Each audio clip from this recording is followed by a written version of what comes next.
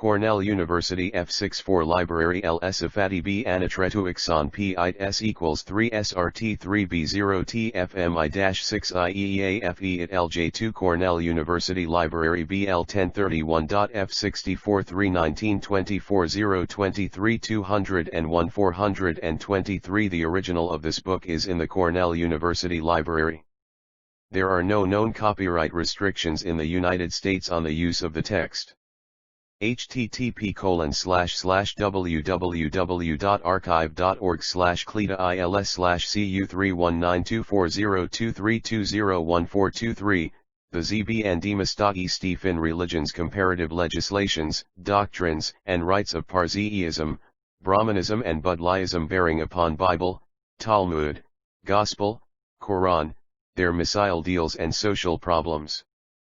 By Maurice Fluegel, Baltimore, author of Religious Rights and Views, Spirit of Biblical Legislation, Messiah Ideal, Jesus Ethics, Paul and New Testament, Mohammed and Quran, etc. Copyright secured by the author. H. Fluegel and Co., Publishers, Baltimore, USA. 3 Max dedicated to the revered scientist, Professor Dr. F. Mueller, of Oxford Leipzig, a distinguished representative of Anglo-Germanic genius and erudition, initiative and untiring work, in token of my sincere veneration, and of my gratitude for his kindly encouragement. The author. Contents. Part 1. The Zend Avesta, the Parsi Bible. Page Introduction, Parsiism, the Method, Parallels I Brahmanism and Buddhism, Growth of Religion, Encouragement. 5 Chapter I Zoroaster, His Doctrines, the Parsis 9 Zoroaster, the Lawgiver, the Classics on him 12 Zoroasterism outlined. His Doctrines 13 His Kingdom of Heaven and Mysticism 15 His Writings. Modern authors on the Avesta 17 Zend Avesta and its several redactions, Hog on that 18 Moses and Zoroaster, Gathas, and Zend Uncertainties 21 Zoroaster's Epoch and Time of Composition of the Avesta 22 Chapter 2. Avesta Doctrines and Their Parallels 26 Dualism, Origin of Evil, Amishas Spentas 28 Ahura Mazda. Father Spiegel Daily Gods and Shurozas, Yazatas 29 30 Fravishis. Parallels elsewhere 32 Birth, Death, Menses, Ahriman's Creation 33 Symbolic Vestments 34 Agian Priests, Future Life, Paradise, Hell, Kinvad Bridge 35 Holy Fires, Their Parallels 37 Holy Fires and the Sabbath. Magism and Mosaism on it 38 Pentateuch and Avesta Contrasts. Talmud on it Fire Worship Everywhere Else 39-42. Parsi Temple, Cult, Rites, Vessels, Analogies 44. Hauma and Drana. Maza, Eucharist, Pythagoras 46 Chapter 3. Isaiah on Monotheism and Parsiism 48 The Credos of the Different Religions 50 Zravana Akarana and Dualism 51 Parsi Ideal of Virtue 52 Confession of Faith of Parsi and Jew 53 Corda Avesta. Typical Parsi Confession 55 Practical Virtue. Defilement 56 Magian Burial, Purity, Childbirth. Remarks 59 Zend Avesta Surveyed. Its name and its book 61 Zend Avesta. Its later literature 62 Mutual influence of Parsi, Jew and Christian 63 Shor and Kohat on that influence 64 Parsi and Jewish mysticism 65 Chapter 4. Brahmanism in India. Aryan invasion 69 The Vedas. Brahman and caste 71 11 Contents. Brahmanic Reformation. The World. New Doctrine of Atman. 74 Brahmanism, Kabbalah, Emanation, Transmigration, Nirvana 76 Brahmanism and Virgil's Ni 78 Pantheism, Ascetism, Evil, 79 Brahmanic Casuistry. Its ceremonial 81 Brahmanism and Zoroasterism, Aryan Reformation 83 Evil in India and Aaron 85 Spinoza and Brahmasomati, Ramahun Roy 87 Zoroaster's Reformation 88 Hindu Monotheism and Polytheism. East and West GT Kapila's Philosophy 93 Chapter V Buddhism, Its Philosophy and Ethics 95 Indian and Judean Skepticism. Ecclesiastes 97 Buddha's Ethics, Human fraternization. Buddhist Church 99 Messiah in Buddhism and Brahmanism 102 Avestian and Vedic analogies, ceremonies. Assyrian inscriptions 103 Parsis and Semites 105 Professor Max Mueller on monotheism and creation in Vedas Arid Vedant 106 Zoroaster's impulse, Abraham's. Their movement. Yazitas. Il Chapter 6. Continued. The Messiah Ideal and Eschatology. 116 Abraham and Zoroaster in Isaiah. Their Ethics 117 Considerations on the Avesta 122 Avesta Ideas, Rites, and Messiah Ideal Reviewed 128 Part 2 Chapter 7. The Vendidad. The Vendidad surveyed and analyzed 134 its doctrines. Mazda and Engross Menu. Its 22 chapters 149 Chapter 8. Paradise, Yima, Yama, Adam, Tree of Life 157 Umasvara and Noah's Deluge 161 Aryanabigo. Eden 163 Zarathustra. Temptation and Revelation 164 Divine Service and Ceremonies. Bersma, Lulab I65 Barishnam Purification 168 The Kinvad Bridge and the Hereafter, Everywhere Else 170 Chapter 9. Practical Virtue, Happiness, Purity, Holiness. 172 Pentateuch and Vendidad on that Lyj Sound Views on Life, Purity, etc. 174 Zoroaster, Paul, and Rabbis on that IJ Purity, Priests, Physicians, The Unworthy Priest 178 Purity and Mourning Iso Hair, Nails, and Purity. Lust Accursed I Woman and Purity 182 Purity and Sickness, 184 Contents. Il Dakama and Burial Nasu and the Dead Holy Vestments Further Treatment of the Dead page 185 186 187 188 Chapter X Holy Animals. The Dog 191 Pentateuch, Avesta, Mysticism, Talmud paralleled 192 The Cock in Avesta and elsewhere 193 The Holy Bull. Harabarazite, Apis 194 Arbor Worship. Continuity of Rights 196 Avesta Civil, Penal and Marriage Laws 199 Capital Punishment 201 Estimate of Persian Laws. Legal Severities 203 Parsi and Rabbinical Justice 204 Chapter XL Rabbis and Magi, A Kingdom of Priests 207 Eastern Religions and Talmud on Love of Study 209 Talmud and Avesta on Angels and Demons 213 Tistiyah and Elias. A.P. Brie, Abramos. Continuation 216 Further Parallels. Parsis and Jews 217 Devas and Shadim in Talmud and Parsiism 219 Sickness and Talismans 220 Agata and Avesta. Axioms, Proverbs, etc. 221 Legends and Myths compared 226 Universal Messiah Ideal compared, Talmud and Everywhere 227 Parsi Laws and Customs compared 230 Chapter 12. Prof. Max Mueller on Modern Parsiism 233. Abine Oroi on that. Liberals Catechism 235 Recapitulation of the Volume 238 Conclusion 241 Misprints corrected, 244 Comments on the author's publications 245 to 250, Part I The Zend Avesta. Introduction. Having treated in the preceding volumes of the series of the doctrines and legislations of the three great Western religions, Judaism, Christianity, and Islam, we have now arrived at the discussion of the Eastern religions, those of Iran, India, Ceylon, China, Japan, etc. These are Parsiism, Brahmanism and Buddhism. Shall treat here especially of Parsiism. The important doctrines, the social scheme and legislation of Iran or Iran, the Bible of Zoroaster, the Zend Avesta is the leading theme of this volume. Brahmanism and Buddhism, the religions of the Hindus, Chinese, Burmans, etc., will be discussed as important corollaries. The bearing and influence of these Eastern systems upon the Western ones is the object of this study.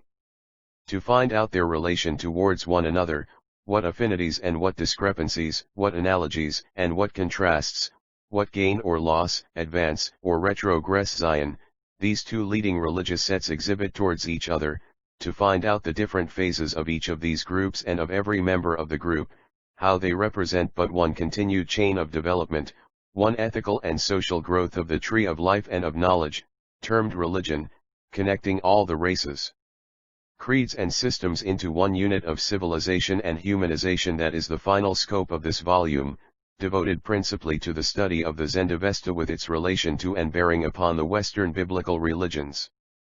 Parsiism. In faraway Hindustan, in the capital of British India, the magnificent and powerful commercial emporium of Bombay and its vicinity, there live among the native Hindu and Mohammedan populations, the remnants of an ancient people, apparently of a bodily and mental type different from its neighbors. Though colonized there for many centuries, they nevertheless are not absorbed by, nor even amalgamated with the genuine natives, by whom they are outnumbered as 10,000 to 1. They pertinaciously cling to their own creed, nationality, and ancient tongue, to their own sacred books, laws, manners and customs. They form a distinct race and a sect. Debris of that same nationality, creed and, to Zend Avesta and Eastern religions. Race are, rarely enough, to be found also in old Iran and modern Persia. They are all chips and atoms of an ancient powerful nation, the once world-domineering Persians, the conquerors under their historical king of kings, the masters of Asia, Africa, and Europe. In the middle of the 7th century, PC, that once mighty people was subjugated and absorbed by the Islamic Arabians. Small remnants only have escaped the catastrophe and survived in some clefts, nooks, and mountain fastnesses of their own conquered and alienated country. Their comrades, after long disaster, reduced to a small remnant, have wandered away to Hindustan and settled there in and around Bombay, one of the great emporia of the Asiatic world.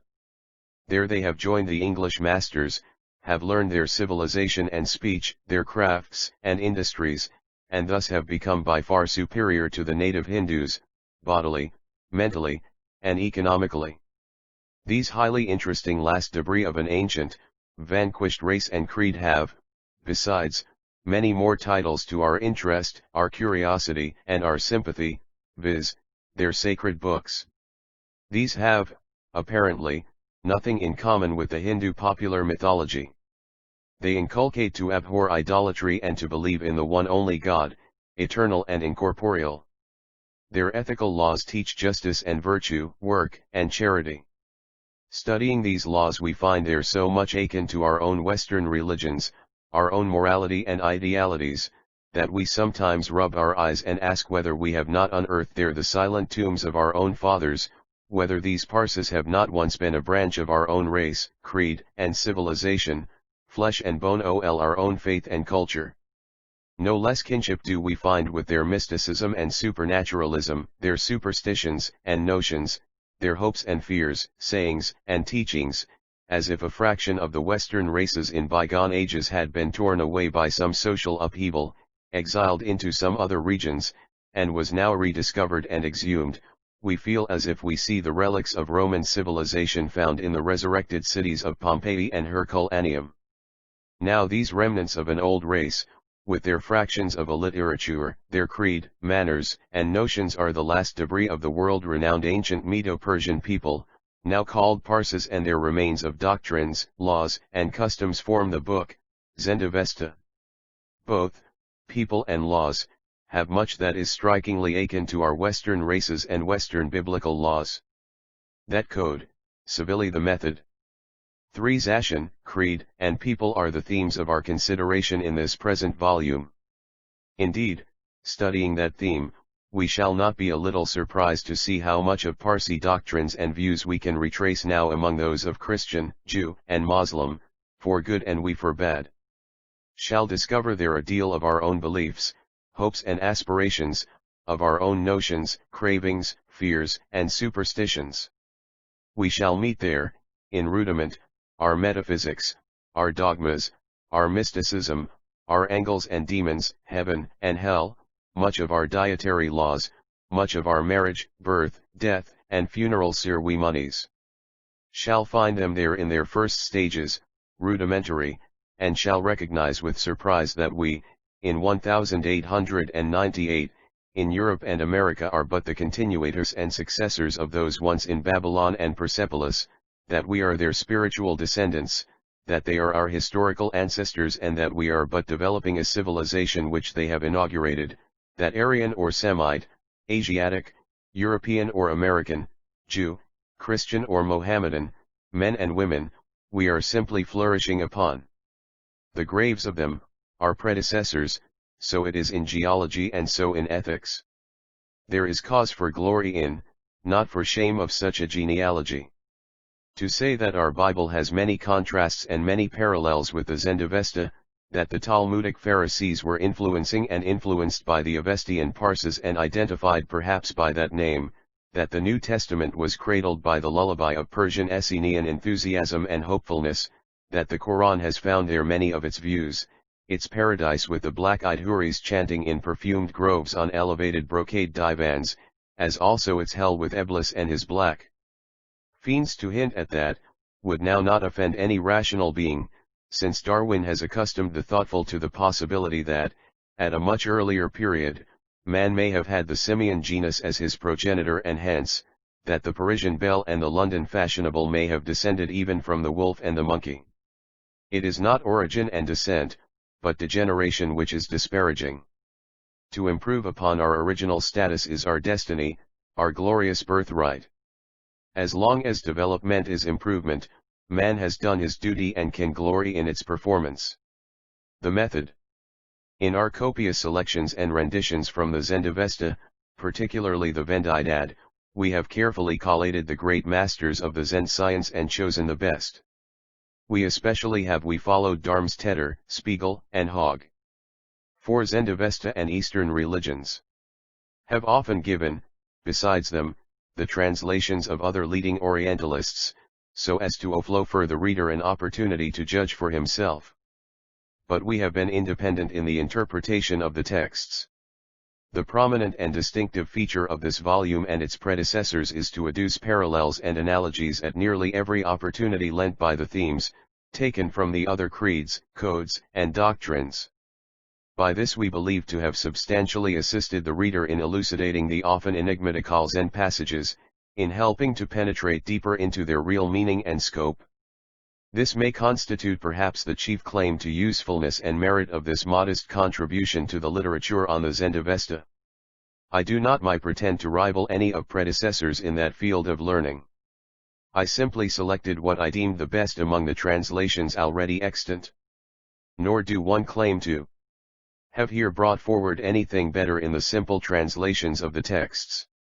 There I follow my scrupulously predecessors and masters, after selecting the apparently best among them. But this treatise has one leading feature, new and useful, which I hope will render it a valuable contribution to the Zend science, and this feature is constantly pervading the volume and giving it its real place and import, viz., the parallels. It is its method, it is its salient mode of producing the doctrines, it is not simply a translation of the Zend Bible, it is comparative religious and social legislation. The Zend doctrine is first produced, and next, many analogies from kindred domains. The reader has thus the opportunity to study each, by comparing them all. Adducing constantly numerous and striking parallels and analogies from other literatures, codes, Bibles, sacred and lay books, mystic and rational, etc., above all by the hundreds of quotations adduced from the Talmud, the Bible, and Aggadists, passages which are so strikingly analogous, yet often identical, that they evidently point to lasting mutual relations and influences of the two doctrines. By such collations and juxtapositions of parallels and contrasts, I believe to have substantially contributed to the better understanding of the Avesta doctrine and literature, as also to that of the Talmud. When these pages suggest that the well-known Hebrew Credo, VM 6.4, was the protest of Mosaism against the dual principle of Zoroastrianism, that its reiterated insistence upon an emphasis of man's freedom of action and hence, his responsibility was the protest against the Zend Avestic Ahriman doctrine, that Isaiah 41-46, polemized against such views and their fatal cons Brahmanism and Buddhism. 5 Quinces, when I confront the Greek, Assyrian and Egyptian mythologies with the nobler views of the Avesta and the yet higher ones of the biblical religions, etc., when I bring in parallel the doctrines of Zoroaster, of Abraham, of Sinai, of Brahma, Plato, Carmel, Nazareth, Tarsus and Mecca, this confrontation will help the thoughtful reader a great deal to find out for himself the real meaning and standpoint of the Zen teachers. Such collations I believe will, besides, take away all the dryness and ambiguity of the abstruse theme and give it all the freshness and actuality of living and contemporaneous studies and subjects. In thus connecting the past with the present, great theory with green practice, Persian, Avestian paragraphs and legislations with those of our own codes, our own century, creeds, and homes, we feel that we do not simply study dry, abstract matter of bygone times, but concrete and live ideas, feelings, customs, and practices, inaugurated long ago by our predecessors, but alive and potent among us and our contemporary neighbors. In thus combining the past with the present Brahmanic, Parsi and Buddhistic doctrines and legislations with those of Teutons, Latins, and Slavs, the study is no longer dry and theoretical, but green and my actual, present and close by, and this method of parallelism may have contributed to bring about Brahmanism and Buddhism. This volume is devoted to Parsiism, especially to the analysis of the Zend Avesta, its relation to, and its bearing upon, the present living religions. But besides the sacred books of the Magi, we have devoted considerable space and attention to the doctrines of the Brahmins and the Buddhists also. We have given here a comprehensive outline of these two great Eastern denominations. For a full understanding of Zoroaster, that of Brahma and of Buddha is absolutely necessary. The subject of this volume is, therefore, the bearing of the systems of the East upon those of the West. It is a close comparison of the spirit of the religious legislations of the Orient with the spirit of the biblical legislations of the Occident, and the result of this examination is surprising and cheering to the extreme. As we have seen in the preceding volumes of this series, in the treatises on Bible, Gospel and Quran, so we shall find here too, in Zarathustra, Brahma and Buddha, the spirit of toleration and goodwill to all, breathing in their doctrines. They, too, teach, as the quintessence of the law, the golden rule, thou shalt love thy God with all thy heart and all thy might, and as its sequel, thou shalt love thy neighbor as 6 Zend Avesta and Eastern religions. Thyself. Apparently the Brahma religion starts from many gods and many castes, Buddha began with skepticism and the doctrine of despair, Parsiism with the admission and enthronement of the principle of evil. Yet all three at last coincide in monotheism and altruism as the noblest faith and the best social base. All three declare in different words, but to the same point, that doing good to our fellow men is the only way to self-improvement and universal happiness. Emphasize this as the result of this study, and this volume, viz., Brahmanism, Parsiism, and Buddhism, just as Mosianism, Christianity, and Islam stand upon the biblical monotheism and altruism. They all teach that doing good to our next is the highest homage to God and the nearest road to human salvation. That is their common platform, their messianic ideal, the last object of all sociology, the goal of man's destiny. This result is, no doubt, interesting and cheering, a worthy subject of meditation. The growth of religion. In the course of our studies on the great religious legislations of the world, we have now arrived at that of Zoroaster and Parsiism, the Zend Avesta. That system stands nearest to the Western religions. It influenced them greatly. Zoroasterism in its turn was influenced by the doctrines of Brahmanism, etc. It is here critically shown by analogy that the several Eastern creeds as the Western ones are, each and every one, no isolated phenomena. They did not rise suddenly as Minerva from the head of Jupiter. No, There are ever constant developments of ethical thought going on in the different divisions of the human species, each evolved from its predecessor, the outcome higher than the origin. Each succeeding religious phase is a growth from the root of the preceding one and necessarily presupposes it, as the offspring evidences its progenitor. Religion is thus not miraculous and inspired in the popular sense, but in the highest and noblest sense of the term. The divine spirit of human improvement termed religion, works from within, not without. As the steam is constantly propelling the locomotive, etc., even so is that divine spirit ever impelling the human mind to nobler creations of religious, ethical, and social models. This is religion, working in the mysterious channels of man's ethical intelligence. The impulse is divine, the agent human. It is a wonderful process, yet a rational one. Having treated of the relation of the three religions of the West towards one another, we now have to consider the tenor of those of the East, the spirit pervading them, their doctrines, the encouragement. 7 laws, their ethics, and their scheme of human destiny, termed the messianic ideal, have to examine their bearing upon the Western religious codes and teachings. The reader will find here a full discussion of the Zoroastrian legislation and a succinct outline of the doctrines and the tenets of the 2 other great Eastern denominations. The Parsis are now but a bare remnant of a people, while the Buddhists number a third part of mankind in their ranks, and the Brahmins some 13/100 of the entire human race.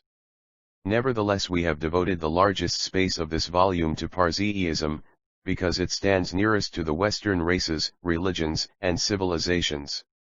It influenced them more powerfully and more directly than India, China, Ceylon, etc. The ancient Iranians and Medo-Persians were actually absorbed by the Western denominations, hence, must they have influenced the latter greatly, in their blood, their thoughts, feelings, and faith. Having absorbed such a vast contingent of Iranian blood and thought, Christianism and Islamism must be strongly colored and modulated by that amalgamation. This must be admitted a priori, on theoretical grounds, and really we shall verify it practically in these pages, a posteriori. This will be shown in the numerous analogies of this volume, between the religions of the East and those we of the West. Shall find it out when examining and comparing the tenor of their respective sacred books, etc. Encouragement. Our preceding treatises having met with kind approbation from the press, leading scholars, and earnest readers, we feel encouraged to come forth with this 5th volume of the series, requesting the same indulgence in its behalf as for its predecessors. Let me now tender my sincere and warm thanks to the press and the scholars, to my readers and subscribers for their kind, continued encouragement in my labors, no doubt, necessary to sustain the perseverance of the writer. Especially grateful do I feel towards the great and revered Oxford professor, Max Muller, who, repeatedly honored me with his cheering letters, Dr. Ad. Neubauer, of the same university, our friend and reviewer in the London Quarterly Review, who, correctly presumed and advised my treatment of the Zend Avesta, and the late, hoary savant, Ernest Curtis, rector of the Berlin University, who sent me his kind word with his dying breath. Blessed be his memory. Last, not least, I feel happy to mention my dear and honored friend, Edward Cohen, Esq., artist, of Frankfurt am, and his unaided Zend Avesta and Eastern religions. My remitting, unflinching, warm interest in behalf of publications. He is one of those rare, unselfish men who do good for its own sake, solely for the advancement of knowledge and useful literature. To him and to all friends, close by and far away, may this volume bring my hearty greetings. Maurice Fluegel. Baltimore, January, 1898. Chapter I. Zoroaster and his Doctrines. Parsiism. In the preceding volumes, I have treated of the several Bibles and their diverse contents, of the ethical, religious, and social legislations of the Old Testament, the New Testament and the Quran. There we were yet comparatively standing on firm, well-known ground. Those venerable documents are within comparatively historical times, preserved in languages which are yet fairly accessible to the present scholar. Their aspects and ideas, though not all of our times, are nevertheless not too far removed from our we modern feelings and thoughts, can yet grasp them, we can think and translate them into our own modes, we feel yet to be standing upon solid ground when speaking of them. Now we are about to approach a Bible with a system which is far removed from us, far away in space and time, especially so mentally. Nevertheless, since in a 1700, Hyde of Oxford, published his attempt of a history of Parseism, the modern mind feels irresistibly attracted towards that study. From the moment we became aware of the existence of that hoary phase of ethics, we felt as if we had met with the spirit of our long-departed parents, as if we had discovered the genius of the past and the ancestor of the present, as if we had found out the long-searched-for head of the religious Nile, the source we of our own civilization. Feel charmed, surprised, and delighted, as when the explorers of this American continent for the first time met here with terra firma, as when they first beheld the Gulf of Mexico, or that of Panama, the Magellan route, or on seeing the Pacific Ocean from the top of the Rocky Mountains. No less surprised and delighted feels the modern scholar on contemplating that vast ethical ocean, Parseism. Groping in the dark at the imminent risk of error and delusion, we nevertheless feel irresistibly attracted towards that fata morgavem. Feel as if there murmured the sacred well whence flow the world's ethical inspirations, that there we contemplate the great religious Albert and Victoria Nyanza lakes, from which came the first impulse by a circuitous, mysterious route, to the leading doctrines of Israel, of Christendom, of Islam, and of the Reformation, that from that fountain sprang low Zend Avesta and Eastern religions. Forth those vast ideas, those humanitarian aspirations, those grand hopes and fears, and those efforts which are the essence of old Judean prophetism, of later Essenian and now dominant Christianity, of ethical Mohammedanism, of the Protestant movement and of modern humanitarianism. It is not without hesitation and misgiving that I approach this theme so grd and obscure, so irresistibly attractive and so frowning and forbidding. As the Egyptian Sphinx with a virginal, smiling face and cruel lion's paws, beckoning us to approach, yet remaining unriddled, even so is the impression of Zoroastrianism upon the modern fancy. Are fully aware that we know so little of that Oriental Sphinx and that its masters hardly know more. The sacred books of that hoary system are written in idioms long ago mute and dumb, in letters hardly decipherable, in pictures, images and figures of speech entirely lost to us, written probably, expressly and on purpose, not to be understood by the laity, and to which but an exclusive priesthood held the key. Now that priesthood is extinct and that key is lost. I shall therefore frankly premise to my kind reader that most of what is now affirmed of Parseism is rather guesswork than real science and knowledge, and that the masters of that Oriental discipline are far from being at one as to the result of their laborious researches. Each of them tries to study and unriddle the grim Sphinx, all toiling in the sweat of their brow and bringing up to light a few pearls from the bottomless deep, pearls which may turn out to be mere glittering pebbles. Nevertheless the little we know or guess is worthwhile studying and pondering over, because we correctly presume that from among these pebbles some genuine pearls may be sifted out, that from surmising we shall proceed slowly to positive knowledge and to accurate science. The Parsers. In the faraway Asian East, in the southeastern inaccessible Persian mountains, there are a few rare settlements of aborigines, remnants of an ancient, great people and a great creed, an oasis in the surrounding Mohammedan population, counting but a few thousands, all told, of poor souls in wretched bodies, ostracized by the present masters of the country. They go by the name of Parses, Guabars, fire worshippers. Further east, in NW India, in Gujarat, Surat, Bharuch, but especially in Bombay, the principal debris of that interesting people have for centuries taken up their abode, driven thereto by conquest, long persecution and untold wanderings, the Parsis. Too exiled by the intolerant masters of present Persia and Afghanistan. In and around Bombay, their chief nucleus, the number of the Parsis may count now from 1 to 200,000 persons at the utmost. Since the occupation by the English of those vast eastern regions, the Parsis have been following the settlements, the ascendancy, and the fortunes of civilizing Albion. they have thriven by that alliance.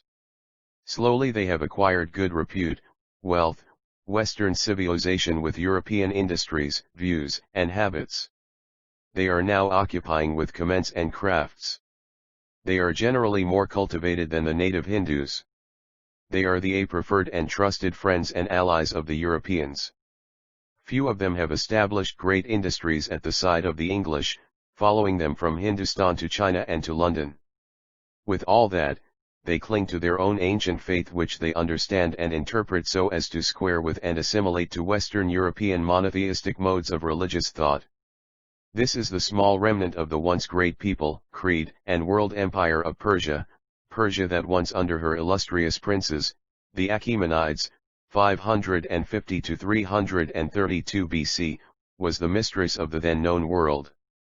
The Persians, after their subjugation by Alexander the Great, lived for centuries under the Greek Seleucids and the Parthian Arsacides, until in 226 BC, they regained their old dominion and ascendancy, and for over 4 centuries longer were the rivals of Rome and Byzantium. So it was until the time of the fierce invaders from Mohammedan Sea, Arabia, who in 632 routed, subjugated, and annihilated the Persians and compelled the rest of them to accept their own faith, Islamism, or to be exiled from the country. From that great race, dominion, and creed, all that has remained is a few oases in the Persian mountains and the flourishing colony in and about Bombay.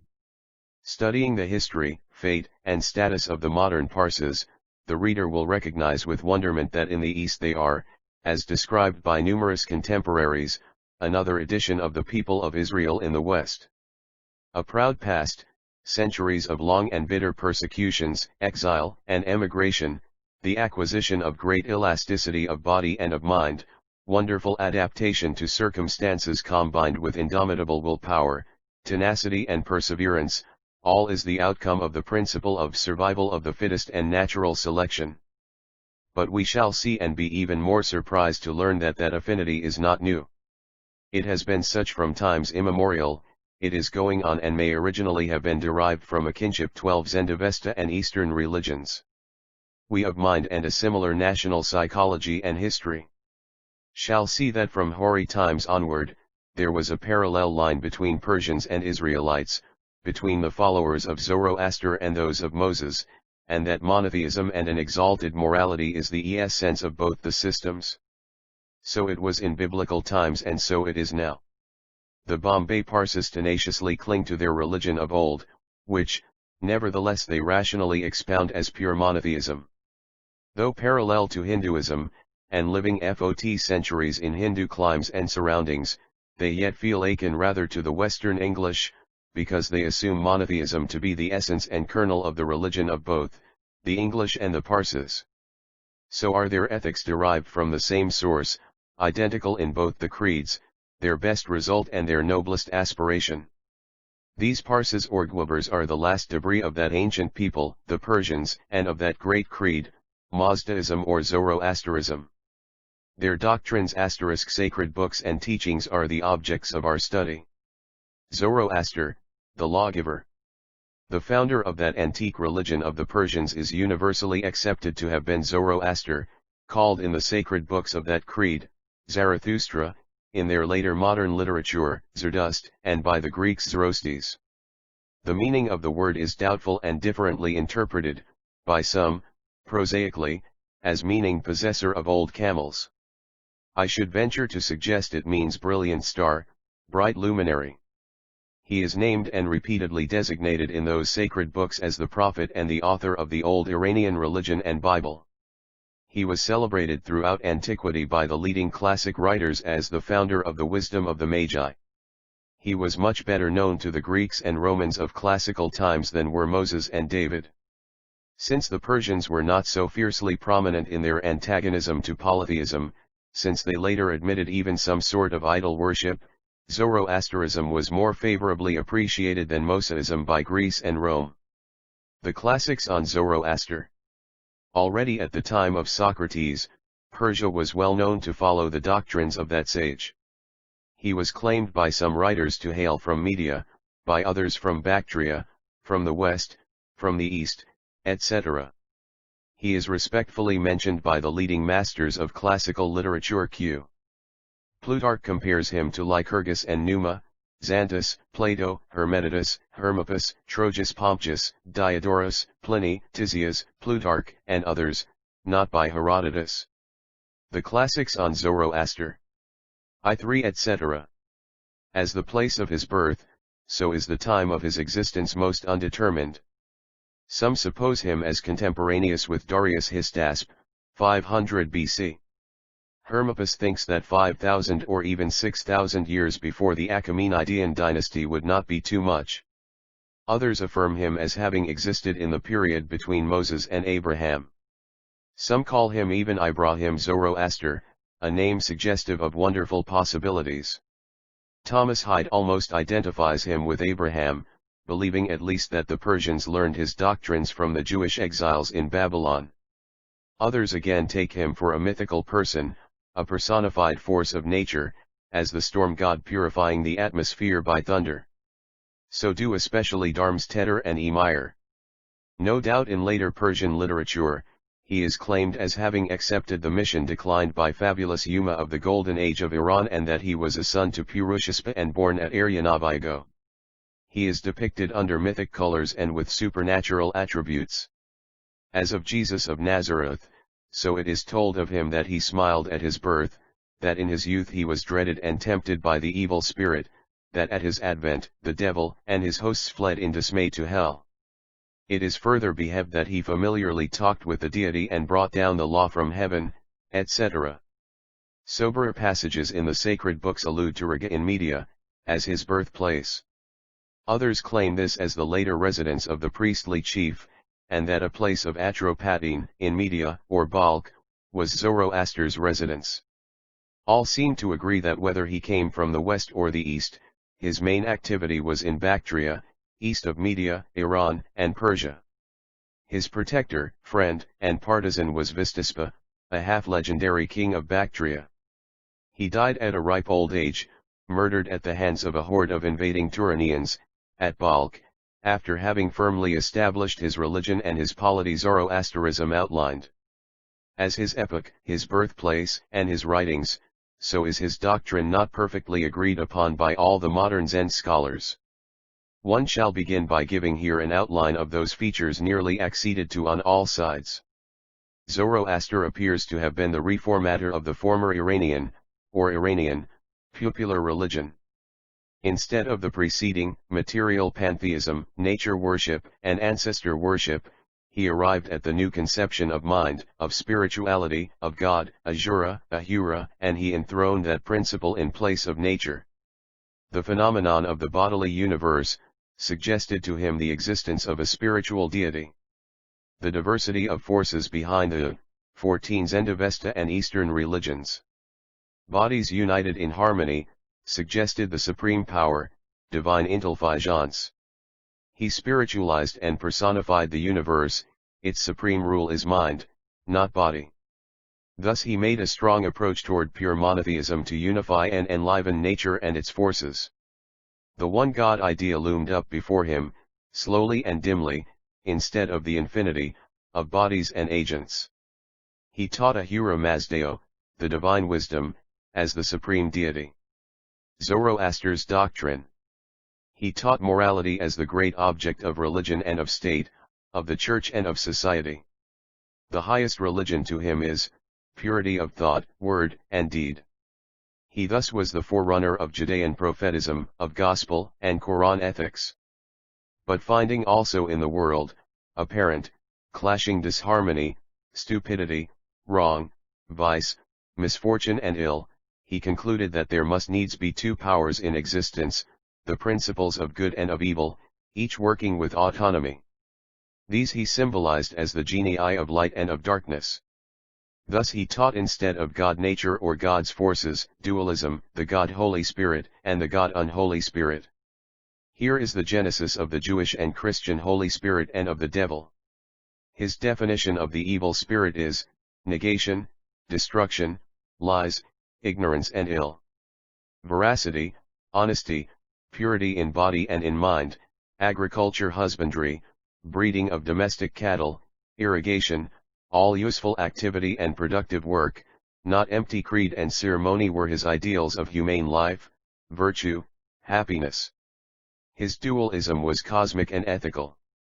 Two powers are in existence, not only in the universe, but also in history, in the human sphere. These two are ever in contention, they are symbolized by light and darkness. Light is the power of goodness, happiness, truthfulness, etc. Darkness is the power of negation, lies, destruction, sin. These two have been from the beginning, ever in contention. Virtuous, humane life is ever in the service of the light principle, helping to subdue and extirpate the evil principle by the annihilation of its creation and its worshippers.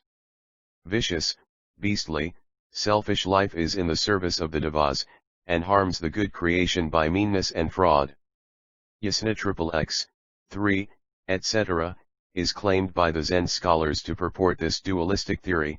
At the beginning of things there existed two spirits, Ahura, Mazda, and Engros Manu, they represent good and evil. According to Spiegel's translation, it reads literally, these two heavenly beings, the twins, announced at first both, the good and the ill, in thoughts, words and deeds. These TWQ divine beings Zoroaster's doctrine. 15 met to create life and mortality and all that the world was to be. The evil one created for the wicked, for the pure ones, the good one created, Ahura Mazda. The wicked chose the evil one. The pure ones preferred the good spirit. Yasna XX continues to say that man is free in his choice, he can select the good or the bad, hence is he responsible for his actions, a line of reasoning exactly as throughout the Pentateuch. Deuteronomy XX19 and in many other passages. Reward and punishment for good or evil deeds are beyond the grave, in paradise and in hell. After death, the dead are interrogated, their conduct is strictly examined and sentence infallibly passed upon. If they have a surplus of merit, they easily pass the awful bridge of judgment and enter Garanmana, paradise. If the exact scales show an overweight of guilt, they tumble down into the pit of burning hell beneath. There is no grace nor pardon, sacrifice and offerings are of no avail. The deity is therefore strict justice and intelligence, not love and grace. Jewish moralists are divided on this head. Pauline Christianity, building upon faith without work, had to accentuate divine love, not justice. His kingdom of heaven and later mysticism. Zoroaster, as Jesus, expected the kingdom of God. This was his great message. Now is Ahura in bitter contention with Engros Manu. So it must be according to a decree of fate, such was the solemn agreement. Both are twins, sons of fate, infinity, Zravana Akarana. For 12,000 years, according to some and for 9,000, according to others, that rivalship will continue. At the end of days, this world will be annihilated and the kingdom of God Ahura Mazda's will alone be established. This will take place 3,000 years after Zoroaster. Engros Manu and all the devas will be vanquished, the resurrection will take place, all by Sashiosh, the Savior, a descendant of Zoroaster. Here we see the exact meaning of the kingdom of God, Messiah, Savior, later taught by the Essenes, etc. The kingdom of God meant the triumph of the rule of light over the rule of darkness, to be brought about by the Sashiosh or Messiah, who would vanquish Engros Manu, establish the government of light and resurrect the dead. The dead were the triumph of the evil principle, and its destruction must be followed by resurrection. Parseism thus claimed, evil is inherent in this world. To eradicate evil, the world must be destroyed and a new one built up. The two opposing principles logically had to, viz. Zoroaster was born 9000 AM, L6 Zend Avesta and Eastern religions. Full creations, one of good and one of evil, necessarily battling against each other. But this double world was of limited duration. Evil was destined to be destroyed and the creation of good alone eternally to be established. There is a hereafter following this life, and there is besides, the messianic age at the end of days when the dead will be resurrected by the Messiah or Sashiush.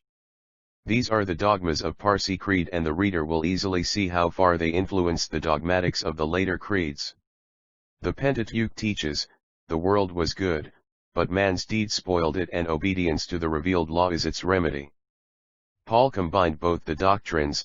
The world was originally good, but Adam brought the curse, and the higher Adam, Christ, will restore it to its pristine condition. Jewish mysticism taught that of the Messiah, son of David. In Magism, it is the Sashiush, son of Zoroaster. Some Zend scholars believe to discover in the Gathas the most ancient part of the Asna, containing the doctrines nearest to the original views of Zoroaster, that he, Zoroaster, taught absolutely one God, Ahura, to whom Ahriman was subordinated, just as Satan is to Ivk in the Bible, that all the other gods, Amshaspans, Yazatas, and Genii are but divine attributes, or personified ideas, or natural forces, that later priests gave to his doctrine the present expansion of dualism, and that still later arose the sect of Zervanists. These believed that originally Zervana Karana eternal time and space was supreme, and that the two powers of good and of evil developed from the split of the first. This mysterious divinity, the very abstract of pantheism, corresponds to the Greek fate or blind necessity, before which Zeus and the entire Olympos were trembling. One may be much inclined to assume that the doctrine of Zervana Karana is of old Iranian stock, at first pushed into the background and later resuscitated. It fits the Oriental mode of reasoning. Pantheism and fate are inexorable. Hence was at first Zervana, then ensued the split by which good and evil came out. In the future shall evil be vanquished, and Mazda and Zervana again be one. Even so Christology, God is unknowable. His emanation, the Messiah, and Satan rule the world. Christ is finally to vanquish Satan. Then Son and Father will be one again. This corresponds to Zervana, Ahura Mazda and Angros Manu. This last one vanquished, Ahura alone will be omnipotent through the Sashiush. In mysticism, Jesus has such a double role, Messiah and God. The Parsi doctrine of the last things and kingdom of God x his kingdom of heaven, and later mysticism. 17. Plain the real meaning of Christology. The word to is to be found in the Avesta. It is called Anavar, by which Ahura created the world. It is to be distinguished from the Mantraspenta, the holy word, the Avesta scriptures. Whether pure monotheist or dualist, at any rate and with all the fervor of his soul, did Zoroaster believe in the final triumph of light over darkness, of the principle of good over that of evil, of God over devil. The ultimate triumph of God is the ethical postulate, the essence of his teachings. He placed that victory, not as heathendom, at the cradle of mankind, but as prophetism, at the end of days, in the far future, as the result of all human experiences, struggles and efforts achieved by the Messiah, the same Jewish and Christian Messiah ideal, the aspiration of moral and of social science. Zoroaster's writings. It is generally assumed that the writings of Zoroaster were very numerous, that he has left behind, some 2 millions of verses at least, in hymns and meditations. Darmstaedter thinks that, latest, at the time of the Achaemenides they were all and fully written. Parsi tradition affirms that the sacred, old, Persian literature was written in golden letters upon 1,200 cowhides, some claim even upon 100,000 cowhides, left in the palace library at Persepolis, the first capital of the Persian great kings, and destroyed by fire at the express order of Alexander, or at least connived at by him in the conflagration of that capital. At any rate, upon the conquest of Persia by the Greeks, these writings were either destroyed by fire, or neglected and scattered, and soon definitely lost. Later in the second epoch of the Persian Empire under the Sassanidean princes, too, they were rewritten in 21 nisks or books. Then with the last catastrophe of that empire brought about in 632 PC, by the Mohammedans, that second edition of the sacred books was lost again and later gradually rewritten by fugitive Magian priests, from memory and only in fragments, most imperfectly, just what was necessary for worship and for practical religious life. These fragments make up the present sacred books, debris of the once Zend Avesta, the Bible of the present Parsis. Most of the parts now extant of the collection are of later date, but they generally bear the stamp and leading features of Zoroastrianism, though strongly altered, containing later adulterations, borrowings from surrounding nations and 1 Isaiah 2. And Micha 4. And D. and Finsa S. Ardashir Babigan and his son Chapur I, L8 Zend Avesta and Eastern religions. Creeds, with but rare passages coming down, genuine from their hoary originator. The Gihaz alone, a notable portion of the Yasna, one of the books of that Bible, are accepted. These are claimed and actually may be more or less the identical ideas and sentences of that Eastern prophet, since they appear to be prior to the later Persian mythology and better to reflect the beginning of a national religious period. The Vendidad, too, is claimed by some to be one of the original books of the 21 works restored under the reign of the Sassanids. It is the priestly book, corresponding to Leviticus of the Pentateuch, and has been preserved better than the rest, because it is the code of Parsi practical religion. Having given a short and succinct outline of the system of Zoroaster as far as pretty generally known and accepted on all sides, we can now enter upon a closer analysis of the system, the sacred books and the several doctrines of that hoary Oriental prophet and his legislation. Modern writers on the Avesta. Here we must not expect unanimity among the many writers on that comparatively new branch of science and Persian philology. Nearly every prominent writer has his own opinions about that. I shall follow here the train of ideas and views of leading masters, especially of Father Spiegel, M. Hogg, James Darmstedter, etc., corroborated, interspersed and revised by the opinions of others, as Windishman, Klauker, Roth, Bopp, Geiger, Oppert, E. Meyer, etc., everywhere carefully accompanied by my own independent, frequent remarks, elucidations, and analogies, setting forth the scope of this book, the biblical legislations, their parallelism and original universality in their leading features, all pointing to the same humanitarian goal, termed the messianic ideal, viz., the last issues and aspirations of human history and social improvement. The Zend Avesta. Its several redactions. Zend Avesta is a collection of the sacred writings of different contents and epochs, persons, and countries, containing religious hymns, invocations, psalms, prayers, confessions, supplications, laws, moral precepts, sacred reminiscences, and myths, compiled and classified, pretty much unsystematically, hurriedly, almost confusedly, in great variety and mixture, composed during a long period of time, according to some, many thousand years, and according one in many passages of these pages. I followed Dr. Martin Hogg's Zend studies in Zeitschrift die Feuchtmorgenelgesellschaft, 9, Vol, Leipzig, 1805, Sevical redactions of the Zend Avesta. I9 to Hogg, Spiegel, etc., during at least 1000 years BC. In the shape these writings are now before us, they contain some very old parts and some of less ancient date. They are the debris of antique sacred writings now lost twice, probably, since the times of Alexander the Great, after the conquest of Persia and the burning of Persepolis, as mentioned, when these Zoroastrian books too, according to Parsi tradition, were burnt along with the rest of the great library. 331 BC. Historians justly doubt that a conqueror so jealous of his fame and so kind that he wept at Darius' death and tenderly took care of his family, should have committed such a brutal incendiarism. Nevertheless he may have done it. He may have ordered or at least tolerated that brutal incendiarism of the capital and the sacred writings of the Achaemenidean great kings, either from exuberance of triumph and wanton pride, or perhaps from political reasons, viz., to show and convince the world that the great Persian house, nation, and creed were no more, and that his own, Greek family, people and ascendancy were to take their place. As Belshazzar of Chaldea, he was little dreaming what misfortunes were in store for himself and his own nearest and dearest. Hogg on the Avesta. Zoroaster, Reformator. Hogg says substantially the following: the author of the Zend Avesta and the founder of that religion, the Parsis claim to be Zoroaster. Looking closely at the many and various fragments of the book and its doctrines, we are not disposed to adhere to that opinion.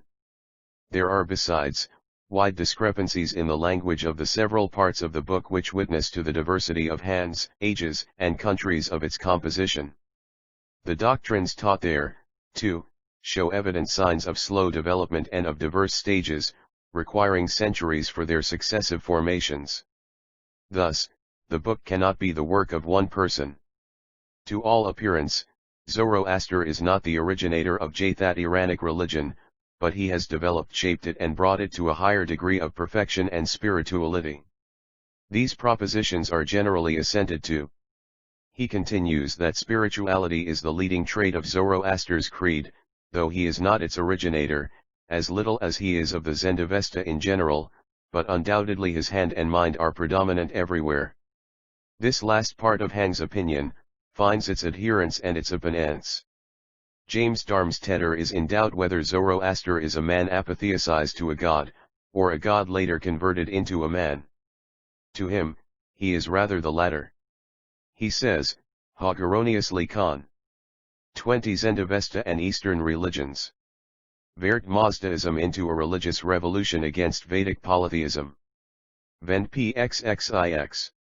According to Darmstaedter, Zoroaster dwindles into a myth, the purifying storm god, and Mazdaism is not a revolution, but an independent development of Hinduism, the dualistic and the monotheistic ideas being at the bottom of both the systems, seemingly polytheistic.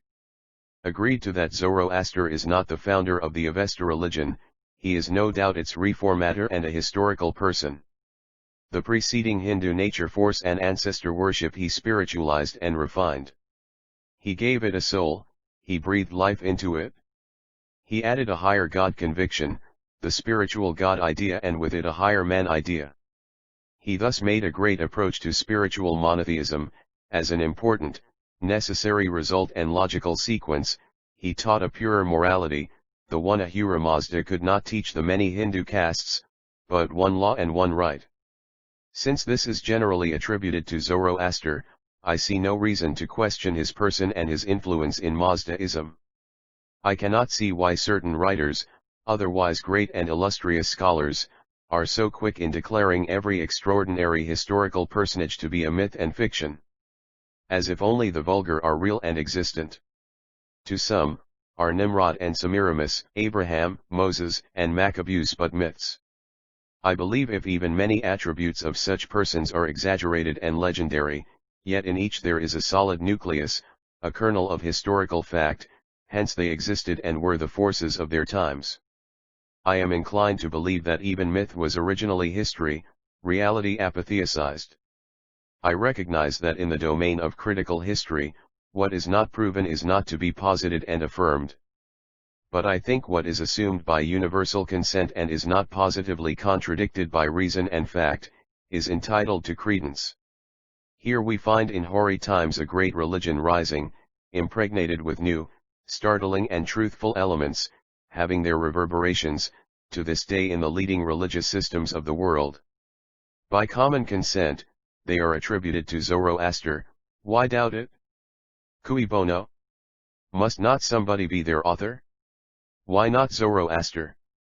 By one method of unreasonable doubt the existence of Moses, of Homer, and of Jesus is doubted, and by another way of arguing I conclude that they are real historical persons. Whether they have written all that is attributed to them, criticism could not affirm. But that they existed, acted, and gave the impulse and start to the creations and literatures bearing their names, that is fairly acceptable, even so Zoroaster. 21 Moses and Zoroaster.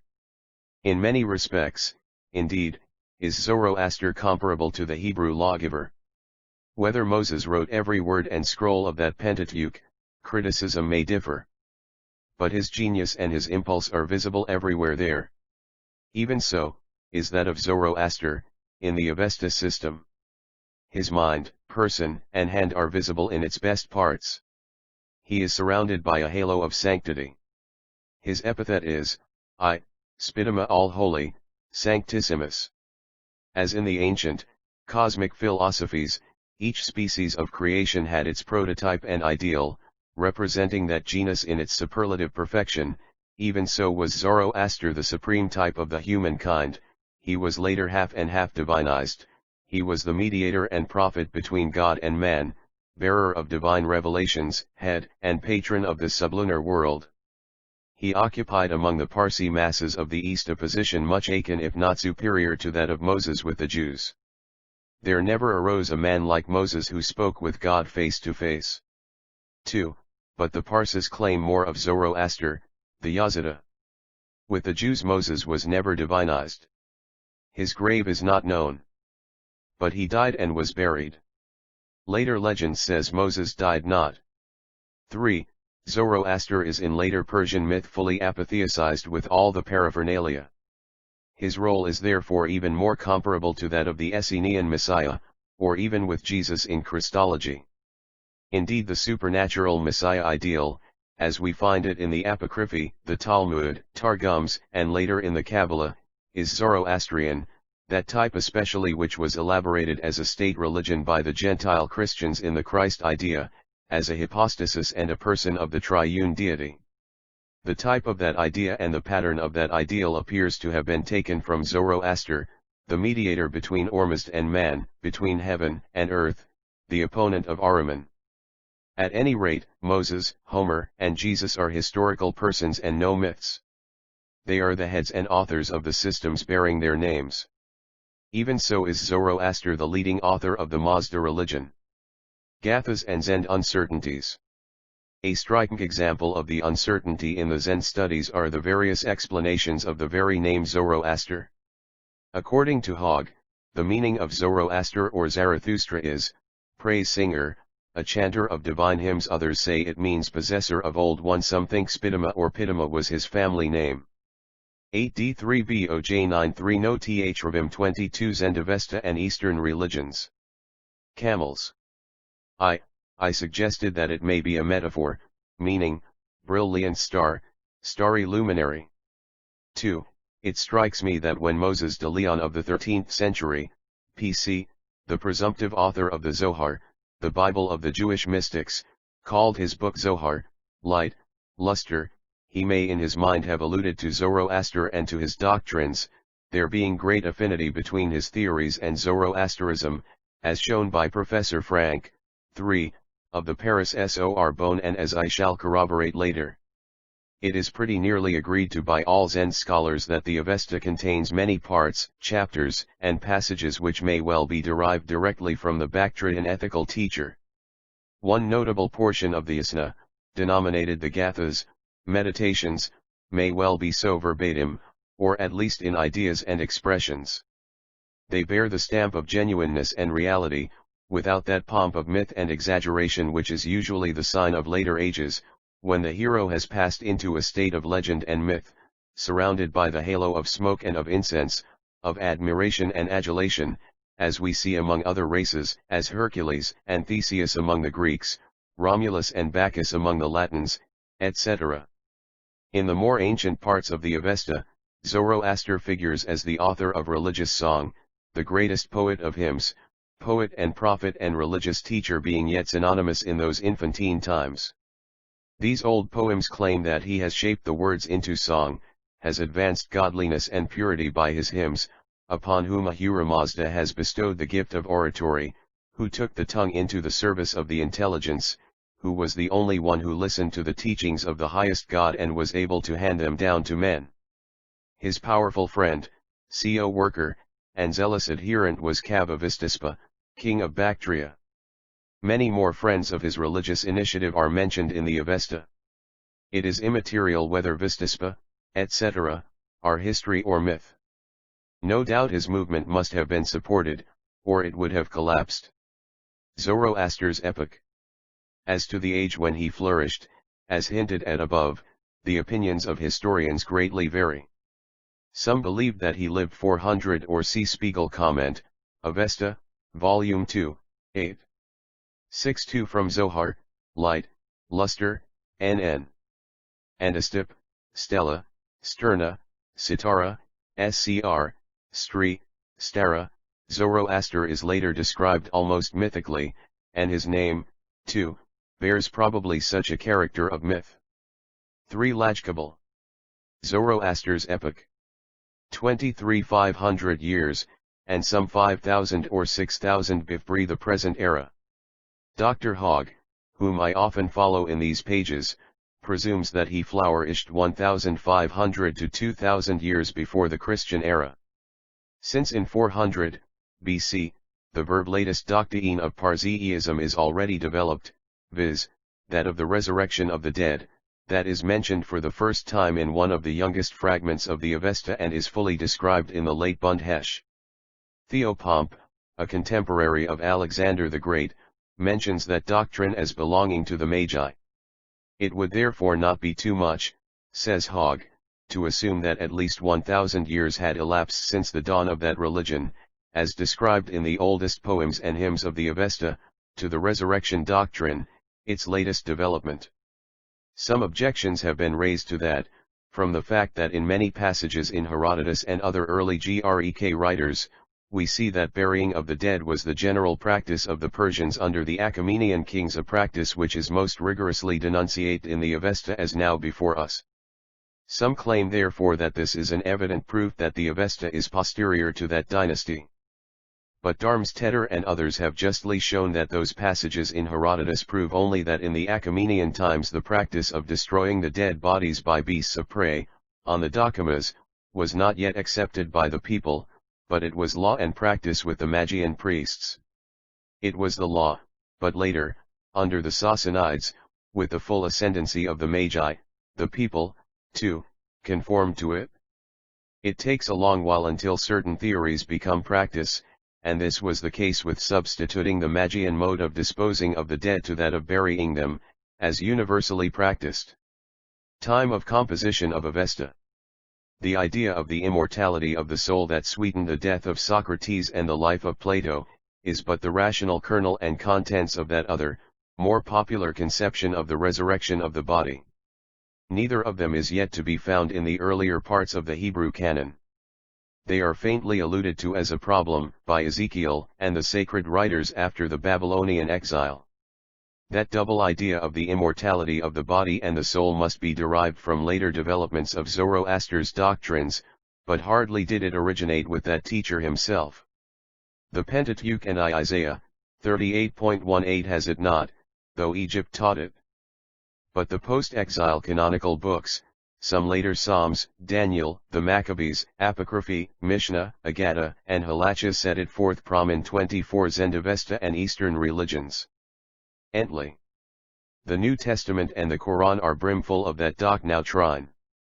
Since the Pentateuch has it not, and Isaiah I expressly declines it, that proves it is a later idea, and hence must the dawn of Zoroasterism be placed earlier, much earlier than 1000 years BC.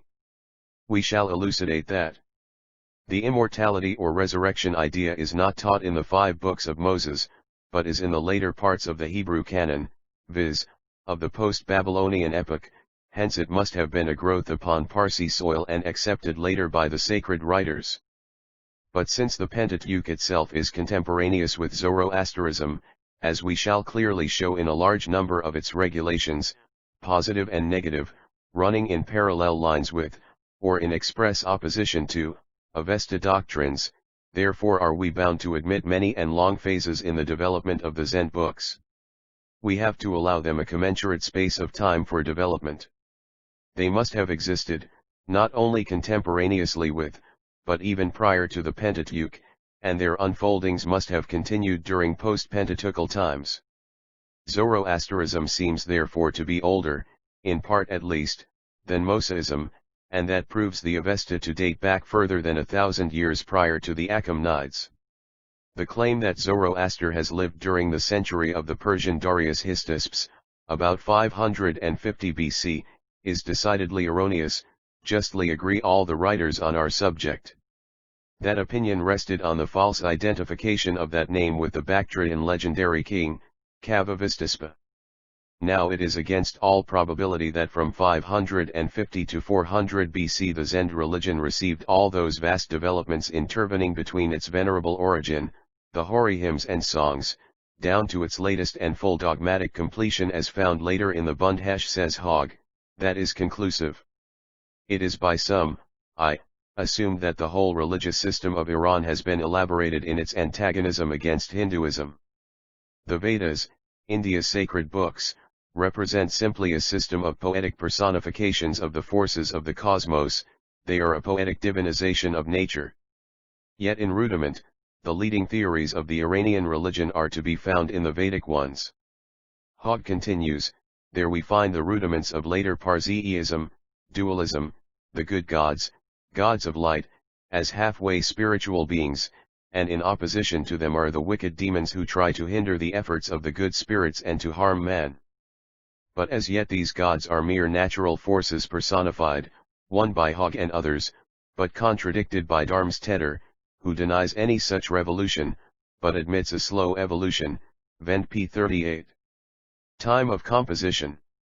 25 good and bad ones. They are as yet really no free agents. In place of that nature cult, the sages of Iran, and more so of Bactria, labored to refine and spiritualize the divine conception. These sages were called fire priests, holy men who lighted the sacred fires, Sayaski Antu. The later Parsi dogmatics made of their chief sacred functione or the Messiah, Sashiush. They worshipped the good spirits with kindling pure fires. But since they conceived them as moral, spiritual powers, greatly repugnant to the ideas of the old Hindu sages, that was considered as heresy, apostasy. Fearful religious war was kindled between Iranians and Hindus, the religious split became permanent. Zoroastrianism and his new sect arose from that momentous difference. Chapter 2. Avesta Doctrines and Parallels. Hogg closes, now came the far-reaching reform of the great Zoroaster. He was one of the fire priests. His merit consisted in having reduced the many good spirits into one, and the many bad spirits, also, he reduced into unity. He spiritualized both these sets of agents. Naturally, he denominated the good principle of the universe, the Holy Spirit, Spento Manu, supreme wisdom, Ahura Mazda, light was his firstborn son or great attribute. Whilst the evil principle he called Angros Manu, the wicked spirit of darkness, Druk, lie, fraud, etc. Here we see the original meaning of Holy Spirit, so prominent in Hebrew Agadah as Ruach HaKodesh and in Christology as a divine person of the Trinity. It is perfectly plain in Parsiism, the entire creation was pervaded by two spirits, the Holy One and the Unholy One, and the Holy One was the highest God. There was a real perfect identity, the Holy Spirit was Ahura Mazda. The Holy Spirit idea in Judaism may have come from there, but it had another meaning. Their Elohim or Iha was the reality, essence, creator of the universe, and his Holy Spirit was but an attribute designating prophesy, the divine in communion with the human. In Christology it had both the meanings, it was an attribute and a substance, hence independent, yet one with God.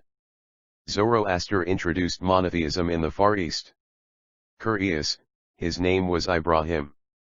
Especially did he understand that opposition of the good and the evil principles rather to be such morally than physically, inwardly than outwardly, more in the human consciousness, in the heart, than in the objective world, in the brute forces contending in nature. Even so do we find, throughout the Agadah, among all the Hebrew moralists, after the Babylonian exile, prevalent the doctrine of a good and an evil spirit, Yetzer Hara and Yetzer Hach, inducing men to do good and evil. The 30th chapter of Vasna, probably derived from Zoroaster, m2 embodies that doctrine. It teaches, original spirits exist in the universe, a good and a bad one, in thoughts, words and deeds. Both these spirits have joined, the one created existence, the other caused the annihilation of existence. Wickedness is of the godless, goodness is of the pious. Choose one of these two spirits, the leading, mischievous one, or the pure and holy one. Either choose the Avesta doctrines and parallels. 2 Worst lot or worship Ahura Mazda with good and truthful deeds. 0, both these spirits have revealed their doctrines and laws. The one is a speaker of truth, the other an orator of His. The name of the good one is Spentamanu, i.e., the Holy Ghost, Ahura, living, and Mazdao, dispenser of wisdom, both together gradually form God's proper name. They are really but attributes of the Supreme, Holy Spirit. Both these words go together in the Avesta literature and form the name of the Supreme Being. At first, the epithet of Mazdao belonged to Maki good spirits. It is the merit of Zoroaster that at last it became the special designation of the only one Supreme Being. Thus, in Parseism, the Holy Spirit was declared the Supreme God. In Christology, the Supreme God was given the attribute of Holy Ghost, but which attribute is at the same time an independent, divine being. This double meaning is the result of its double derivation, Parsi and prophetic. According to the sacred poems, this is Ahura Mazda, the supreme intelligence, the omniscient, the creator of good, the truthful, the omnipotent, under whose dominion stands the universe.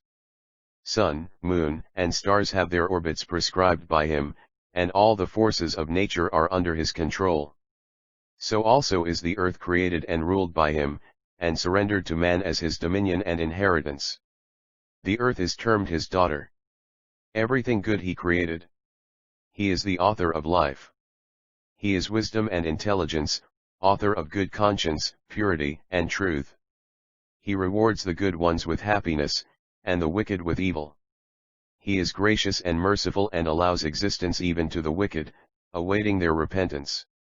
Opposed to Ahura is the evil spirit, Akomano, too, or drug, druk, the lie, fraud, Angros Manu, the wicked, harmful, angry spirit, commonly abbreviated into Ahriman, a later appellation of the evil principle.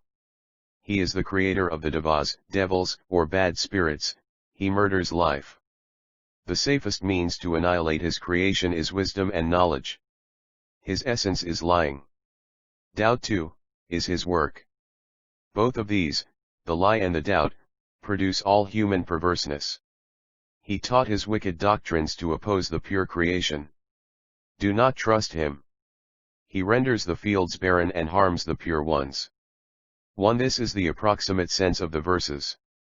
2. The Talmud designates by di3j all idol worshippers. It alludes to the Parsi principle of evil, ako mano. 28. Zend Avesta and Eastern religions. Dualism. Origin of evil. Amicius Spentas. Some Zend expounders claim that there is also another version concerning the origin of evil.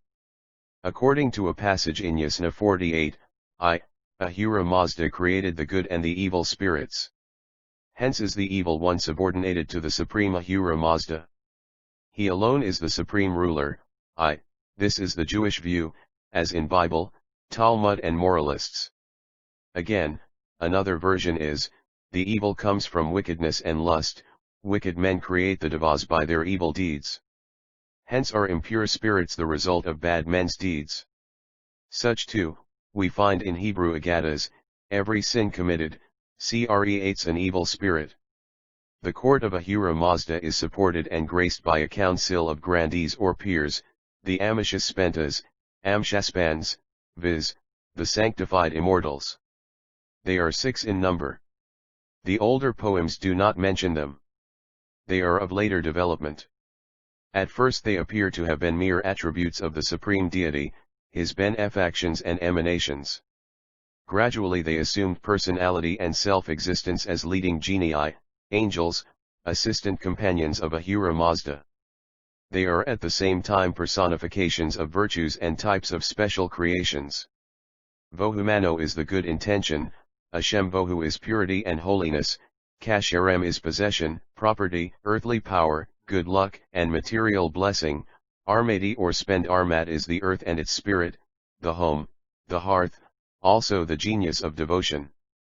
So are all the Amicius Spentas and the rest of their colleagues, peers of Ahura, his attributes and agents, symbols of moral virtues, patrons and lords of special parts of the bodily or moral world.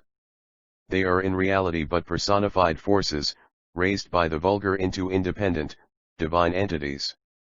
The Church transferred that patronage to the saints. Thus also the Hebrew Ag-Gada gave a court of 6 or 7 grandees to the deity, called the Pamalayashel male, heavenly council. In the later Parsi mythology, they assume more personality, more body, and become more independent, peers of Ahura. The 6 Amishas Spentas are the following with their full names: Vohumano, Ashavahista, Kshatravirya, Spenta Armati, Orvatat, Amaritat. Sometimes Ahura Mazda figures as one among them. They make thus together 7 Amishas. This may give the clue to the question: in the entire Orient the number 7 is considered holy, why the simple utter one hog, p. 689, Zend Studies. 2. Ancio Boulevard H / IB Amishas Spentas. Ahura. 29 ants of that number was an oath. The Semitic Sheba, means 7 and oath. It was commonly explained because they believed that the heavenly bodies were 7. More probably, it is on account of the 7 Amishas Spentas. Of course the Persian great king had a council of 7 grandees. Whether the court was the model for, or the imitation of, heaven, cannot be decided.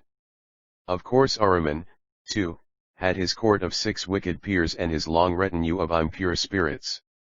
Ahura Mazda. Father Spiegel thinks Ahura means master, lord, as in German Herr. Maz is great and das is knowledge. The whole meaning, the omniscient master.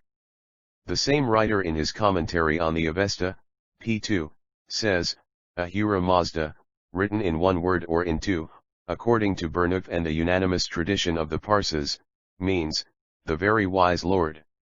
Ahura may also designate other masters. It is nearly akin to Ahu, meaning both, world and master, sometimes also soul.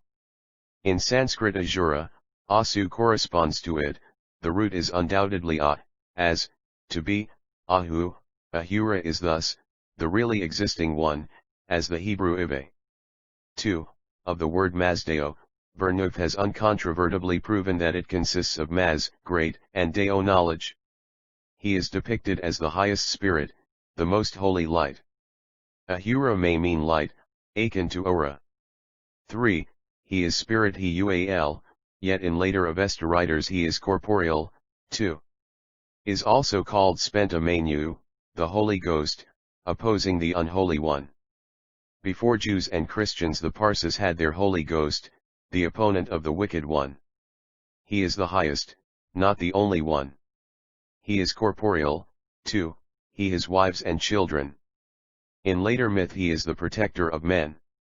Creator of the light universe, Lord of the hosts, of creation, corresponding to Ive-Zebaoth, author of the Amishas, of earth, water, and good genii. His residence is in Garanmana or heaven. Engros Manu, the wicked spirit, is the counterpart of the above, and he too, has his own full creation. Amishas Spentas means the holy immortals, the perfect and increasing ones, Ahura, their creator in one of them, the first. He is the central sun, they are his rays, really his attributes. Philo's emanations too, were one with the creator. The Mishnah of both and Talm. Babli. Haggadah, 12a, substituted 10 instead of 7, because it was assumed that the first, 30 Zend Avesta and Eastern religions. Chapter of Genesis contains 10 times, God spake, hence was creation effected with 10 fiats, the Kabbalah borrowed from both, God Supreme created the 10 Sephiroth. The 10 were all contained in the first Sephirah, and this first one is one with God Supreme. Christology built further out the same idea. The first emanation is Adam Kadmon, and he was one with God and the Holy Spirit, hence triunity. So the 10 are equal to 3 and the 3 contained in 1. Father Spiegel gives the following attributes to the Amishas Spentas, the holy immortals, the emanations and peers of the Supreme, Ivo Humano good spirit, intelligence, Prince of Peace, Sar Shalom, the attributes of the Messiah in prophetism and Christology. He is the patron of men, hence Anglo-Saxon, woman probably, the genius of man. Plutarch calls that genius Eos. 2 Ashavahista, patron of fire, purity, holiness, light, opponent of Engros Manu and Devas. He is Urias Alidias. 3 Kashathravarya, Sharavar, genius of empire, dominion, Urias Unamias, charity, the Hebrew Raman also of metal and of many more attributes. 4 Spenta Armati, Holy Mother, Earth, wisdom, good and useful things, Urias Sophias, V Orbitat, genius of water, plenty, blessing, Urias Plautu. 6 Amarita, genius of vegetation A Kaloizidon. Both preside over earthly enjoyments. Inclusive of these 6 or 7 Amishas, the Persian pantheon has some 30 to 33 greater and smaller deities, as many as days in the month, further, a larger number of minor grandees and princes, called Yazitas, holy and pure ones, dwellers of both heaven and earth, companions and creatures of Ahura, who is the supreme Yazida. The patron saints for every day of the Roman calendar have their model there. Daily gods and Shirozas. But the parallels go even farther. The 30 days of the Persian month are each presided over by a god, beginning with Ormuzd and the 6 Amishas Spentas, each presiding over one of the first 7 days of the month and followed by other genii. For each of the 30 days, a god is detailed as the special patron. Now when we ponder over the names of our present 7 weekdays, we justly surmise that this was the case too, in the diverse mythologies of the Greek and the Saxon pantheon. Sunday was devoted to the sun 1 Myjsni 33 Ni 3R, ANA 3 NAN 7 Enis JDHSTMTSya 2 C Kabbalah, by M Fluegel. 3 Spiegel, 3, Vol, page 8, etc., Avesta, Hagagati 2. A. Daily gods and Shirozas. 31 God, Monday to the moon god, etc. Each day of the week or the month had its special protecting genius or god. Scanning the ritual of the present cults, we find the same holds good to this day, as far as the present theologies admit of it. The Parsi Vasna contains 30 shirozas or hymns and devotions for each day of the month, addressed to its respective patron genius, superscribed by that name, Ormuzd, Vohumano, Mithra, etc. Scanning the Hebrew Common Prayer Book, we find its analogy in past and in present times. First we find the hymns, Shir Mismer, used by the Levites in the ancient Moriah temple. Each day of the week had its special psalm. For the first day came the PS 24, for the second day PS 45, etc. The Sabbath had PS 92, bearing yet the name Oishur of the Sabbath day. That group of hymns has the superscription, the disciples of Art the known Kabbalist Luria have recommended such sajms to be said daily, Kabbalah being in part a derivation from Parsiism. The synagogue has besides extra hymns for each day, called Shir Hajashud, hymns of unification, viz., while the Persian shirozas addressed each day another deity, the Hebrew sang day by day, but to the only one God. These pieces are among the finest of Hebrew philosophic hymns, combining depth of metaphysics with beauty of poetry. The Church, too, has such special songs appropriated to each day, besides its particular saint, patron of the day. Thus the shitozas praise the Persian pantheon, the Church chants Trinity, and the synagogue, unity. Here are the parallels and contrasts. Yazitas. The dignity of Yazida pervading the Avesta corresponds, I presume, to the sober Semitic epithet of the just and righteous, the humble, the poor, the pious, the friend of God, the servant of God. 3. By that the Hebrew designated a human being who by his piety stood nearer to God than the common mortal given to worldliness. While the Parsi Yazida implied something divine, of the superior nature of the gods, Ahura was the highest of Yazitas. As everywhere in ancient mythology the boundary line between God and man was indefinite, as the shades of colors in the rainbow, even such was the undetermined nature of the Yazida, human and divine. 2 Isaiah in chapters 41, 42, 44, 45, may allude to that. 1 PS 92. NSBN DIT TR NAM 8 Direct HaHi Vienna, 1862. Onit du nnx non ni sat. Into Enuna, 32 Zend Avesta and Eastern religions. Speaking of Cyrus, Abraham, Israel, etc., in later Psalms and Essenism, the righteous, poor, indigent, and pious take that place. So in the Mount Sermon and in Christology, the poor in spirit and in purse, are the preferred ones of God, alone worthy of the kingdom of heaven. Such a person, human and divine, is the Messiah in the later Kabbalah. Even in the present Jewish Hasidism there is the Tzaddik, the pure and holy one.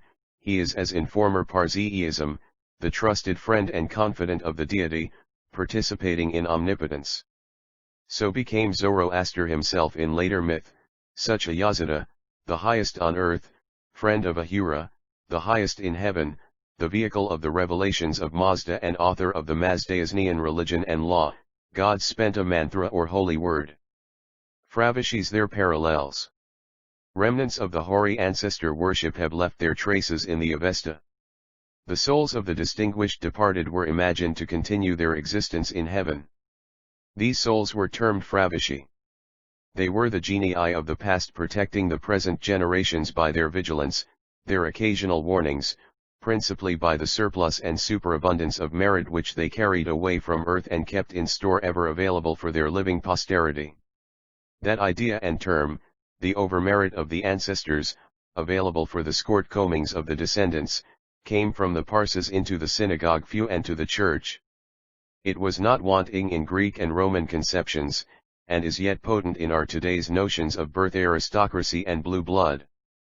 To such a feeling of pride and duty, of ancestral worth imposing severer tasks upon the descendant, alludes Aeneas, the Trojan prince, when he pleads his imperious duty to abandon Dido, the queen of Carthage, and go in search of new dangers and of Italy.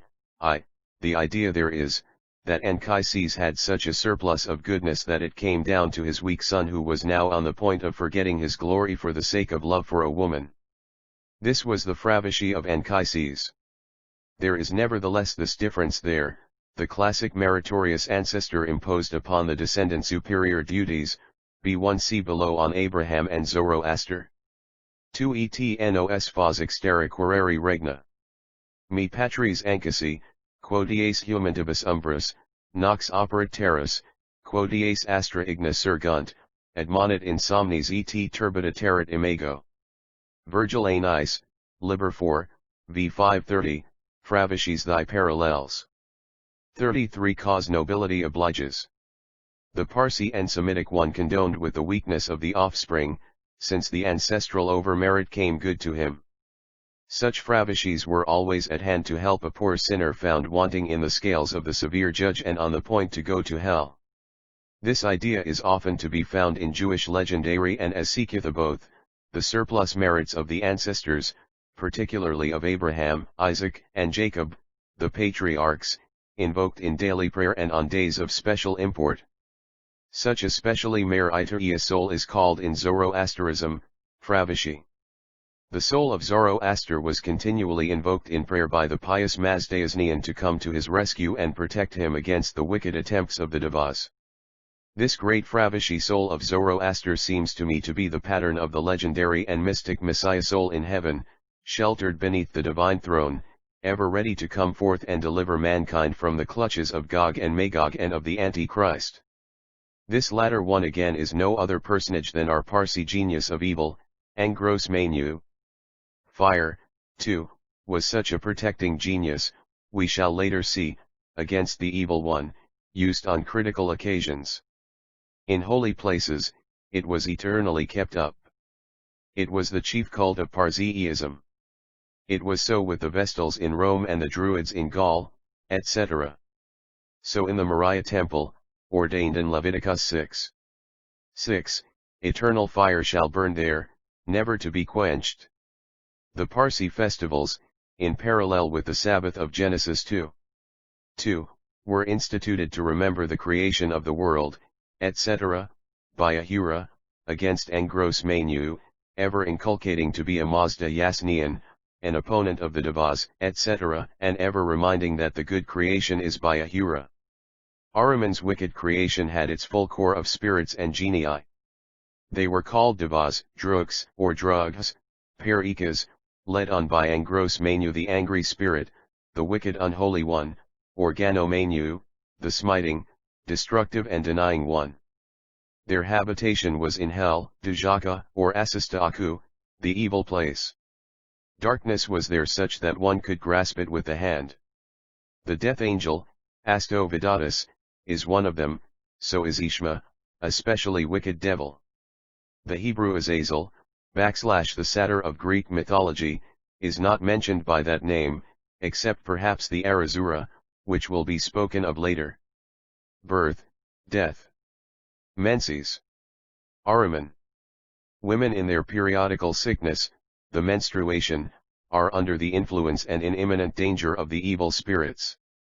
Altogether that clumsy mode of human propagation is a device of Ni3 and Npi2 Studi 34 Zend Avesta and Eastern religions. Ahriman. Women in their menses must be separated from man's society, Vendidad 16. Nor must they look to the sun, nor approach the fire, that would be defilement to the holy light. That a period lasts 9 nights. Woman in childbed is 41 days unclean. Her purification is with cow urine and water. She is in special danger of the wicked devas, and a lighted candle is the proper remedy recommended to her. In the same danger are the dead of the wicked druks. Nasu is the spirit of uncleanness, of dead persons. At once when death occurs he jumps upon his prey. There is an evil eye much to be dreaded, light, or a chapter of the Avesta, renders it harmless. Later on when treating of the Vendidad, we shall show the above in their proper significance. According to the Avesta did Ahura create the pure universe in the course of 365 days, a Parsi year. He did his work successively. He selected a time when Angros Manu was careless or dissipated, and did not interfere with the good creation. Each kind of creation had its prototype or model in heaven. The first man and woman are called Messiah and Messiana, in Genesis 2, Isha. Symbolic vestments. The Mazdayasnian or Mazda believer must be distinguished by his dress. He continually wears a cap on his head, a satyr or short wrap over thigh upper body with a pocket in it, the pinam over his face and the kosei or girdle with 4 mystic knots. This is a parallel to the attire prescribed to the Jewish ritualist. He, too, wears the infallible skull cap, the dress with the mystic fringes and the girdle around the waist. 3. The mystic pocket of the Parsi dress reminds of the breast ornate, *, of the high priest on Moriah. Little sleep is recommended, to watch the night or rise at least with the crow of the cock is meritorious. So do rise the Jewish and Christian pietists. Many times daily are prayers prescribed, and benedictions at any enjoyment. Before falling asleep, the pious shall recount his actions and say his prayers. Such, too, are for any and each human action. Especially are good deeds recommended. To wrong an animal is sin. Dogs were particularly recommended to man and holy to God. Most of these laws on purity, prayers, manners, etc., are in the Vendidad, the sole remnant of the 21 nisks or books of the ancient Avesta, of which later more. Then come the Vesperd and the Yasna ritual, meditations 3 C. M Fluegel's religious rites, p. 39. *BBB and J. Elfin symbolic vestments. 35 and hymns. Later were added the Bundhesh, systematizing and expounding the doctrines of the Avesta. Magian priests. Future life. Paradise. Hell.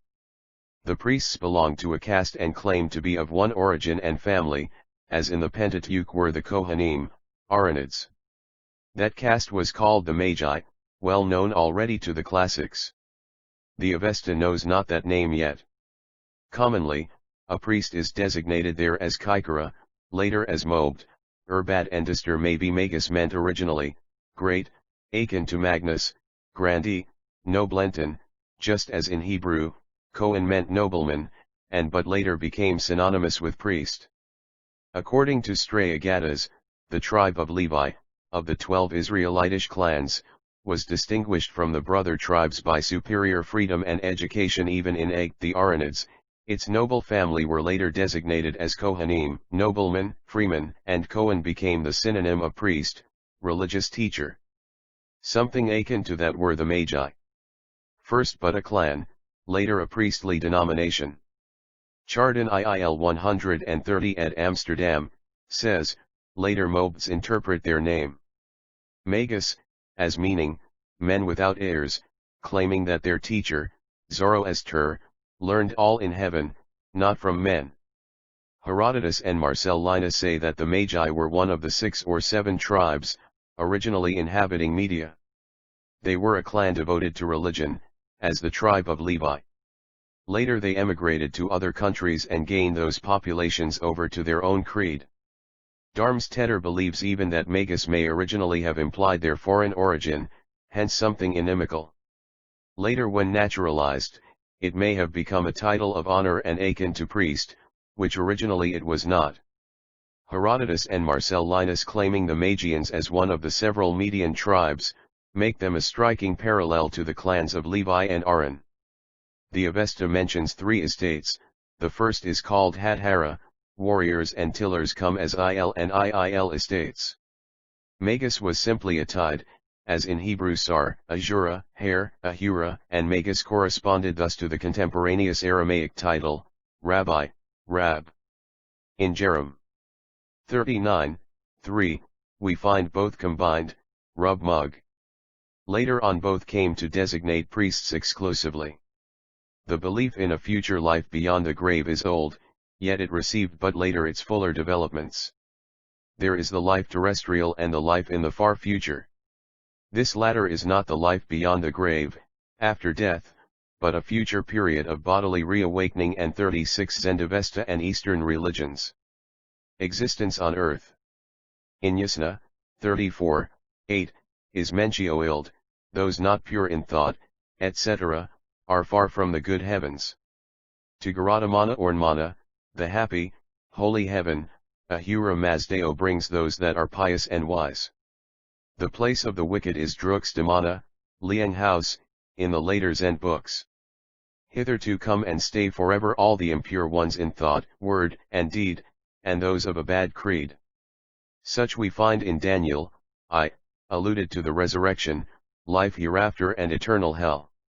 At that time Michael will rise, the great Lord, the genius of thy people. It will be a time of anxiety and trouble. Thy people will escape, many of those sleeping in the dust will awaken, some to eternal life, and some to horror and eternal Darwan, hell. The same is in Revelation 12. 7, etc., Michael fighting the dragon. Kinvad Bridge. The bridge leading to paradise or heaven, and passing over hell, is called Kinvad. Later Persian legend mentions it. It is the bridge of judgment. The pure, the just and those of good faith will pass it safely and enter heaven. The godless will fall, deep below, into the precipice of hell, the abode of torment. There stand Mithra and his colleagues and pass summary judgment over the dead. If preponderantly good, they pass on to heaven, if sin has the surplus, they at once tumble down to hell. To fall into hell, Nafal Eli Gehenna, is also the expression in Jewish and in Christian legendary, no doubt borrowed from the same notion of the bridge over it. As to the method of Mithra, that was prompt and exact. According to later legendary, expounded further, this expeditious judgment was rendered easy and close by the money scales used there, viz., each sin and each merit had their exact valuation in money. The debit and credit of the defendant were thus exactly reckoned out to the cent and farthing, and the balance struck. If it is in his favor, at once he goes to heaven, if not, he drops into hell. But what of our silver question? Poor Mithra would be puzzled had it existed at his time. The souls of the pious departed, the spoken of Fravishis, are protecting genii. They, too, make their appearance in later Persian literature. Earlier they are termed Urvano, souls, with the genitive, Askayanum, of the pure.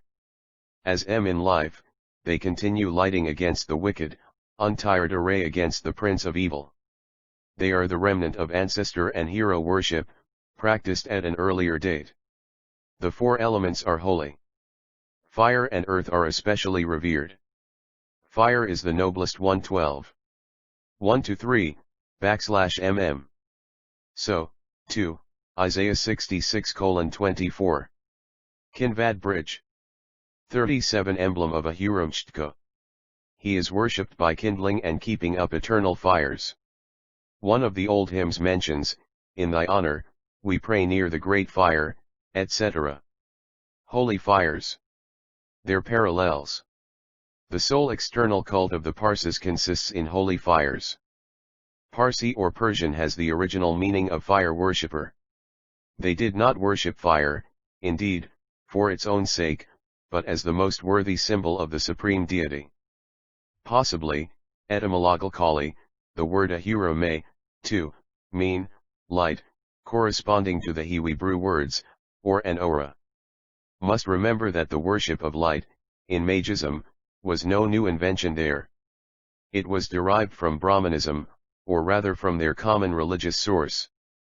Ahura may thus be akin to the Semitic word aura, dating back to times when Aryan and for Semitic were yet one speech. Ahura may thus Vedian especially, god of light. Zoroaster divided all existence into good and bad, pure and impure. That dualism he metaphorically and symbolically designated as light and darkness. Entire creation, bodies and minds, he thus subdivided in two halves, one of light and one of darkness, effected respectively by the Holy Spirit and the Unholy One. The cult consisted therefore in keeping up holy fires, to remember this leading distinction. Such fires were burning in the temples, on heights, and in dwellings. Prayers were offered in presence of these fires. They were invoked as protecting genii, as the son of Ahura. Priests were devoted to eternally and carefully entertain such with pure, best wood, several times daily, as the leading feature of the entire Parsi cult. I clip from the daily PRTSS the following temple of Zoroaster, Mecca of the Guebres, or fire worshippers of Asia. For 2,500 years the Guebres, or fire worshippers of Asia, were in the habit of making pilgrimages to the celebrated temple of Zoroaster, their prophet. This holy shrine, although deserted by the Parsis, is still in existence. Formerly a flourishing monastery, it has come into the hands of the Russian government, which preserves it as an interesting relic. It is situated in the mineral oil district of Baku, on the Caspian, and the religion to which it is dedicated seems to have taken its rise from the mystery of the hydrocarbon gas which impregnates the soil of the region and readily ignites. The temple as it is today, consists of a large, square courtyard, surrounded by small chambers, formerly the cells of the monks. The square tower in the center, from the four corners of which flames ascended, was a crematorium, where the 38 Zend Avesta and Eastern religions. Remains of the faithful devotees were consumed, and a larger tower was the residence of the chief priest, and enclosed a chapel cell, where the eternal fires burned on rude stone altars. That was by no means the crematorium for Parsi dead, for the plain reason that Magians forbade cremation as the most heinous of crimes. But those fires may well have served as a fire altar for their worship, and later, by the ignorant, believed a crematory. Nor would a Parsi priest take up his residence in such a proximity, that was an abomination to him. Holy fires on Sabbath and Maoism. Thus originally, fire was the symbol of the deity, and this is idolatry. All idols never were more than symbols, at least to the initiated, of course not to the masses. The reader will now remember and feel the import of the pregnant verse, Exodus 35:3, Ye shall not kindle a fire in all your dwellings on the Sabbath day. This verse the Talmud literally and cunningly interprets as prohibiting the kindling of fire on penalty of death or of stripes. Now it may be the verse has a greater import, it refers not to kindling, but to entertaining a fire on the Sabbath, viz., many are the speculations about the real meaning and object of that interesting verse. As the most plausible one, it is affirmed, that in ancient times fire was the chief tool and means of work, hence its emblem, and since the Mosaic lawgiver rigidly prohibited all such menial work, even preparing food on the Sabbath, he peremptorily forbade all kindling of fire. Now let me here suggest that, most probably, there may be a deeper meaning hidden in the verse. It was a practical protest, a public demonstration against the surrounding Parsis as fire worshippers. They used to kindle on their Sabbaths for devotion specially bright fires at home, in temples, and on sacred hills, as the most becoming worship of the deity, and pray not to, but in the very presence of such fires, the only divine symbol allowed, all other forms of idols being prohibited. No Sabbath fires in Mosaism. The Pentateuch, by such verses, took good care rigorously to prohibit that idolatrous practice, to discredit the belief in the special sanctity of fire, and practically to oppose the doctrine of dualism, of one God of light and another God of darkness. Mosaism rigorously insisted on monotheism and on harmonious creation. The only one God created both light and darkness, the apparently good and evil, the life and death, etc. Hence, there are no 2-1 Lebemoth 6b and Sanhedrin. HRHIDs Jaina ID 1 Nan NNSNIS. But no Sabbath fires in Mosaism. 39 creations, no special God of light and God of darkness, hence, no fire temple, no fire kindling and no praying in presence of holy flames, hence, the rigid prohibition, thou shalt not kindle a fire in all your dwellings on the Sabbath day, a day celebrated by the Parsis, too, especially by the renovation of their eternal fires. How did Mosaism account for evil in the creation of a God, good and omnipotent? God's creation has no evil. But man's freedom and the abuse of his freedom create it. Disobedience to the laws of nature and God, presumptuous curiosity, frivolity, reckless desires, ambition, crime, folly, ignorance, etc., create evil. Let us acknowledge that view is known to the Avesta, too, but it was not acted upon, it was an isolated view. Practically, Zoroaster established his system upon the idea that originally there were two opposing principles: good and evil. According to Ovid Metamorphosi Liber 15. v. 237-269, Pythagoras has correctly realized that in nature there is nothing bad and low. There is no life and no death, no birth and no decay, but all is constant change. Each wave of existence is followed by another wave. Pentateuch and Avesta contrasts. The Pentateuch had a special cause to guard against exaggerated idolatrous Parsi doctrines. For there run often strong parallel lines between both. The serpent in paradise, General IIL, his seduction of Eve and Adam, the consequent entailment of death, loss of Eden and innocent happiness, the curse of the earth to produce thistles and thorns, trouble, labor and disgrace for Adam, menstruation and pregnancy, child labors and subjection for Eve, eternal war of both against the offspring of the snake, Angros Manu, the principle of evil that is a Parsi parallel. Large section of the dietary and the ceremonious laws, the sending away of the kid of the leper in Numbers, of the scapegoat to Leviticus 16, the red heifer rite paralleled in The Persian Barishnam, certain unclean animals of Ahriman's creation and especially the innumerable enactments concerning menstruation, birth, death and Levitical impurity, sprinkling with water and ashes, etc., all that is partly sanitary, but partly, too, in striking parallel with Parsiism. As often in history, the cause was removed, the effect remained. Dualism gave way to monotheism, one ne species sua quicquamine, rerum novatrix ex aliis alias reparat natura figuras, necperit in tanto quidquam mundo.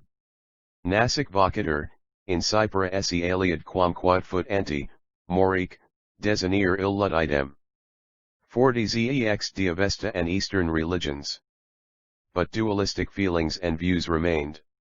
They are peri-reflexes of current Eastern popular opinions, remnants of polytheistic times, accommodations and adaptations to surroundings. But as often, such prescriptions are solid, sanitary, wise measures of public hygiene, pervading both the Parsi and the biblical legislations. to declare that all so-called, ceremonious, Levitical, dietary, etc., Mosaic laws, are mere remnants of ancient, vanquished, childish views, is rash and unscientific. That is often but the mask for the ignorance of the presumptuous critic.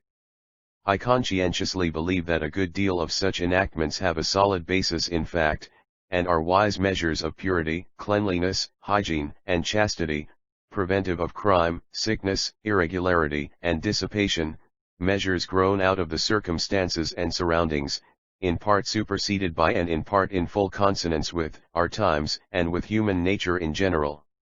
In studying the ancient legislations and meeting with such enactments, apparently ludicrous and superstitious, let us not be hasty and fall in with that vulgar cry of superstition, but carefully weigh and ponder whether the lawgiver had not weighty, cogent reasons for his statement, hidden behind a customary, popular screen, but in reality aiming at some great boon, physical or ethical, of society.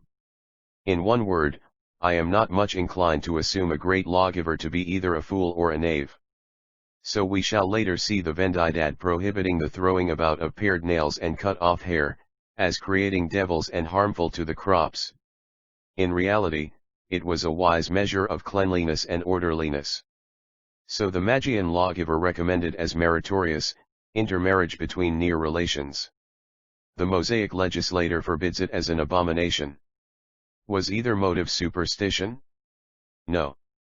Zoroaster, legislating for poor, rare, scattered clans, declared it a great virtue to take care of a relation. Monism, legislating for a comparatively dense population, wished to break family egoism and clannishness, so it bade intermarriage of tribes and deprecated incest. Hygienic and ethical causes besides are at the bottom thereof, too. In one word, we must discriminate and try to get at the hidden sense and the spirit of legislative commandments or prohibitions, not frivolously and hastily shout at superstition or priestly knavery. Talmud opposing Maoism.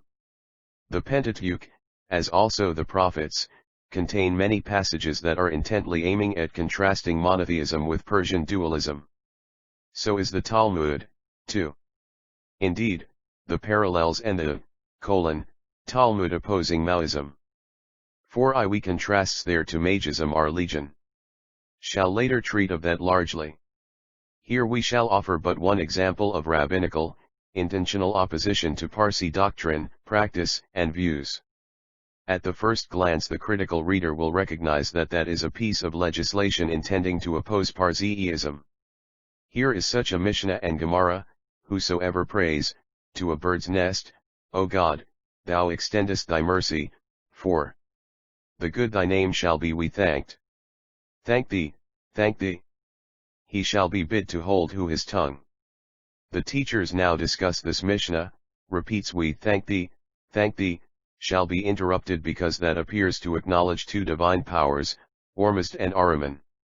The same who prays, for the good thy name shall be thanked, that sounds as if one God were the author of good and another God, Ahriman, is the author of bad, whilst indeed we have learned, we must thank God for good and for bad, all being derived from one God, but when one prays, thy mercy reaches out to the bird's nest, why should he be stopped?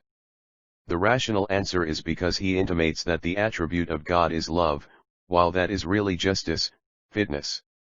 In Mazdayasm, Jewish mysticism, Gnosticism, and the Trinitarian Church, the claim is that there is a God of justice and another God of mercy. Our Mishnah holds there is but one God, embracing both and many more attributes. Many examples that same passage quotes, where the official reader used such phrases and others, reminding of Mazdayasnian tautology, perhaps also of Gnostic one, and he Avesta was silenced by his monotheistic superiors. The discussion concludes, by no means to allow any such phrase in the ritual which might imply a divine plurality. 1. So we read in Bibli Sanhedrin, 38a, let no one we say there are many powers in heaven read again there, page 46, b. King Shapur asked Arhama, where does the law ordain burial in the earth? Arhama remained silent. Araha indignantly exclaimed, the world is delivered over unto fools he, or Hama, should have quoted, "Thou shalt indeed bury XXL him," VM 23. King Shapur was the known restorer of the Persian Empire, in 226 PC. Then the Parsi custom was in full force, not to bury the dead but to have them devoured by wild birds, in order not to defile the earth by a corpse. The Jews had the custom of burial. Hence the controversy between both, the question of the king, where does your law ordain WN.1 Barakhat 33 BA0 BBJSK Fanan 2 NTYDBT NT3 KBSV id N.Tits KIJH Muffin 10 MI3 P42 Zend Avesta and Eastern religions. Burial, the prudent silence of Arhania and the indignant reply of Ar-Aha, the Jews later had to endure bitter persecutions on account of burial. Hence also the discussions among the rabbis. That passage quotes many more instances of burial in sacred writ. But it concludes that it is but a custom, minhag, not a positive law, thus holding open the door for reconciliation with the Persian masters. Fire worship everywhere.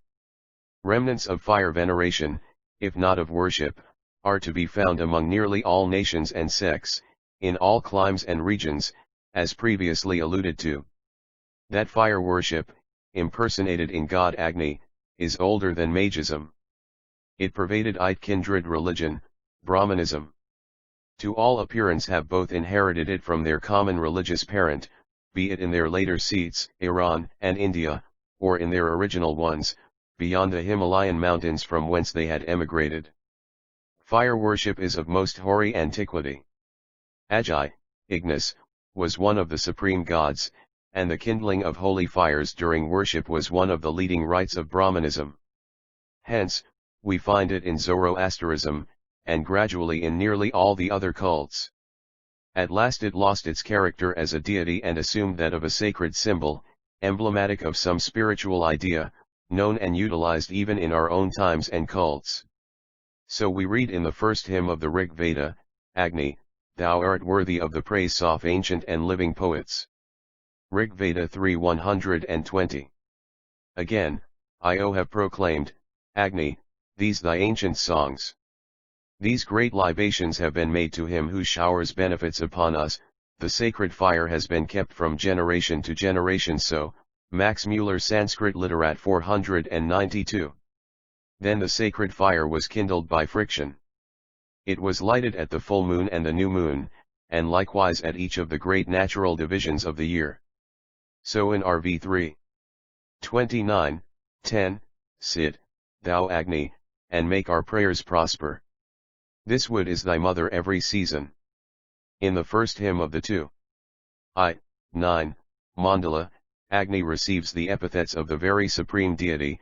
He is called, ruler of the universe, lord of men, wise king, father, brother, and friend of men. All the powers and names of other gods are attributed to the god of fire.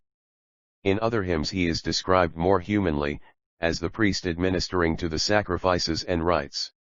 So in Rig Veda 8. 2, thou Agni art the guardian of sacred rites, thou art to be praised at the sacrifices and the festivals. Like a charioteer, thou carriest the offerings to the gods. Fight and drive away the fiends, the ungodly enemies. Free worship everywhere.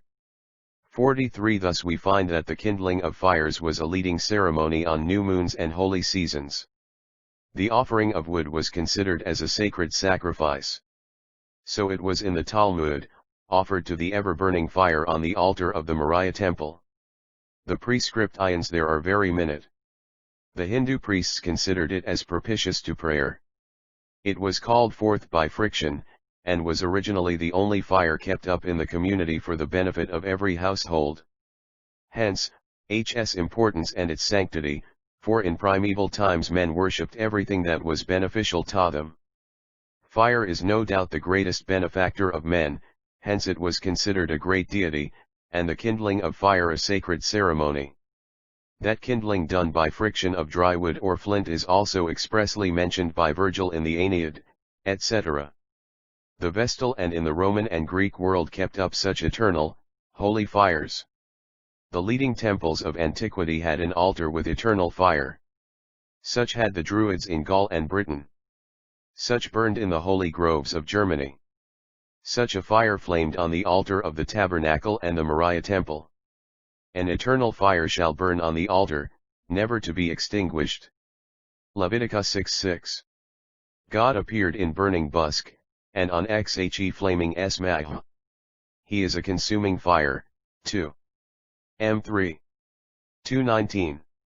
18 VM4:24 I8:3 is XXIX. 6 XXX. 30 XXXIII, 14, etc. Such was the fire censer carried by Aaron in the wilderness to drive away the raging pestilence from the camp, that stood between the dead and the living and stop the plague. 4 M711. Such was the fire censer swung daily in that ancient Moriah temple. Such burnt on the golden chandelier before the holy screen, Parochet. 1. Such was the fire vase brought into the Holy of Holies on the Atonement Day by the officiating high priest.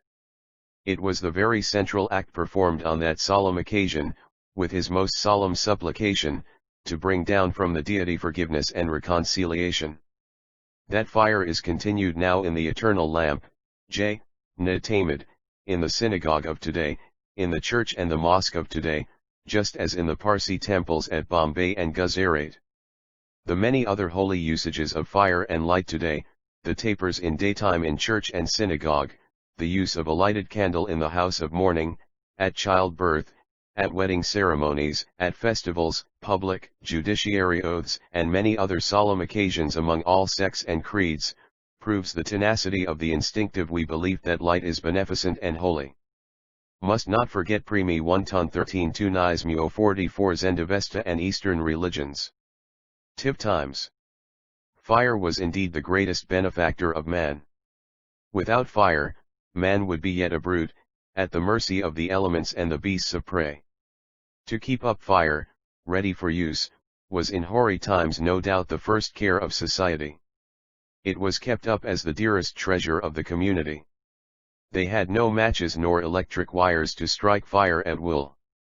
It was therefore kept up in one public place, in the temple, ready for all, guarded by the magus, trait, the priest, on the altar. Thus utility and veneration were linked together in the mind of the people. Light and holiness as identical, remained a kind of category, a standard idea of primitive man. Therefore, was light accepted as the noblest emblem of the deity, calling forth holy thoughts, earnestness and solemnity, striking terror and inspiring awe, discarding frivolity, bringing cheer to the despondent, calling forth to human mind the thought of divine presence, of deity on earth, its earthly image, the mystic Shechinah. Iram Zoroaster to Moses, from Ezekiel to the humblest worshipper of today, wishing to picture to himself the divine presence, the pious will realize it under the emblem of a bush in flames ever burning and never consumed. Exodus 3:4. One may say that is idolatrous, heathen, foolish, sacrilegious, vain sentimentalism. It is human, it is effective, solemn, and worshipful. The fancy, the heart, the animal man needs such crutches to uplift himself to the presence of the deity. Hence, all churches and lawgivers have used emblems of the divine and will continue so. It is a category of the human mind. True, Herodotus claims the Persians had no temples. True, fanes were not so important there as in other creeds, but they had, at any rate, places of worship where the holy fires were ever flaming. Parsi temples and worship. Such temples are mentioned by the Arabian Skarastani, and affirmed to be older than Zoroaster. Ferdowsi mentions such shrines as a matter of course. The most celebrated temple of that kind, often mentioned in Shahnameh, is Azargus Hasp, not far from Balkh. The name of such houses of worship Jasesnkane, Yasnh.Obs, house of celebrating prayers, the Yasn. None are allowed to enter there except the priests and their assistants. There burns the holy fire. It is the sole emblem of the deity in their Holy of Holies. 2 Mobs, ministers, are ever guarding that sacred flame, bringing wood to it 5 times daily, never allowing it to be quenched, having their mouth and face carefully covered with the pinam, a 1 see Father Spiegel, IL Volume P 64. Parsi temples and worship. 45 kind of veil or mask and their hands muffled up in sacks to guard against all defilement. They pray ever with their faces turned towards that fire and the sun, and no shoes on their feet. So the Jewish priest had his head covered, no shoes on, his face turned towards the Holy of Holies, veiled face and bare feet being the sign of solemnity, vessels of fire cult. Analogies.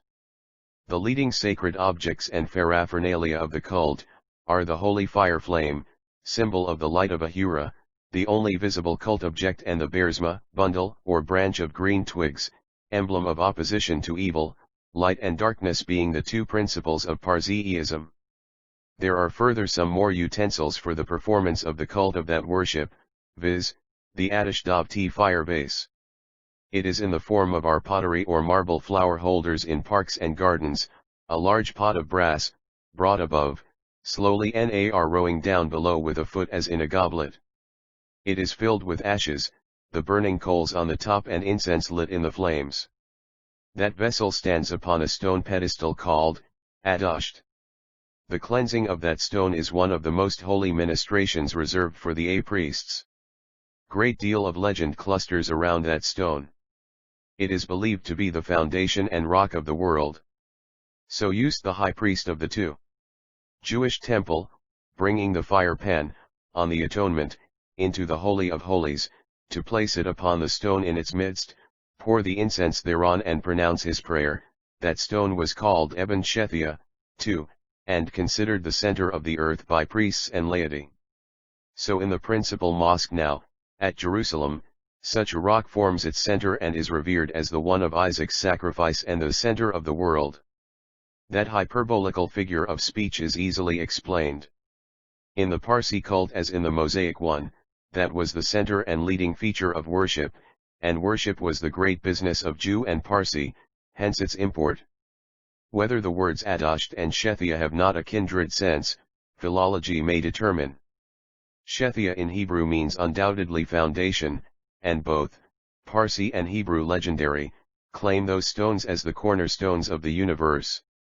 An apparently kindred and similar word, Ashdoth, asterisk, is often mentioned in sacred writ. Aud may everywhere mean a hill, ridge, rock, where such heathen fire cults were kept up, for we have seen, that such forms of worship.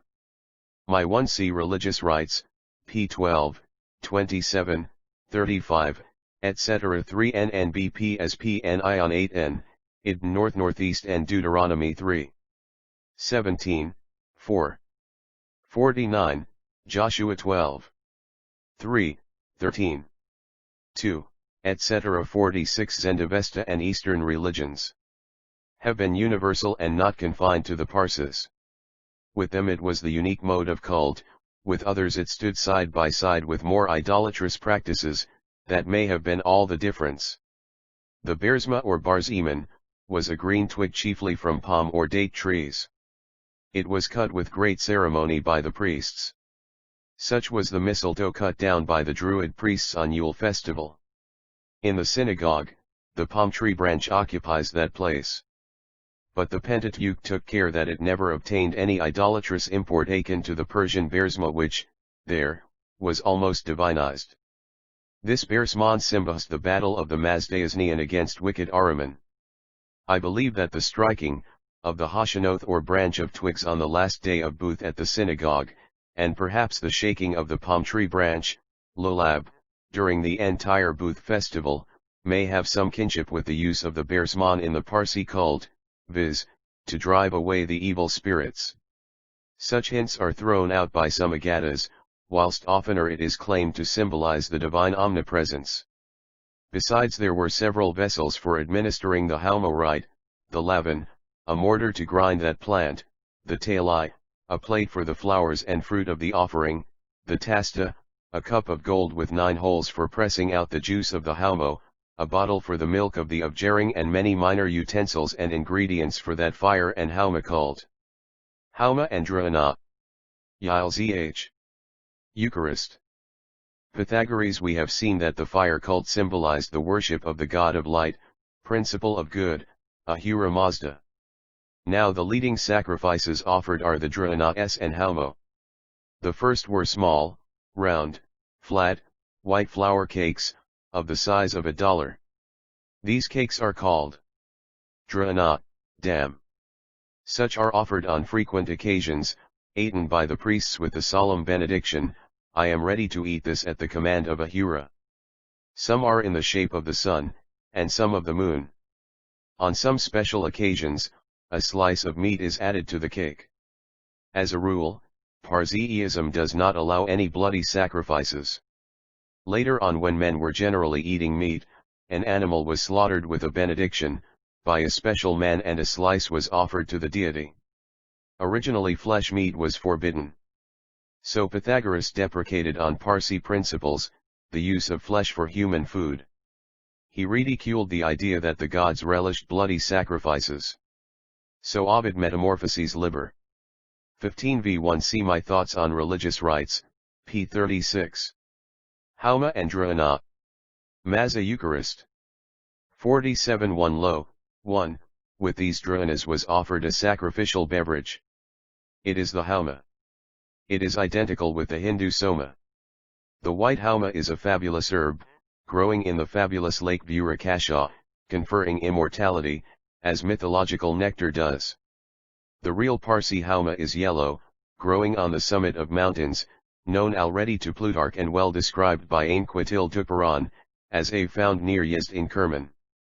Certain kind of it is searched for and culled under solemn ceremonies.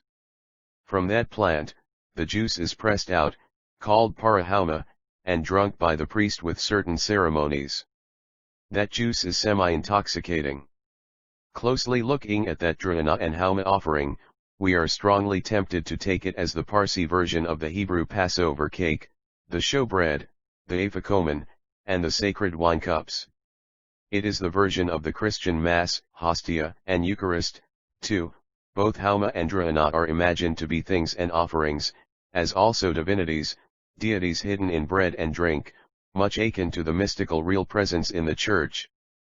Thus have we seen that a large number of religious forms and ideas are common to Parsi and biblical systems, Jewish, Christian and Mohammedan branches. A greater number yet might be added.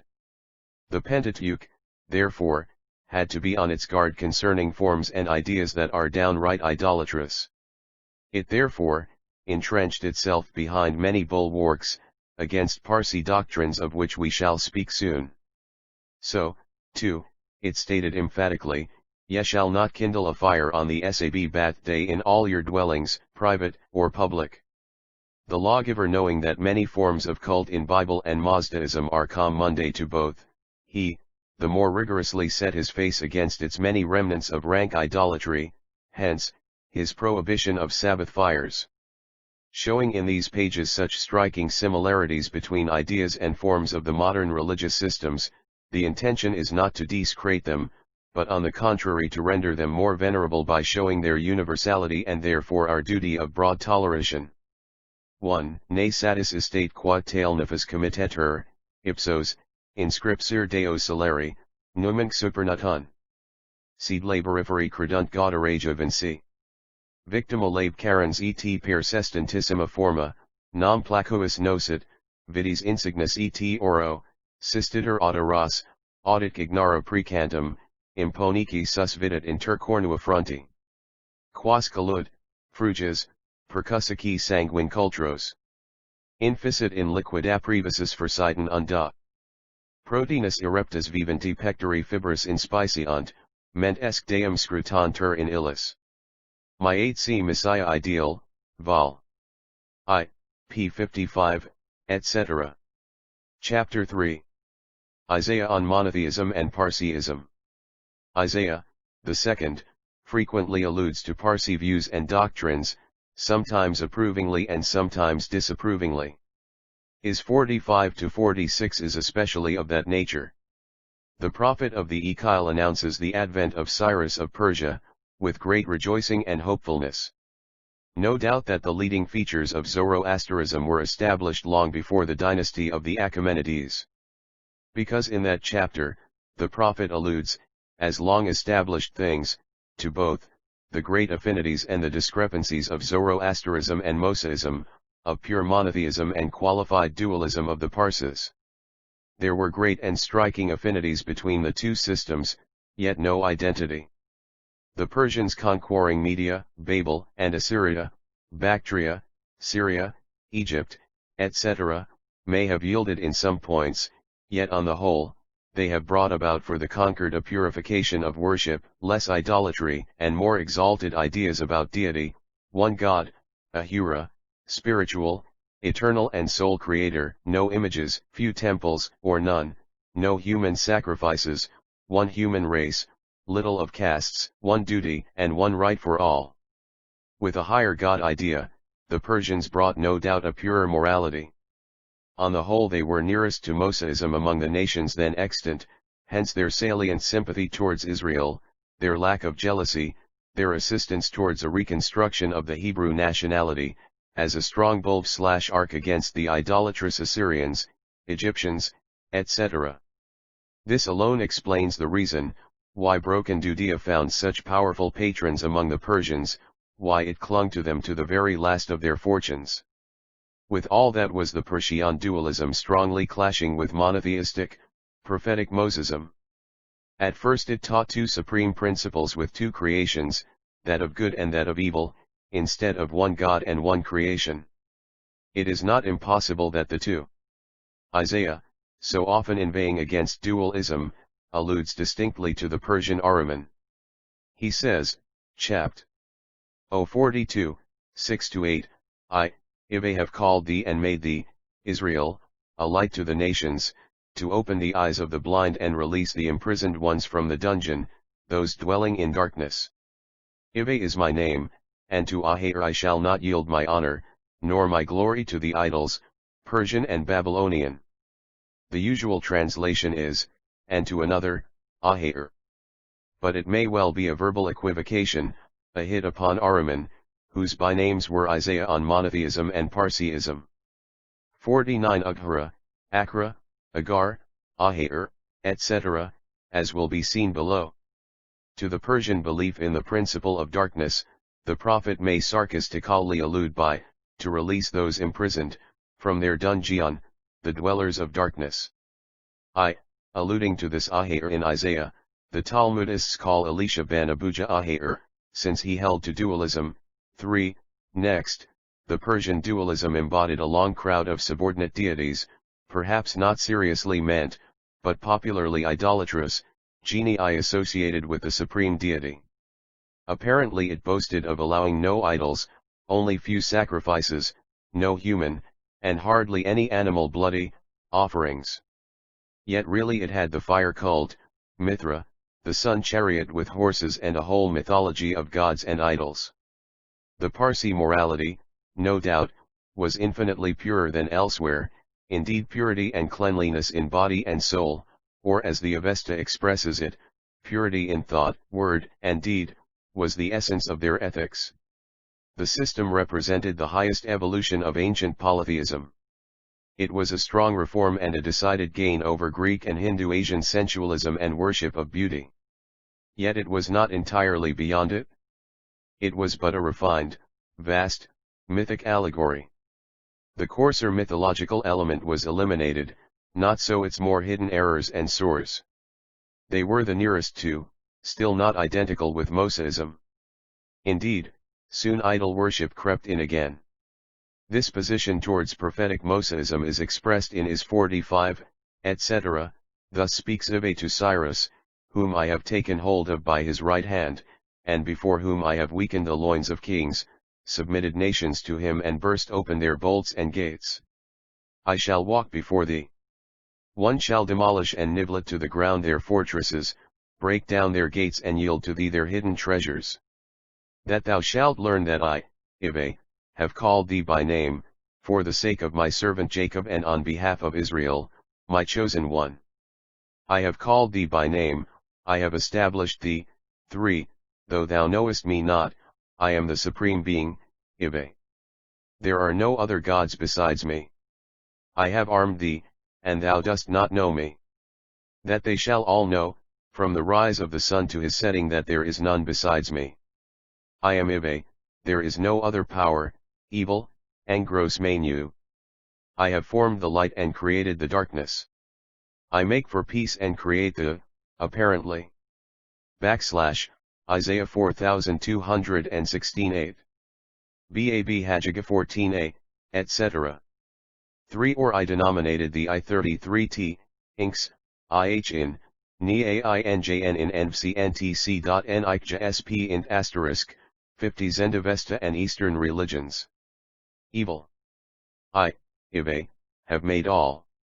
The dew from heaven, the fruit of the earth, justice and salvation, I, Ive, have created them all, not the Amishas Spentas, etc., etc., the assistants and peers of Ahura Mazda. Woe to the clay opposing its maker.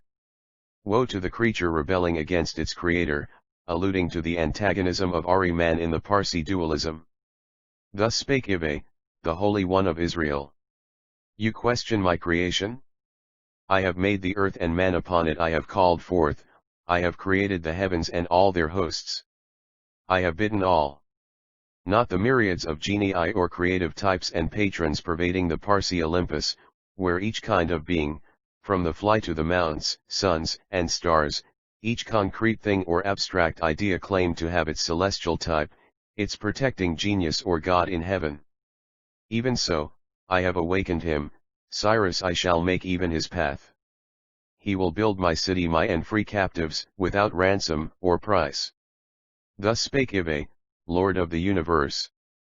The chapter goes on setting forth the coarse myths and follies of the idolaters of Egypt and Ethiopia, of Assyria, Babel, etc., just as the more refined idolatry of Persia.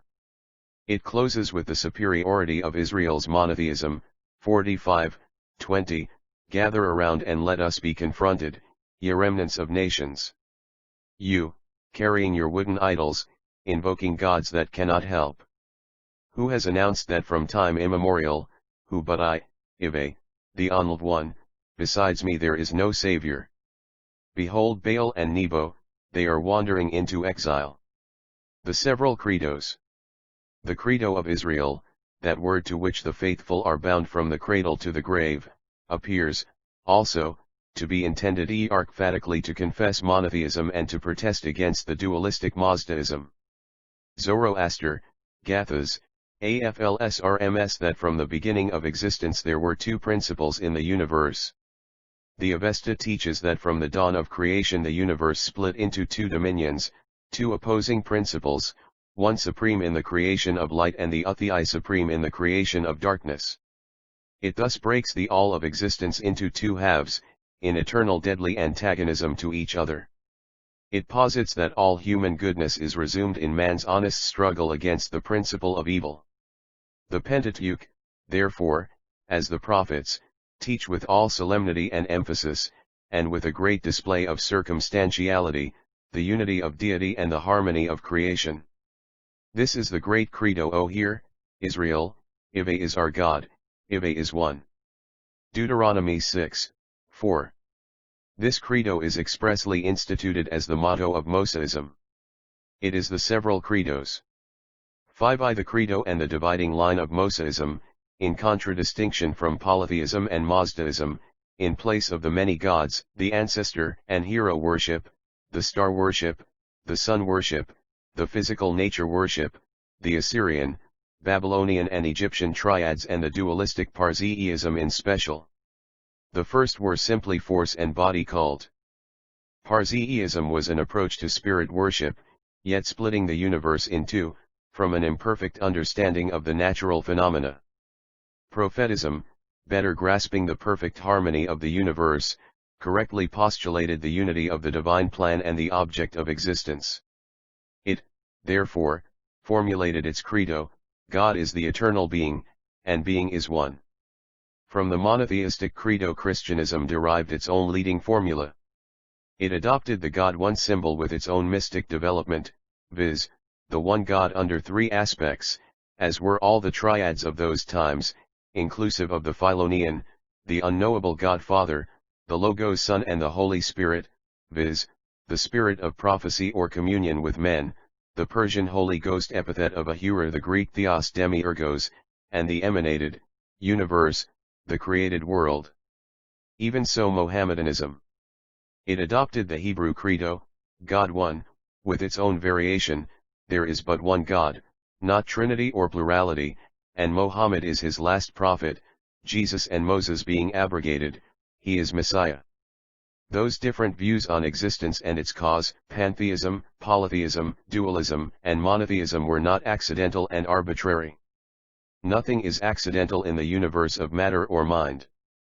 Pantheism and polytheism were the rudimentary views of the poetic youth of man. As many forces and bodies as there are, so many free agents or gods. Riper manhood grouped and reduced the number of free forces. It reduced them from pantheism to a few supreme powers. Mazdaism made then the great step of reducing polytheism to dualism, two supreme powers explain all existence with its conflicts. Mosaism and prophetism made the further advance in showing that the two powers are inadequate, and that one supreme intelligence answers best the phenomenon of the universe and of history. Thus there is a logical sequence in these diverse views of the world's religions. Zoroastrianism and dualism. There is in Tarziism, no doubt, a great monotheistic phase. Professor Max Mueller, in his recent researches on Hindu thought, showed there the dawn of monotheism.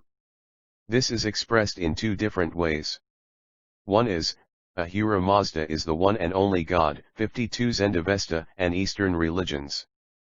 But, from the begin, he created two subordinate deities, of good and of evil. The other mode is, from all eternity there existed one supreme Zoroastrianism, eternal time and endless space. In his attributes he is akin to the Greek fate before whom even Zeus and Olympus tremble. At the rise of the universe out of chaos, a differentiation took place. The neutral chaos split into two distinct worlds. One was created by Ahura Mazda the god of light, the other by Angros Manu, god of darkness. When 12,000 or 9,000 years of their simultaneous rule will close, the latter will be vanquished and thrown into hell, and Ahura alone will rule supreme. Jewish and Christian mystics borrowed, consciously or not, from such views. It is usually assumed that the Zoroastrian system is of later date, when the Zoroastrians tried to simplify their dualism and bring it nearer to monotheism, as the present Hindu Parsis do. It is not entirely impossible that the Zoroastrian doctrine is older, akin to the Avaistic one, general for 26, but limited to a few priests. It may have long been the lucid kernel of hoary mythology and nature worship, which, ostensibly pantheistic, have monotheism as their nucleus. It supplies a necessary link in the development of original religious thought. Dualism must have sprung from pantheistic unity, Zoroastrianism, as Greek polytheism did from ancient grim fate and absolute, inexorable necessity. Parser ideal of virtue. The earth is especially holy, her patron and her name is Armadi. She must be kept in purity, without any defilement. There was not to be allowed on her bosom any graves, scattered dead limbs, morasses, stagnant water, useless debris, increase of obnoxious animals, insects, vermin, etc. To kill such carafstras is virtue, a sacred duty of the pious. It atones for sins. The bearsma or bundle of rods in the hand of the Magian priests symbolized that duty. Another of man's most sacred duties is tilling, cultivating, and increasing the arable land, hedging it in and rendering it useful to his species, by irrigation, culture of trees, etc. Between the good spirit and the evil one there is ever waged a war of life and death. Such a war, too, is going on between the worshippers of the two great opponents. The duty of the servants of Ormuzd is to keep pure in thought, word, and deed and to fight evil in any shape. To kill the worshippers of Ahriman, obnoxious beasts, snakes, and insects, to dig wells, render rivers navigable, drain swamps and morasses, fill up pits, build bridges, clear woods, etc., that is virtue. Parsi ideals of virtue. 53 To tell lies, practice fraud, commit murder, adultery, theft, etc., that is worship of the evil spirit. The Vesta laws and ethics are couched in metaphorical and mythic language, peculiar to those times and surroundings. But their hidden kernel proves a high degree of rationality and goodness. Here are a few specimens Patetqod confession. From Zend Avesta after Spiegel and Bleak, smiley face, I praise the good thoughts, words, and works. I curse the wicked thoughts, words, and works. I praise the best purity, I chase away the devs. I confess myself a Mazdayasnian, a follower of Zarathustra, an opponent of the Yuvs, devoted to the faith in Ormazd. Of all manners of wrong whereby men become sinners and go to hell, I repent with thoughts, words, and works. Pardon. Such short specimens of devotion seem to have been in the daily use of the Parsi. They combined both profession of faith, deprecation, and confession of sin and promise of improvement. They are couched in mythic, sectarian language. But their sense is plain and sound. The confessor deprecates the bad and devotes to good. Standing phrase in Avestian religious terminology is, thoughts, words, and deeds. It is very remarkable that this phrase is expressly used in the Hebrew confessions on similar occasions. The atonement confessions contain literally that sentence and in the same place, pardon all sins, transgressions, and rebellions committed in thought, word and deed. I confession of the Parsi. My sins which I have committed against father, mother, sister, brother, wife, child, relation, friend. If I have broken the whispered prayer, or eaten without prayer, if I have gone without kosu, my or defiled feet, or practiced deceit, contempt, idol worship, told lies, etc. I repent 6 v'axpatet. Pardon. Jewish confession. Thou God knowest all secrets, thou searchest the mysteries of the heart, nothing is hidden from thee. May it please thee to my pardon sins, transgressions, and rebellions. Sins committed with or without freedom of will, sins of hard-heartedness, ignorance, inchastity, fraud, deceit, overreaching, disrespect of parents and teachers, sin of violence, blasphemy, impure speech, lying, bribery, dishonest dealings, immoderate drinking and eating, sins of usury and illicit gain, pride, idle talk, hoodwinking, impudence, shirking of duty, simulated love, envy, frivolousness, obstinacy, tale-bearing.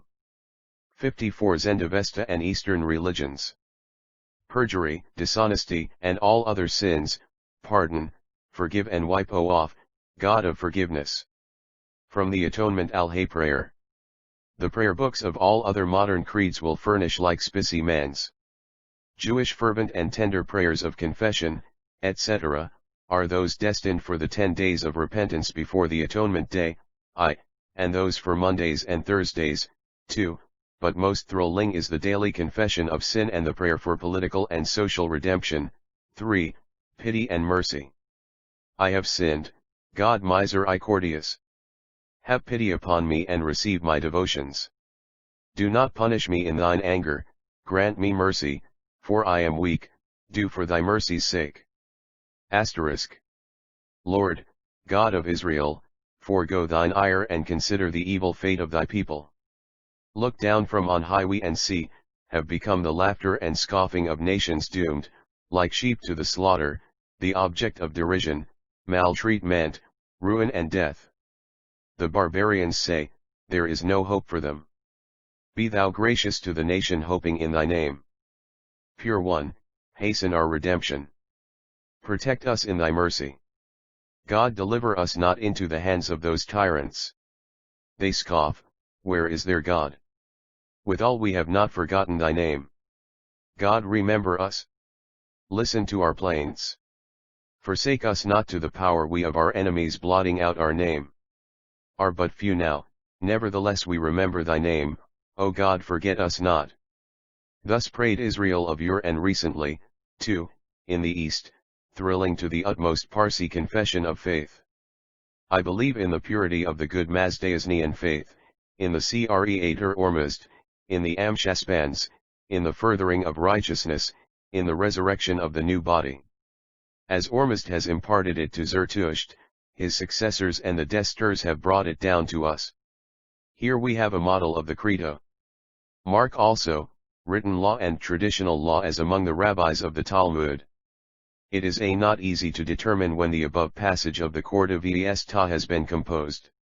It was surely, at any rate, long before the Gemara, perhaps even before the Mishnah, hence then already the Zoroastrians distinguished between written and traditional laws. That, no doubt, is interesting in the extreme. It runs in line with the Talmudical halachot of Moses from Sinai. Let us quote here a parallel to that Persian profession of faith, vaguely ascribed to Maimonides and commonly called the IJ Principles, to be re mm1 whoi3a2 dim sini 3 *ps6, and Prayer Book 5.3 da enva nsjn 6 nnpj. vrvsyrwhv and inojx, Parsi Confession of Faith. 55 cited daily after the prayers, I believe with perfect faith that the Creator, His name be blessed, creates and rules all creatures. He alone is the Maker in the past, present, and future. I believe in perfect faith that the Creator is one, the only one without any comparison. He alone is God in the past, present and future. He is incorporeal, incomprehensible by any bodily being and without any comparison. He is the first and the last. He alone is to be worshipped and none besides him. Follows next the faith in the prophets and in Moses as teacher and the greatest prophet, in the Torah as coming from him, never to be changed nor substituted, the omniscience of God, reward and punishment for good and evil, the coming of the Messiah and the resurrection. Closely examining this credo or declaration of faith of the Talmudic Israelite, we find that it originated as a protest against Mazdaism.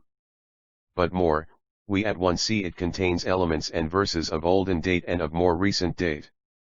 Part of its verses are ostensibly directed against ancient polytheism and against Mazdean dualism, part is against Trinitarian and Mohammedan claims, and part even against modern infidelity of the higher criticism.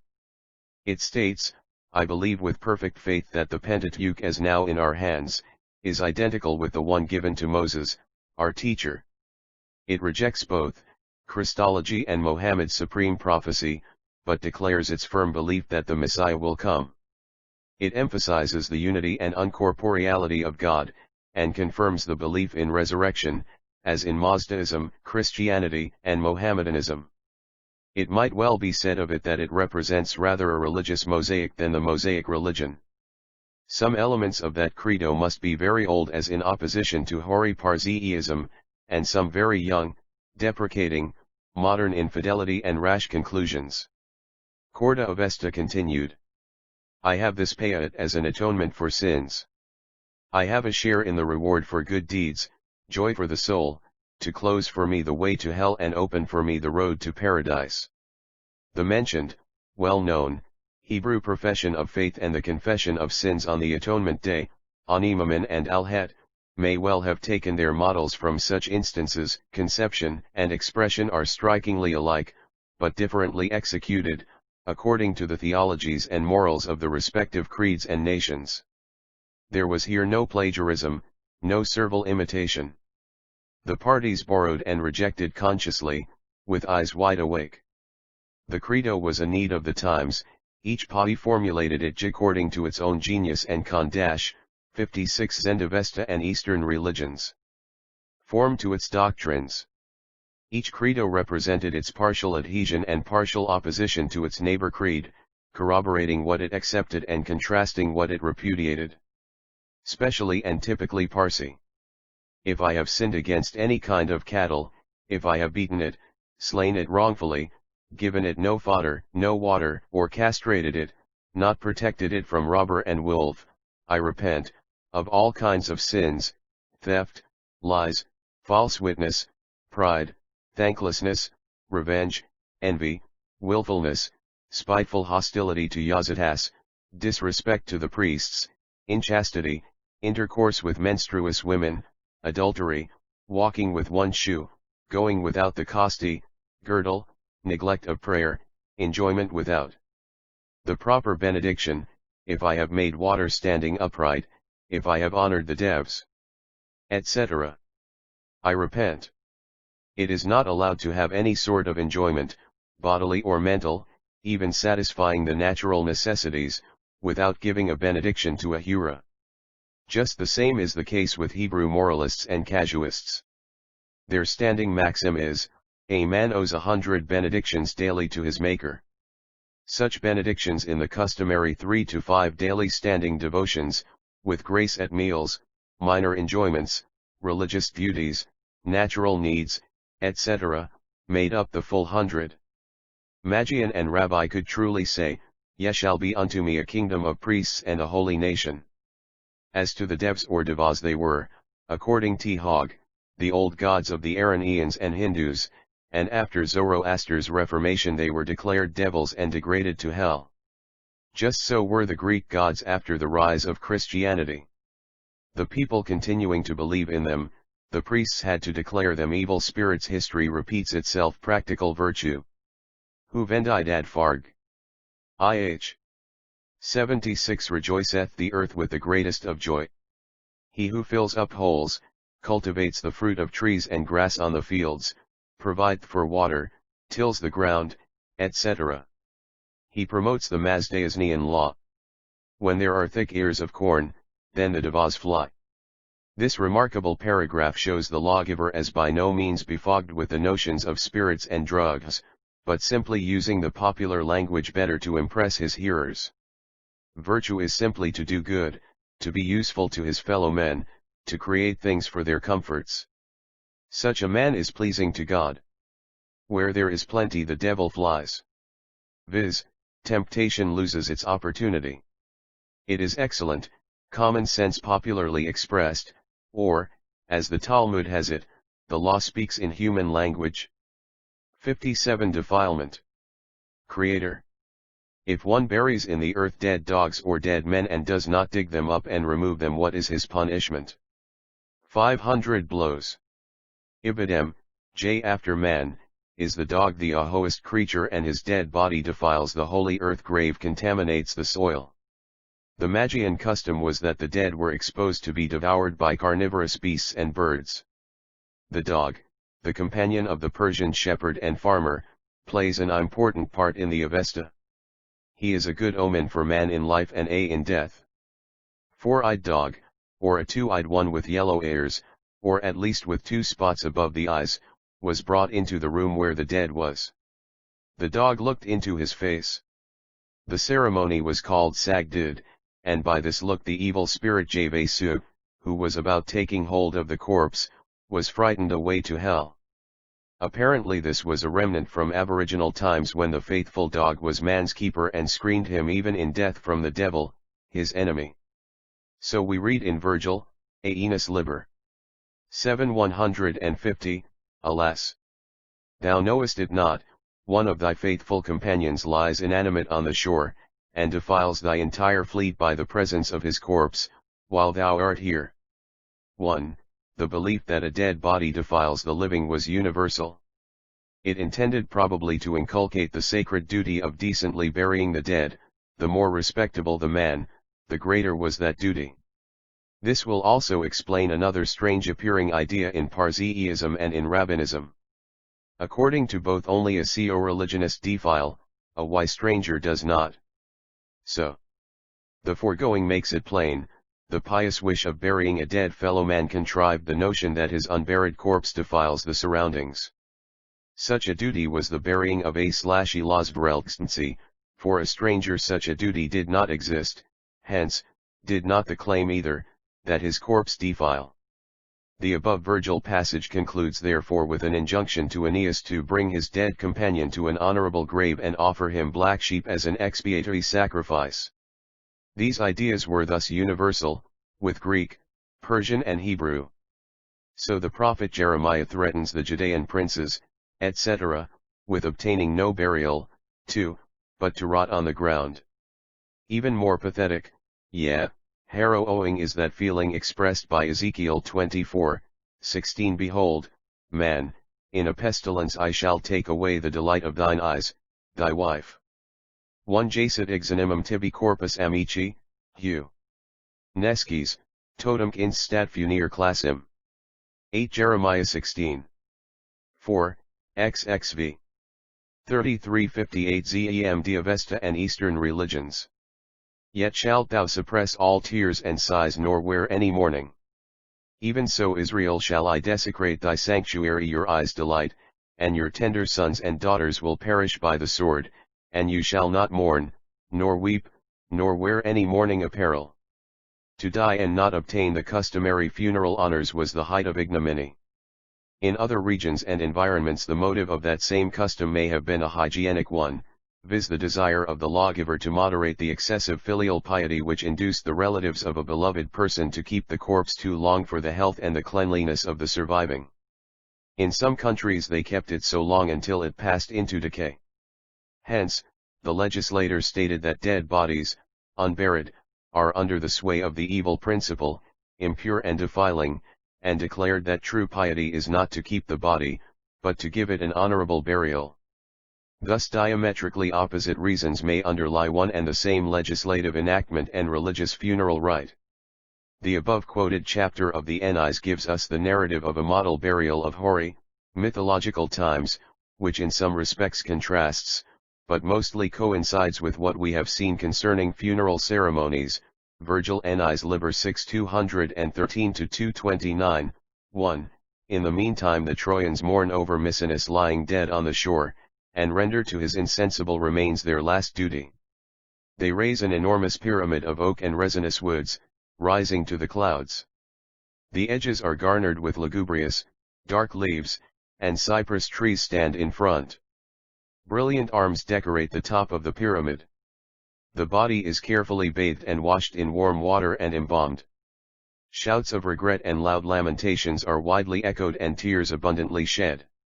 The corpse is placed upon the funeral bed and costly purple garments thrown over it. Torches are then applied to the pile, the faces turned away. Oil is poured thereon, sacrificial meats and costly spices added. When the whole has burned to ashes, the bones are picked out, washed in wine and piously placed into a metal urn.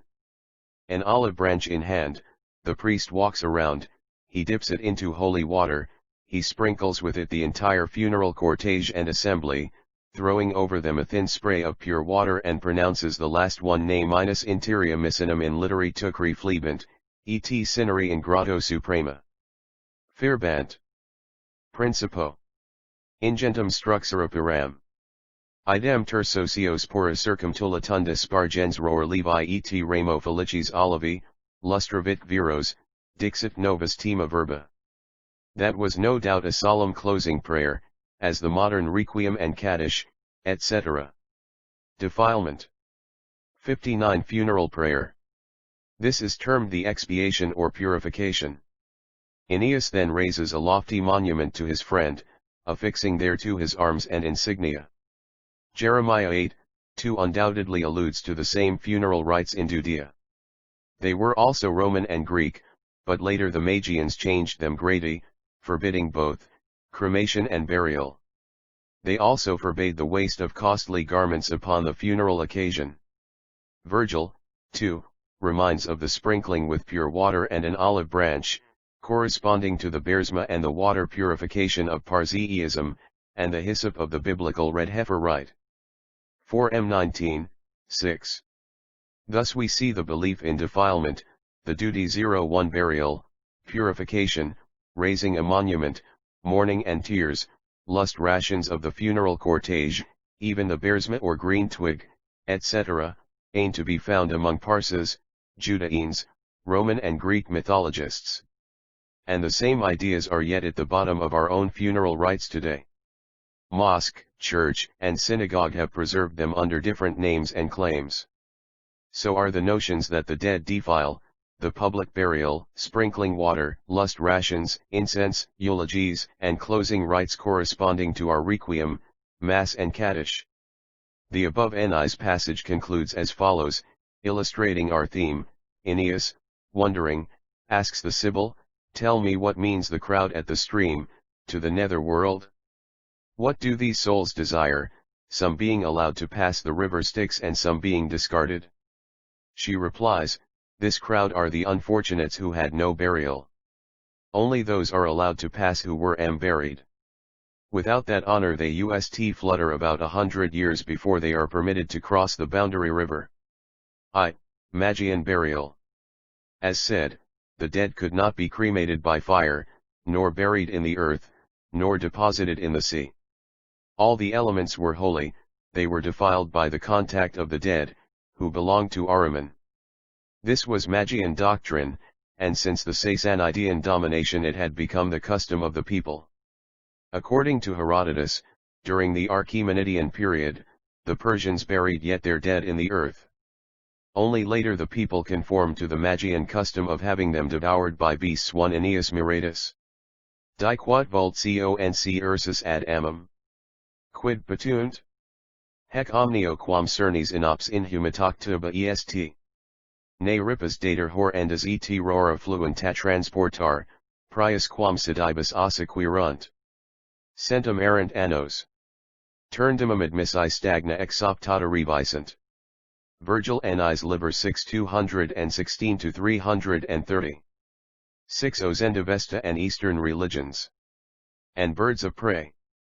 This took place in the following way: far away from the city, a desolate, isolated, barren height was selected. A tower 20 feet high was built, called the Tower of Silence, Dakama. Beneath it was a deep pit, on the top of the tower iron crossbars were laid. The corpses were placed thereon, formerly naked, now in plain, clean clothes, the face turned to the sky, the body tied to the bars, thus exposed to the birds of prey to be devoured. Their clean bones then fell down, washed and purified by the rain, to await resurrection.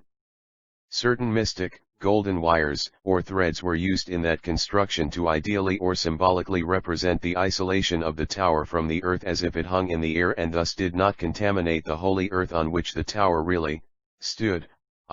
That ritualistic or symbolical fiction of ideally representing the contrary of the really existing, is well known to the Talmudist. By such a wire he surrounds the whole street and town and imagines them as private property. Degree shall later come back to this theme. Purity and childbirth. Remarks. Vendidad Farg 16. After Spiegel, by Bleek. Creator. When a woman is affected with blood marks, how to act? She must be removed from trees made for firewood, that being holy, to some dry hill, isolated, away from fire, water, bearsman and pure man, not to defile them. The law prescribes the manner of feeding her to be isolated, very plainly and sparingly. The theory is that woman during her menses is under the authority of Ahriman, and that in the Messianic age the mode of human propagation will be otherwise than by conception, birth, etc. General 3. I6, may contain a reflex of this ancient, Oriental view concerning woman having yielded to the temptation of the principle of evil, the snake, etc. In General 3, 2, the allegory represents Eve as being doomed to increased pain, pregnancy, and childbearing, to yearn for her husband and be subject to him. This may well be an echo of the hoary idea that man was born for immortality, and by sin and obedience to Ahriman he became subject to death and to propagate by conception and pain. We have thus far given a general outline of Zoroaster, the lawgiver and prophet of the Magi and the Mazdaean religion, of his doctrines and ethics, etc. Shall later give copious specimens from the Vendidad, the leading book of his Bible. There he will 1 see Spiegel page 91 and D. Pramji, Modern Parses. 2 Thn Rutz. Purity and childbirth. Remarks. 6 Leaders speak for himself, and the reader, fully prepared by our remarks, will easily follow him. It is not easy to determine which of these mentioned doctrines belong to Zoroaster and which to his predecessors and his successors. But undoubtedly it was he who spiritualized, moralized and purified the original cult of nature of the Iranians. He broke the power of idolatry and superstition and introduced nobler ideas about divinity, humanity, duty, human dignity, and worthy aspirations. As to the superstitions of his times he had to reckon with them. Many he no doubt abrogated. Many others, stronger than his civilizing influence, he had to spare and let alone. As the ancient rabbis on similar occasions he said, the Torah uses human language. He taught virtue in the name of God, holding up the serpent Ahriman as a stimulant for virtue and wisdom, just as the coachman holds up his whip for the lazy horses, or as the nurse frightens the child into obedience by the story of the goblins.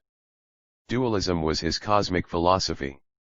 But the devas and drughas were but the whip of the schoolmaster, an educational means, a fiction. Zend Avesta surveyed, its books, its name. Ainquetil Duperon, the Frenchman who first attempted a translation of that collection of books, renders Zend Avesta by living word. Berneuve, the first scientific translator of it, claims its meaning to be city speech, the language of cities. I. Müller, Father Spiegel, and others explain it as denoting knowledge, wisdom, gnosis. Hang takes it as expressing intuitive knowledge, science reached by direct tradition, from mysterious sources, by a higher revelation, Zend meaning conscious or intuitive, and Avesta being knowledge, hence, Avesta is direct higher science, divine revelation, Zend denoting expounding and knowledge. Zend Avesta means thus the explanation of the divine revelation. The philologist Oppert has his own opinion and definition. So have other philologists. The language, the grammar, and mode of writing of the debris of the Avesta now extant, are far from being accurately known and definitely settled. That writing, language, and meaning are rather guessed than really known. The learned expounders of those themes are therefore not at one in their opinions. Indeed, the key to the handwriting, the alphabet of the Avesta collection is far from being found. Next, the idioms in which its several parts are composed have been forgotten, their etymology and grammar are rather guessed than known. But the greatest difficulty is the meaning of the technical words and of the figures of speech. It is all 62 Zend Avesta and Eastern religions. Expressed in sectarian formulae, in religious poetry, in hyperboles, in metaphors, probably with the express intention to be unintelligibly to the uninitiated. It is full of religio-technical terms which the stranger cannot easily master. Thus it is a sealed book. Read any of the renditions of the Avesta, and you feel the translator gave you the words, not its soul, not its inner meaning. The inner sanctuary was not accessible to him. Indeed, let a Mohammedan attend a Roman Catholic service, it will be a riddle to him. University professor reading the Talmud, though ever so good a Semitic philologist, knows the words, never does he grasp its inner sense. It will remain to him a sealed book born Parsi with a cosmopolitan education and modern speech, could alone, perhaps, unlock the full sense of the Avesta. Zend, Pazend, by Hogg. Later literature. A well-known Persian dictionary, the Burhan-i-Gate, says on our subject, the Avesta, or Asta is the exegesis or the book Zend. This is a book of the Magi which Zarathustra has composed on the fire worship, and further, Zend is the name of a book which Ibrahim Zarathustra has claimed to have come down to him from heaven. Pazend is the expounding of the Zend. Again, others believe Zend and Pazend are two works composed by Ibrahim Zarathustra on fire worship. Mohammedan writers contradict the opinion that the Zend is the original text of the revelation and Avesta is its expounding. They claim the very contrary, viz., that the Zend is the expounding and Avesta the text. Professor Hogg concludes essentially as follows, Avesta, Zend, and Pazend are the names of sacred books which legend refers to Zoroaster, viz., Avesta is the most hoary one originated by Ormazd. Zend is its exegesis and Pazend is a further expounding of that doctrine. According to the Pahlavi translation, Avesta is the denomination principally of older sacred songs, verses, prayers, laws, and statutes now mostly lost. They contained among others also dietary laws. The Bundahesh is a later treatise containing an outline of the Zend doctrines. Pazend is a further commentary on the Zend. The books of the Avesta proper are, the Vendidad, Yasna, and Visperd. The Corda Avesta may also be counted to it. In the 3rd century PC, the Persians reconquered their independence and soon, too, their old religious ascendancy under the dynasty of the Sassanids. Their king Ardashir and his son Shah 1c Hoxen study an, Deutsche Morgenländische Gesellschaft, p. 702. Zend, Zend. Later literature. 63 Poor raised the monarchy and the Zoroastrian religion to their pristine luster. Two great religious teachers collected and rewrote the ancient books. They added a commentary and a translation in the Huzvarish language, an idiom standing between the Avesta, the New Persian dialects and the surrounding Semitic tongues. At that time the Avesta seems already to have been in part unintelligible. Later on, a new literature arose on the Parsi religion. The most important work is the mentioned Bundhesh, a theological work, a compendium on the Avesta.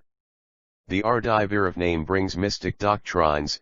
Further, the Minakird is a book of polemics against other religions. The Bhamanyashi is of the 7th century PC. Then came the Satyr, Zertusht name, and some modern works. Spigel Vend. 18-23, Mutual influence of Parsi, Jew and Christian. In that Sassanidean period the Talmud was compiled in the several Babylonian academies, those of Nehardea, Sara, Pumbedita and Machusa, while the Romano-Judean schools were decaying. Babylon became Israel's center. Jews cultivated Persian jurisprudence and learned the Persian language. There was naturally a frequent intercourse and mutual influenza between the several sects living all at peace. The Talmud brings a great many narratives witnessing to that intercourse. Forms and ideas in state, science, and worship were interchanged between them. Leading Jews were received at court. Many had high military posts. It is not quite easy to determine who was the borrower. Apparently that was mutual. The same was the case between the Christian sects and the Persians. There, too, was no doubt an adaptation of religious forms and ideas going on. On the whole, Jews were well treated by the adherents of the dominant creed. The Christians of Roman faith were less so, from jealousy. For dissident Christian sects found hospitality in Persia and thrived there. TFLL The advent of the Mohammedan conquerors in the 7th century. From the Sasanian period on, the 3rd to the 7th century PC, date the mutual influence and the numerous parallels between the three denominations, the Persian, Christian and Jewish. There was a constant, though silent process of adaptation, assimilation, and accommodation going on. When several sects live together under a wise and just government, which allows no mutual oppression or coercion, such a process will be the inevitable result. The several sects having an opportunity to collate, compare, and choose, there will result a constant improvement, a purifying and chastening of ideas and forms. 64 Zend Avesta and Eastern religions. In the entire ethical and social domain, the law of natural selection and survival of the fittest will prevail, and a certain similarity, if not identity, will be the outcome. This was the case in Persia under the Sassanids. Hence, came the striking similarities in the views, doctrines and customs of these three leading denominations. The Talmud is full of such parallel ideas and usages in the domain of religion, worship, jurisprudence, and social ways. Sometimes one is puzzled to guess which party was original and which copied. The best answer probably would be that in each instant the most rational party was prevalent, without any regard to whether that was the dominant creed or not. The fittest survived. Shor and Kohut. The late distinguished scholar and keen-eyed critic, O.H. Shor, published in a Hebrew periodical called Hehalas, in the years 1865 to 1869, Frankfurt AM, a monograph on parallels between the Mosaic Bible, Targums, Talmud, and the Avesta books. He showed their striking identities and contrasts in many doctrines, views, and customs, in religion, worship, marriage, mourning, jurisprudence, etc. He pointed out surprising likenesses between their views concerning paradise and hell, creation, deluge, angels, ghosts, good and evil spirits, resurrection, immortality, social hopes and issues, the Messiah, last end of things, and other views of the Talmudists, which he assumed as borrowed from the Parsis. Casuistical principles of law, jurisprudence, and religious customs were coming from the same source. These parallels in juxtaposition are exceedingly interesting and pointed, sometimes striking and offering much food for reflection. Shore's range of reading and thought was immense and his critical acumen sharp and bold, deep and vast. It is an intellectual delight to read him. With all that, I think that he was one-sided and exaggerated in his criticism. I believe it is far from safe to assume that in all his quoted instances the Talmudists were ever the borrowers and the Parsis ever the lenders. There was a mutual borrowing and lending rather, I think. The late Reverend Dr. A. Kohat, of New York, took up the theme after Shore, evidently having utilized preceding works on that subject. In 187-1, he published a tract on angelology and demonology in the Talmud dependent upon Parsiism. I could not get hold of that pamphlet and cannot judge of its merits. Shore felt aggrieved that Kohat did not mention him, Shore, and others as his authorities on that subject, and was occasionally very sarcastic on that score. No doubt K published first his monography, and that with an Shore, and Kohat. 65 paralleled wealth of thoroughness, wit, and learning. But as he published it in Hebrew, it was passed over unnoticed.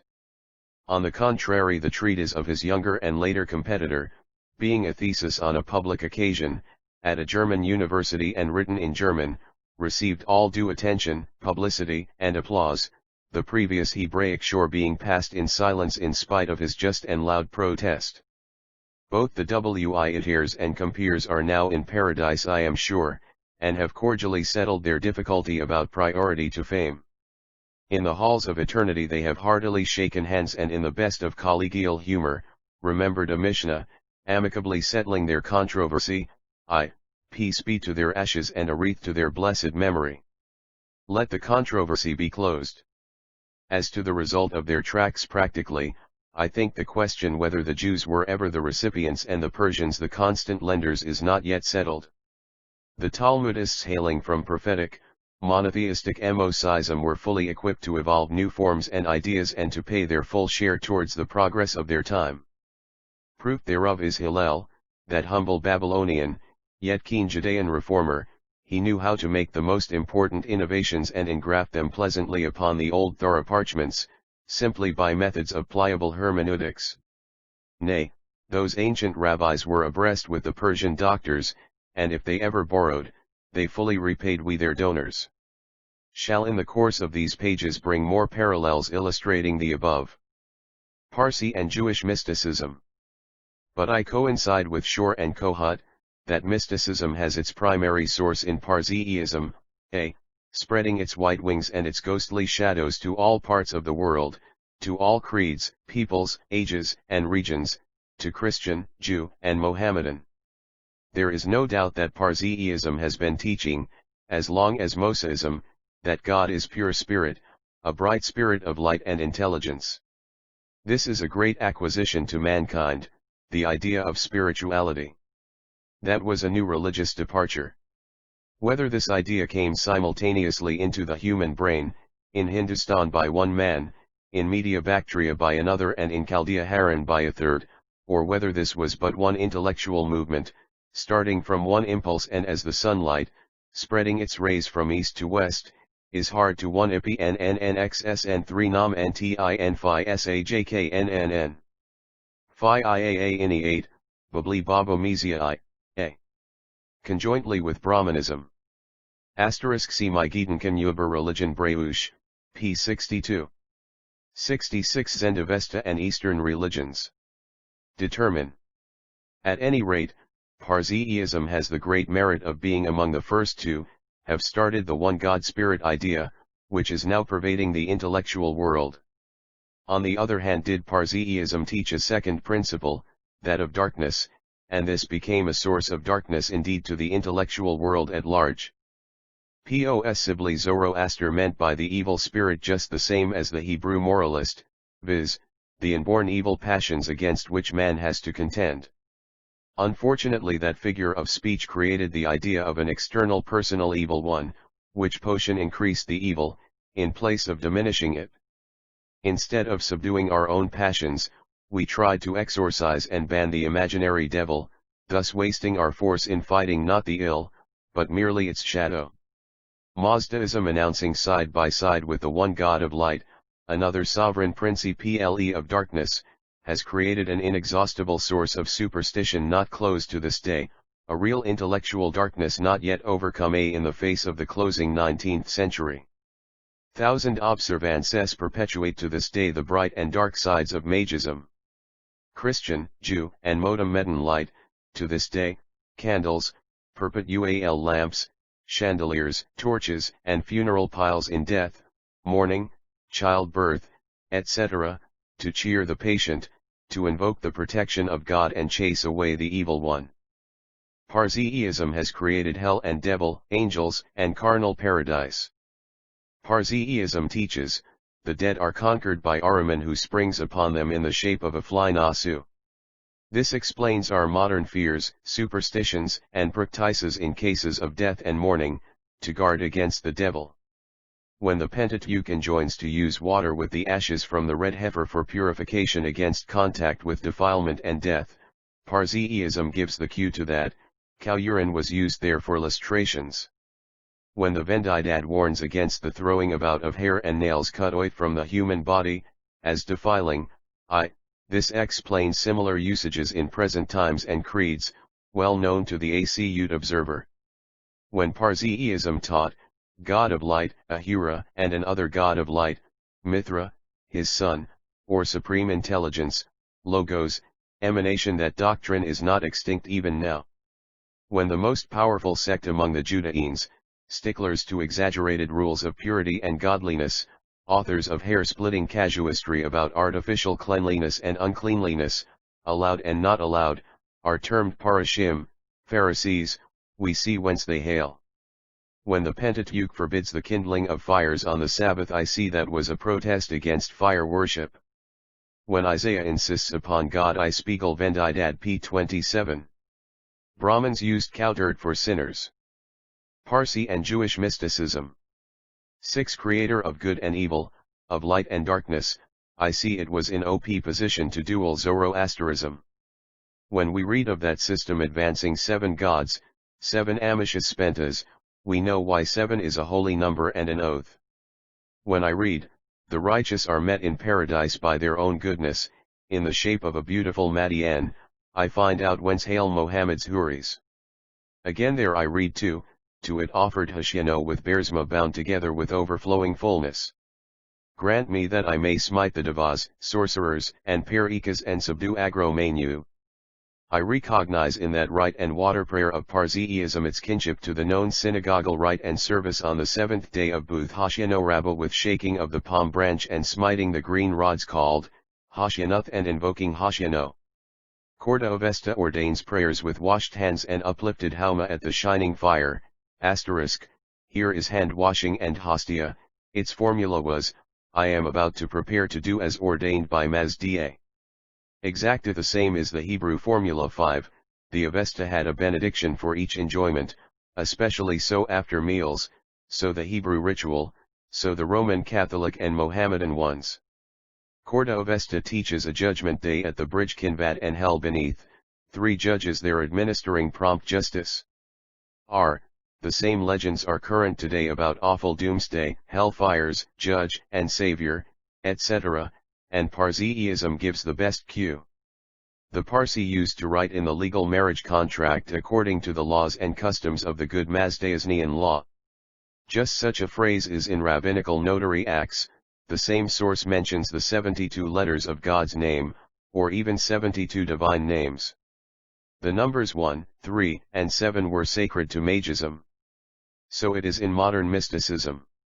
Charity is the noblest virtue is a Hebrew-Persian maxim. The Hebrew had tikioth kaf. The right hand pledged the faith ol Parses, Greeks and Romans. Truth was an epithet of Mazda Soagata, the seal of God is truth. The Dester or Magian high priest was dressed in white. So was the Hebrew one. So is the bride now. So was the Estnian Puritan, so the Hasidian Tzaddik now. So are the dead among modern Parsis and Orthodox Jews now. The Corda 1 Spiegel Bleak Corda Avesta, 137. A Corda Avesta P3, Spiegel Bleak. Pa 83 JRB in asterisk Ibid MP 144, Spiegel Bleak. 5 JO, 33, 6 Spiegel Corda Avesta, 171. Ma 7 Ibid M, 173. HVFWIRVDND IPNNTS asterisk JSN Ibid M, 199. 68 Zend Avesta and Eastern Religions. Avesta brings specimens of Mazdean confessions of sins, a veritable al-Het. They resemble similar confessional prayers in the common Hebrew prayer book, as two eggs do each other. They especially mention the sin of walking with one shoe, or without a skull cap, or without the kosti, or neglecting the priestly purity rules, or omitting saying grace after meals, evacuation, etc. Confession of wrong done to animals, asterisk, is unique in Magism. There is one thoughtful remark there which should be supplemented in our modern prayer books. It reads, pound 136 which is the best prayer, worth all that is between heaven and earth? That when one renounces all evil thoughts, words, and deeds shall later adduce a more parallels and illustrations. Religion with such a high God ideal, truth, and virtue ideal, Manwonian and work ideal, devoted to purity, usefulness, diminishing of evil with vice, and practicing charity, etc., such a religion is a glory to humanity, worthy to be remembered and studied as one of the great inspirations of mankind. But we must not overdo. Must not flatter and extol. Must not be slow in frankly adding, that it contained a great deal of superstition and extravagance which it would be desirable to see eliminated from human thought and practice. By meting out impartial justice to its bright and its dark sides, we shall render justice to the past and we to the future. Are the heirs of the past for good, we should discard harm from the future by eliminating ifet usages of the past. 1 Spiegel Corda Avesta, 154 to 156. 2 Con H38 Spiegel Corda Avesta, 164 to 167. Chapter 4. Brahmanism in India. For a full understanding of Parsiism, the doctrines of Zoroaster, the religion and legislation of Iran or Iran, it is absolutely necessary that the reader's attention should be called to the group of its sister religions of Asia, the cults which preceded it, which had their simultaneous developments with it, which even outstripped and survived it. Such are the Aryan denominations, and Brahmanism in its earlier and later forms especially. Brahmanism had the same origin as Magism, it departed from identical premises, from the same geographical, historical, ethnical, etc., surroundings, it necessarily had, in part at least, the identical evolutions. The march and unfoldings of both these great creeds and legislations are at first analogous, until later and gradually with the change of circumstances, geographical, physiological, political and social, their ethical differentiation became more and more marked, until at last they stand as diverse religions, systems, and sociological schemes. From that high, heaven-towering mountain chain, stretching about 350 miles in length and 40 to 50 in breadth, called the Himalaya, the snow palaces of southeastern Asia, flow down its two mightiest streams, the Indus and the Ganges, amidst vast, highly fertile plains, forming the great peninsula of Hindustan or East India, the country of the 7 rivers, of the Indus and the Ganges with their 5 tributaries, the Pendjab and Hepta Sindh. These great rivers give it its special and salient character, climatic and geographic, its flora, its fauna, its wealth, its advantages and its drawbacks, its races, castes, political, social and religious, peculiar traits and physiognomy. This is the scene and patrimony of Brahmanism, the great rival and sister religion of Zoroastrianism. Its dawn is grey with age, lost in past ages of prehistoric times. At the begin of the 6th century, BC, it had to contend against a great secession, Buddhism, the Protestantism of the East. But it vanquished it and remained victorious on that congenial soil, until in modern times it has to divide its dominion with Islam, recently with the Gospel, and at last with rationalism, Brahma Somaj, etc. The Aryan invasion. In prehistoric epochs, a great impulse started from among the Aryan tribes, roaming on the numerous habitable hills, in the vast valleys and oases of the mighty Himalayan mountain ridges. 170 Zend Avesta and eastern regions. Of the most powerful races of history, the Aryans, began to emigrate in search of new homes, as did later the Teutonic tribes invading Europe. On one side that emigration wended its way to the country southeast of Asia, intersected by the Indus and its 5 auxiliaries, the Punjab.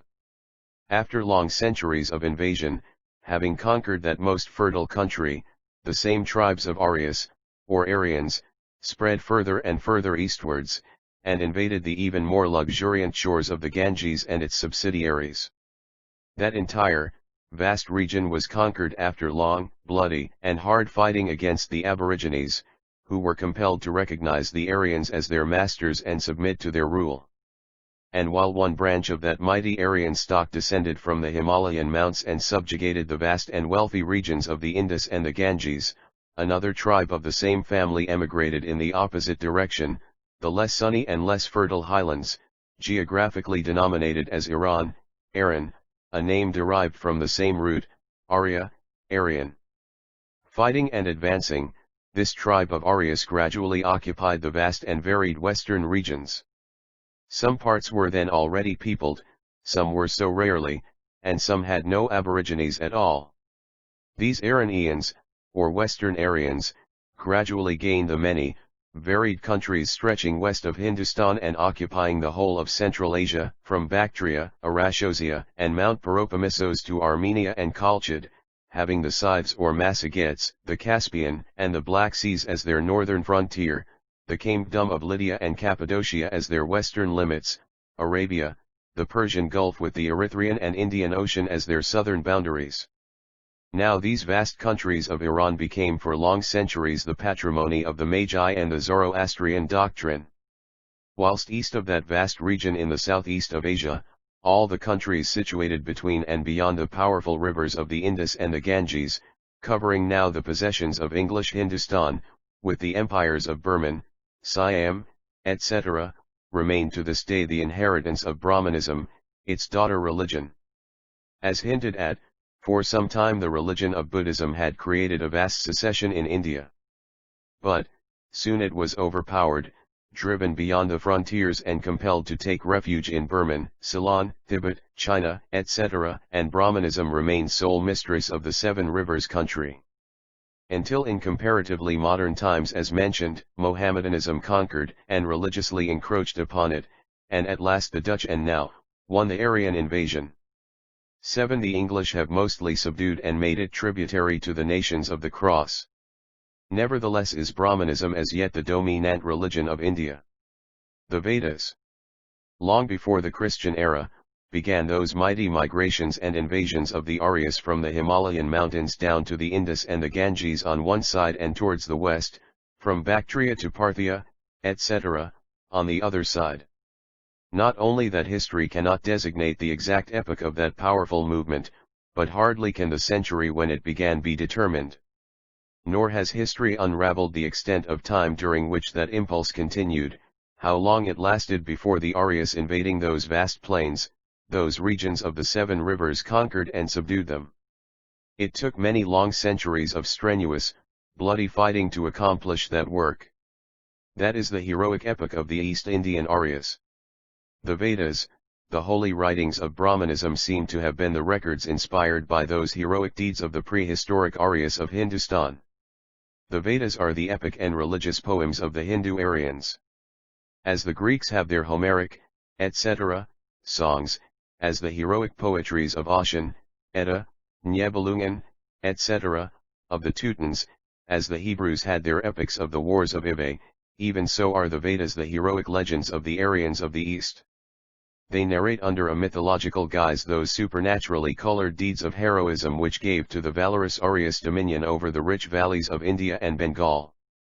The stories of the gods, the spirits, the heroes, the mythology, the fabulous achievements and the gigantic bhaktis, the triumphs, the disasters, etc., are narrated, sublimized and apotheosized there with all the naivety, the faith, the fervor, the sincerity and the admiration of proud and pious descendants, recounting the great deeds and the valor of the ancestors who gave them a country, a home, a hearth, wealth, and dominion. The original Vedic mythology of both India and Iran is akin to the Greek and Roman mythologies of even later times, the same views and ideas, naive notions about gods, men, world, and virtue, as the Greeks and Romans hailing from the same Aryan stock. Such mythologies are nature, hero, and ancestor worship. Such gods are forces of nature personified or heroes, leaders, patriarchs, chieftains of dynastic families and tribes, later apotheosized. Such gods are half-men and such heroes are demigods. The earth is the center of the universe and heaven 1 Nintai /Irhayat, NISD 72 Zend Avesta and Eastern religions. Is but the residence of the brave, the great, the good ones. These Vedas seem to have been composed by Aryan sages, holy men, rishis, later claimed to have been supernaturally inspired. They chanted the gods, taught the religion, presided over the worship, the sacrifices and, sometimes also, the councils of their tribes, clans, and hamlets. There were several such groups and nuclei of sages, families of priests, poets, and leaders in worship. Each tribe had its stock of priests and singers. When the Indian conquest was achieved and fully established, the several cults, inspired poems, and sacred rituals were sifted and revised, settled and harmonized all alike. Those writings became the Vedas, the knowledge, the scriptures, and those families of priests became the Brahmins, the legitimate leaders in worship and sacred lore. Brahman and castes. The etymological meaning of the word Brahman is not definitely cleared up. Having nothing positive on it, I shall venture a mere suggestion which criticism may adopt or reject. Brahm, Brahma, Brahman, the supreme godhead of the Hindu-Aryan mythology and the only one of reformed Brahmanism, may be akin to the Greek word abramos, powerful. Its root is brim-bri, heavy, weighty. Abramos is an epithet of the leading gods of Hellas, the great divine powers. Even so in the Shemitic tongues, in Bible, Quran, etc., God is termed Elohim, El-Elo, viz., power, I. Among primitive peoples, the deities were conceived as the personified forces of nature, and the leading deity was the power. Hence, Abramos, El-Elo power being the highest spiritualization of nature, in the primitive, human mind. It may be even that the name of the Semitic patriarch, Abraham, originally Abram, is connected with the same root, bri, brim, power. As that patriarch was the first to conceive in all power, the highest power, El Elyon, owner of heaven and earth, so he, too, was called by that name, just as the Hindu priest, teaching God Brahman, was himself called Brahman. General 17, 4, 5, deduces that name from the Shemitic Abram, High Father, enlarged to Father of many nations. But even Abram is rather an epithet of God than of a man, and a synonym of El Elyon, the highest God, the greatest power.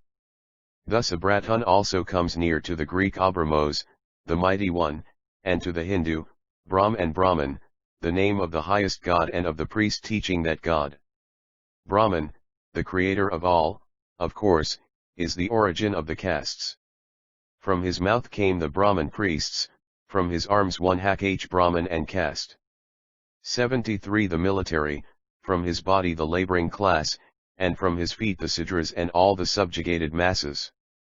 To all appearance, Brahman meant in the Vedas a worshipper, one who leads in prayer, a priest.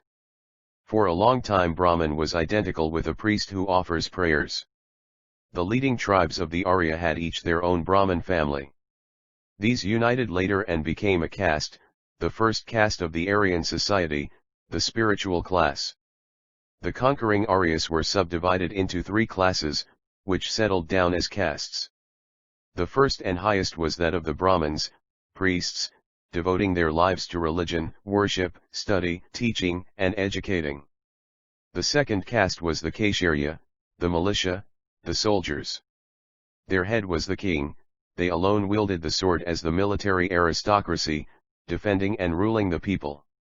The third caste was the Vaishya, the tillers of the soil, the traders, mechanics, dealers, etc. Thereupon followed a fourth recognized caste, the Sudras. That class embraced originally the remnants of the conquered tribes and races which had made peace with and submitted to the Aryan masters. They were the Gibeonites of the Indian society, its hewers of wood and drawers of water. But beneath them soon sprang up a host of conquered peoples, forming separate castes, that were rightless and considered as far below even the humblest Sudras. These corresponded to the European gypsies. They outnumbered by far the above four recognized castes. It is claimed that India counted over 30 such subdivisions, and that the Pharyas were as 10 to 1 to the said four categories recognized by law. Their names were many.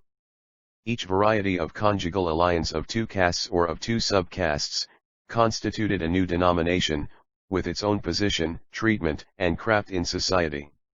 All mixed marriages were either forbidden or at least constituted a mésalliance, a degradation of caste, a descent in social rank. Whilst any matrimonial alliance of the first four classes with those beneath them was considered a defilement and constituted the offspring as outcasts, out of the law, and forming a new variety of subcaste. The law of Manu alludes to them as outcasts, Chandala, Pariah, etc. There were in all, some 40 castes remaining hereditary, from parent to offspring. So were there diverse rights and duties, social standing, and occupations. After the ecclesiastical despotism of the Brahmins, and after the political despotism of the military class, came that social despotism of the 40 castes. It was the most crushing and baleful, the greatest obstacle to improvement. That accumulated tyranny accounts for 74 Zend Avesta and Eastern religions.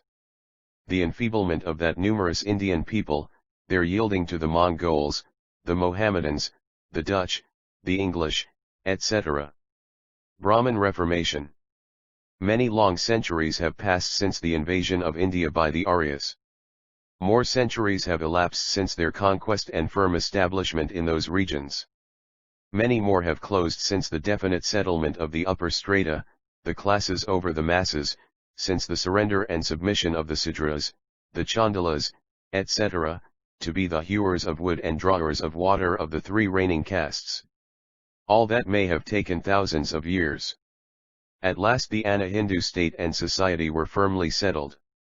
The Brahmins, the top of the social scale, took the lead. They presided at the temple, school, justice, worship, the palace, and at public festivals. As a class, they were not too glaringly ambitious, not too eager for wealth, dominion, and sensual enjoyments. They really devoted themselves to the study of religion, the Vedas, the cult, to teaching, meditation, sciences and public improvement, as far as understood then and there. As a body, the Hindu priesthood were indeed a spiritual and ethical aristocracy. Study and meditation, thinking and improving others was considered the most worthy occupation for them, it was so even above the cult and above deeds.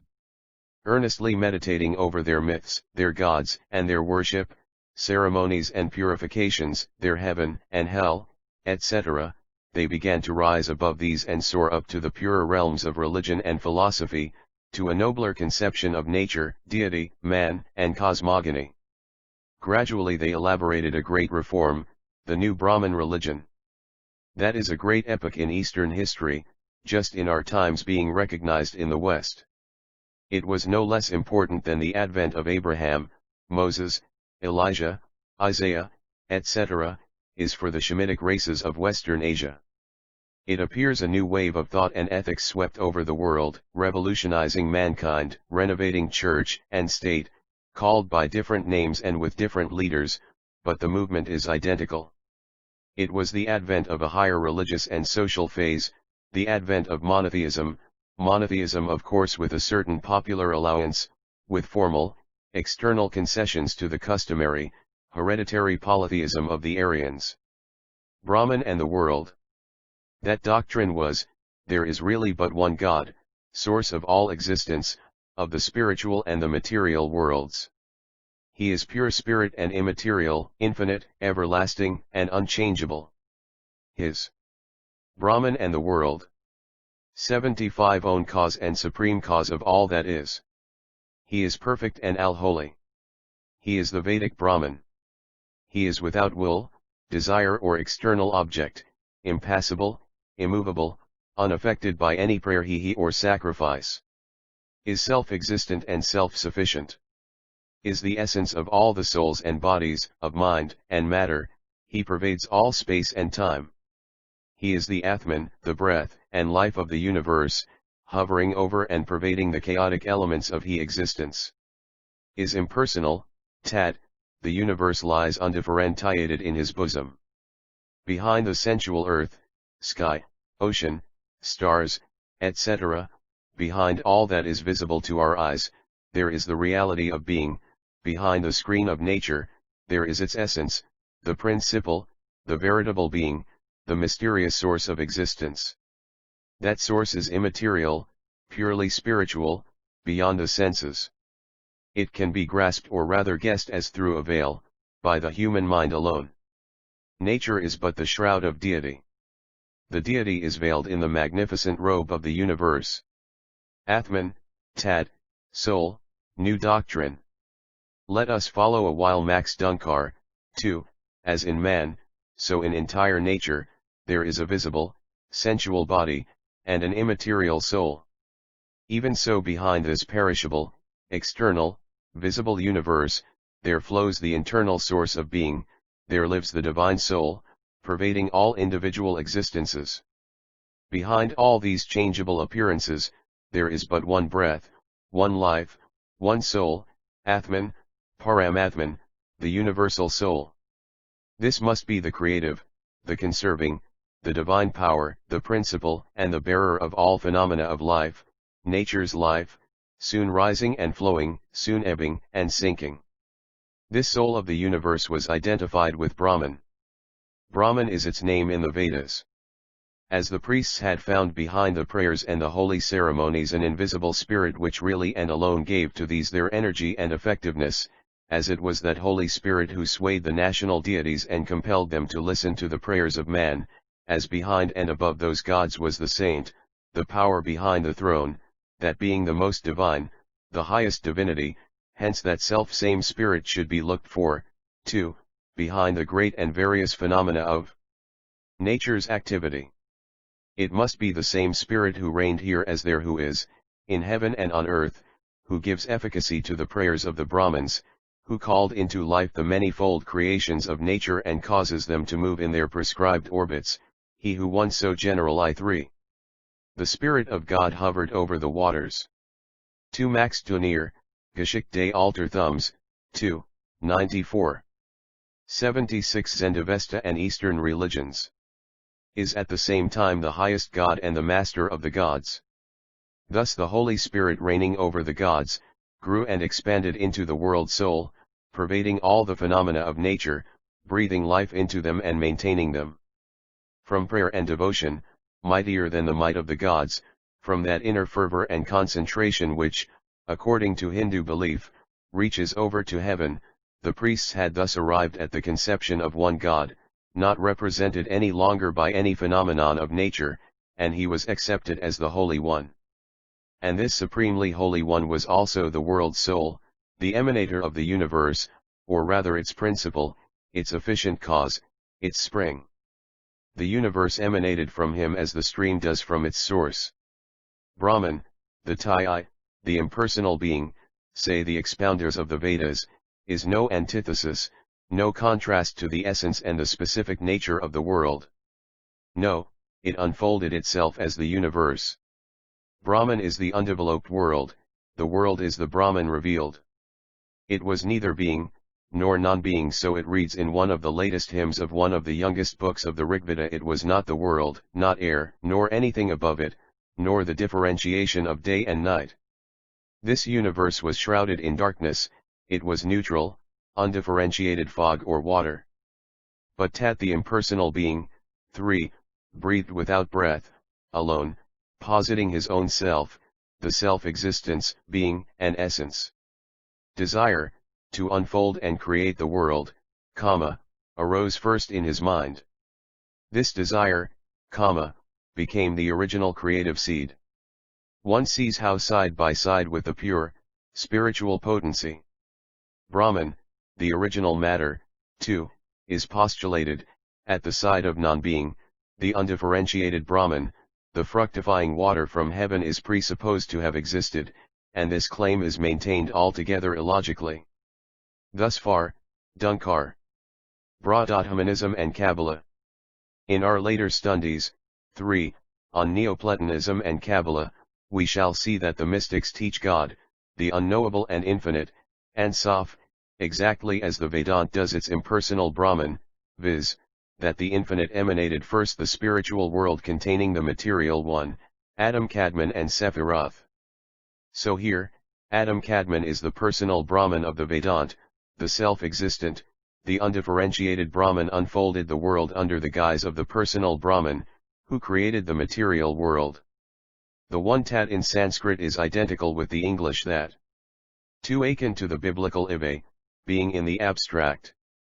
3 see Fluegel's Philosophy and Kabbalah, following this volume. Brahmanism and Kabbalah. 77 Kabbalah designates God also as N.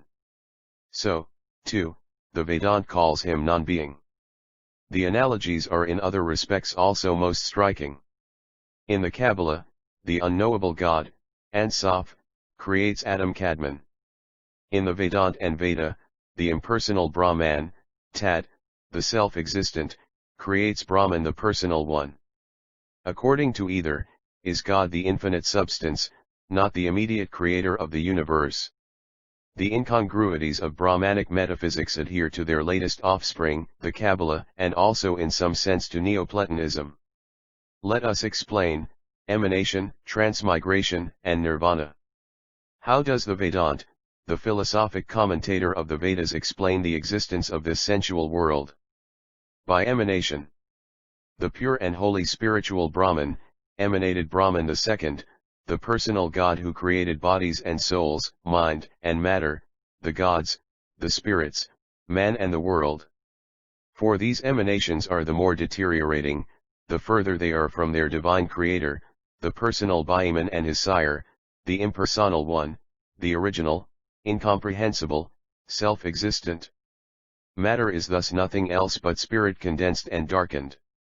The material world is the dim and obscured opposite pole of the spiritual world, the immediate development of the personal Brahman, who thus contains in potency both mind and matter. This doctrine, too, Brahmanism entailed upon all the mystics and the Kabbalists also. The human soul is a spark from the divine mind. As the fiery forge gives forth light chips, so the divine world soul radiates souls which are its own parts and elements. They are destined once to return to their source, Brahman, after their earthly pilgrimage. The human soul, contaminated by its shell, the earthly evil, is purged by hellfire and then by innumerable transmigrations and wanderings. It assumes temporarily many new shapes and bodies, of the several castes, the animals, from the elephant to the vermin, the plants and the minerals, according to its merits and demerits. After long and painful metamorphoses, it is purified, restored to its pristine effulgence, ascends to and is absorbed in Brahman, its original source. It becomes one with him. It is lost and assimilated in his divine being. This is termed nirvana in the Brahmanic sense, meaning absorption in the deity. Buddhism, too, teaches this nirvana doctrine. But, being atheistic, it means their simply annihilation, ceasing to exist. Brahmanic nirvana means ascension to and absorption in the divine essence. These latter doctrines, divine absorption and transmigration of the soul, are also entailed 78 Zend Avesta and Eastern religions upon modern mystics. Indeed, Brahmanism as the Kabbalah conceives, is a most rigorous monism, which leads to pantheism. There is but one substance. That substance is undifferentiated, it is self-existent, it is its own cause and cause of all. As the sunlight, it splits into several rays, into mind and matter, into the spiritual and material worlds. Gods, angels, spirits, bodies, men, animals, plants, minerals, good and bad, are all its emanations. The further and later the emanations are, the less spiritual, the less pure and lightful they are, until at the other extreme end they are matter, dark, bad, devilish. As the ether becomes air, says the Brahmin, as air condenses into water, into snow, into hail and ice, then again, the same process is reversed, ice becomes water, air, ether, etc., even so do from Brahman emanate the gods, spirits, souls, and bodies. They amalgamate with bodies and are brutalized. Then again, they are purified, spiritualized and return to the bosom of Brahman, their source. Brahmanism and Virgil's Aeneis. We have seen how the leading reformed Brahman doctrines of grey antiquity are identical with the Kabbalistic ones, especially with those of the Zohar, of comparatively modern date, the 13th century. But we shall find them squaring also with Romano-Greek philosophy, as expounded by Virgil in his Aeneis, Book 6. The very same views are reflected there about the universe being one body, animated by one divine mind, that world soul permeates the universe in all its single parts and governs it from within, as the human soul does the body. The human soul is a divine spark, wandering in this darkened world of matter, attached to some of its individual bodies for a special time. It becomes badly contaminated by this forced contact and is cleansed and chastened by fire, sufferings, and new transmigrations into other bodies, until at last it is purified from all its stains and earthly dross and enters its highest condition of apotheosis. When the Roman courtiers imagined the dying emperor becoming a god, this was later but a flattery. In earlier naive times it was a doctrine, a religious assumption, a philosophy in full earnest. The emperor was the highest and last transmigration of the wandering soul. In that imperial shape it had attained at all its pristine purity and luster, thus freed by death from its body, it reassumed its original condition, it became again a part of the Godhead in Elysium or in heaven. This doctrine, which is first Brahmanic, which we find again in later Jewish mysticism, we meet also in Virgil as a philosopheme and creed of the Brahmanism and Virgil's Aeneis. 79 Romano-Greek mythology.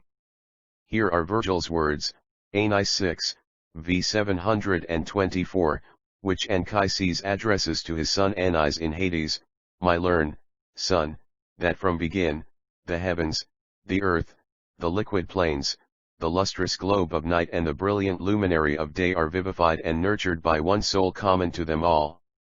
Penetrating and permeating the limbs of the world, the soul imparts the movement to the universe and infuses itself into that entire mass. It forms thus the diverse species and kinds of individual beings.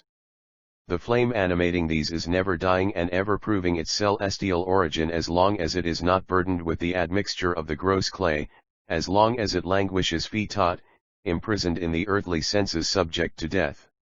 From this gross association are derived all the imperfections and passions of men. The spirit entangled in that dark prison of the senses, cannot pierce their obscurity and look up to heaven. Even then, when death has freed the soul from its earthly bonds, it cannot free itself entirely of the stains necessarily contracted during its union with the body. The inveterate spots of vice ever leave their profound impressions.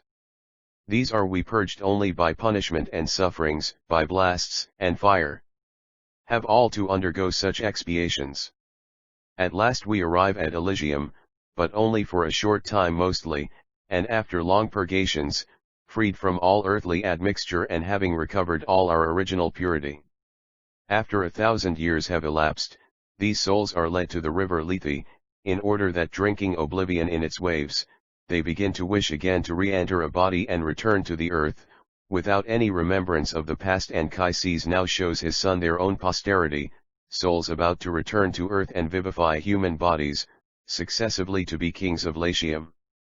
Thus we find here the hoary, Brahmanic ideas about God and world soul creation, government, Hades, human soul, its struggles, destination, sin, transmigration and redemption, all that we meet among the Greco-Roman mythologists and the modern Jewish mystics. This is another proof of the essential identity of leading popular views and doctrines.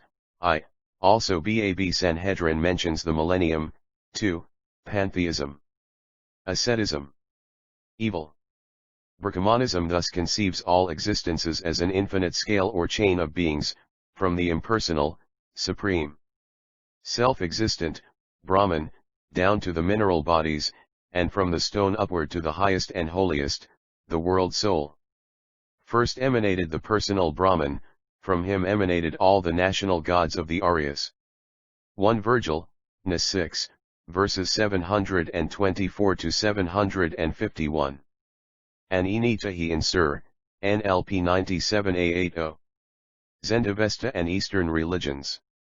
They are the appointed governors and patrons of the several parts of creation. There were 8 such gods in the first line, superintending the 8 regions of the world according to the notion of the Hindus. They had to protect them from the evil spirits, etc. Such were Indra, Yama, Varuna, Surya, etc.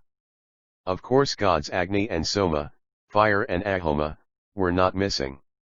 Soon their number rose to 12, as the months in the year, to 33 as the monthly days, as found also among the Parsis, soon rising to 3,339, to 33,000 and even to 330 million of gods. Of course that divine host needed their food and praises, and the ancient sacrificial cult was continued in their behalf. After the gods, Brahman created the spirits, the several castes of men, the animals, the plants, lifeless, dumb matter came last, the dispirited and lightless, final and farthest emanations, the darkest condensations of spiritual Brahman. The entire material world, spiritless, lightless, impure, imperfect and unholy, was thus of evil. It was so already with the Hindu Brahmins, not only with the Magi. It was even worse. The Magi discriminated in the material world between a creation of good and one of evil, that of Ahura Mazda and that of Engros Manu. Nature, the bodily universe, was originally created by Mazda for good, as is the biblical view. Ahriman spoiled it by counter-creations. Hence, there was according to Mazdaism, a holy and an unholy nature. Worse in Brahmanism, all nature, the sensual world, is Brahman-dimmed, imperfect, perishable, ephemeral and transient, as the bubbles on the water appearing and disappearing. It is impure and sinful. It is essentially evil, has no right to exist and is to be annihilated. The soul is therefore to get rid of the body by all the means at its disposal, even by fire, sword, exposure, starvation, actual suicide. Hindus are to spare their neighbors and the animals, even the flies. Flesh meat was forbidden on that score. All was to be spared except one's own body.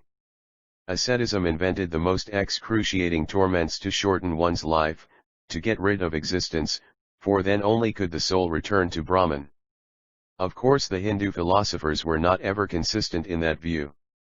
It was yet a partially accepted duty to build a house, raise a family, defend society, etc. But this was done but half-heartedly. The best of mankind, the Brahmins, at a ripe age, were to leave the world, go into the forest to become dvijccs, hermits in the forest, live on roots, on alms, exposed to the inclement weather, to cold, rain and heat, to wild beasts and starvation, and devote to meditation and prayer. Maurice Fluegel. Zend Avesta and Eastern religions, Pantheism. Ascetism. Evil. 8 leaders to the severest forms of ascetism and self-torment and die in, the contemplation of deity. Having seen children and grandchildren, they retired from the world, renounced country, family, home, friends, and all comforts and willfully sacrificed health and life.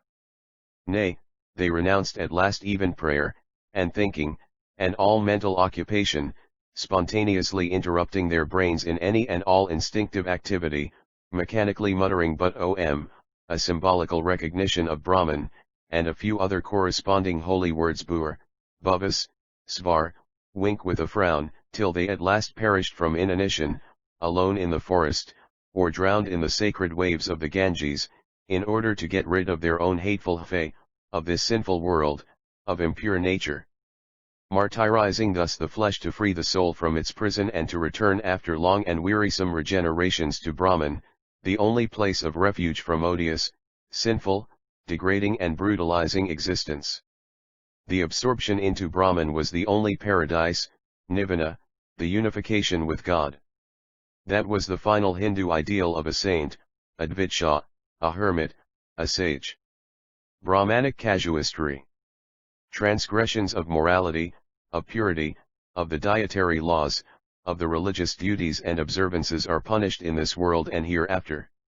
Transmigration, repeated births in different bodies, is a great resource of priestly rewards and punishments. Good life in one body will be rewarded by regeneration in a nobler body, a higher caste, or a finer animal. Mean life will have to pass into a lower body, even myriads of times, into that of a wolf, a rabbit, a mouse, a frog, a plant, a thorn. All individual bodies are but the shells and temporary habiliments of souls. Yonder cow, ass, or snake may be the residence of the soul of someone's parent, brother or friend. Hence, comes the prohibition of killing animals for food, from fear it may be one's own father one slaughters. Ovid, the Roman poet, puts that plea into the mouth of the philosopher Pythagoras himself. 2. Some of such ideas are characteristic. The slanderer is punished with stinking breath, in this life, besides hell 1 Manu. 2, 76-78. 3 Manu. 9, 47-54. 2 Ovid Metamorphose, 15, 75. Parasite, mortals, dapibus temerare nefandis corpora. Sunt fruges, sunt deduce antia ramos pondera poma sua, tumitic invitibus prodigadivi tia zoltnantiki mishatel lasigerit, et cipula sinxid et sanguine percebet, curi first sedant jejunia. Take care mortals, not to soil your bodies. With abominable food. You have grain and fruit weighing down their branches. Liberal earth furnishes sweet nourishment in abundance, offering food without murder or blood. Wild beasts appease their hunger with flesh. 82 Zend Avesta and Eastern religions. And innumerable mean transmigrations after death. Prayers, fasting, self-castigation and suicide may mitigate misdeeds committed. To who chant 1,000 times certain prayers can atone for crime. Uproots uselessly a plant, should in atonement follow and tend for a day a cow, the favorite animal in India. He who ate something forbidden shall for a month eat but rice, beginning the first day with 15 mouthfuls, going down to 1, and after 15 days take each day 1 mouthful more up to 15 mouthfuls.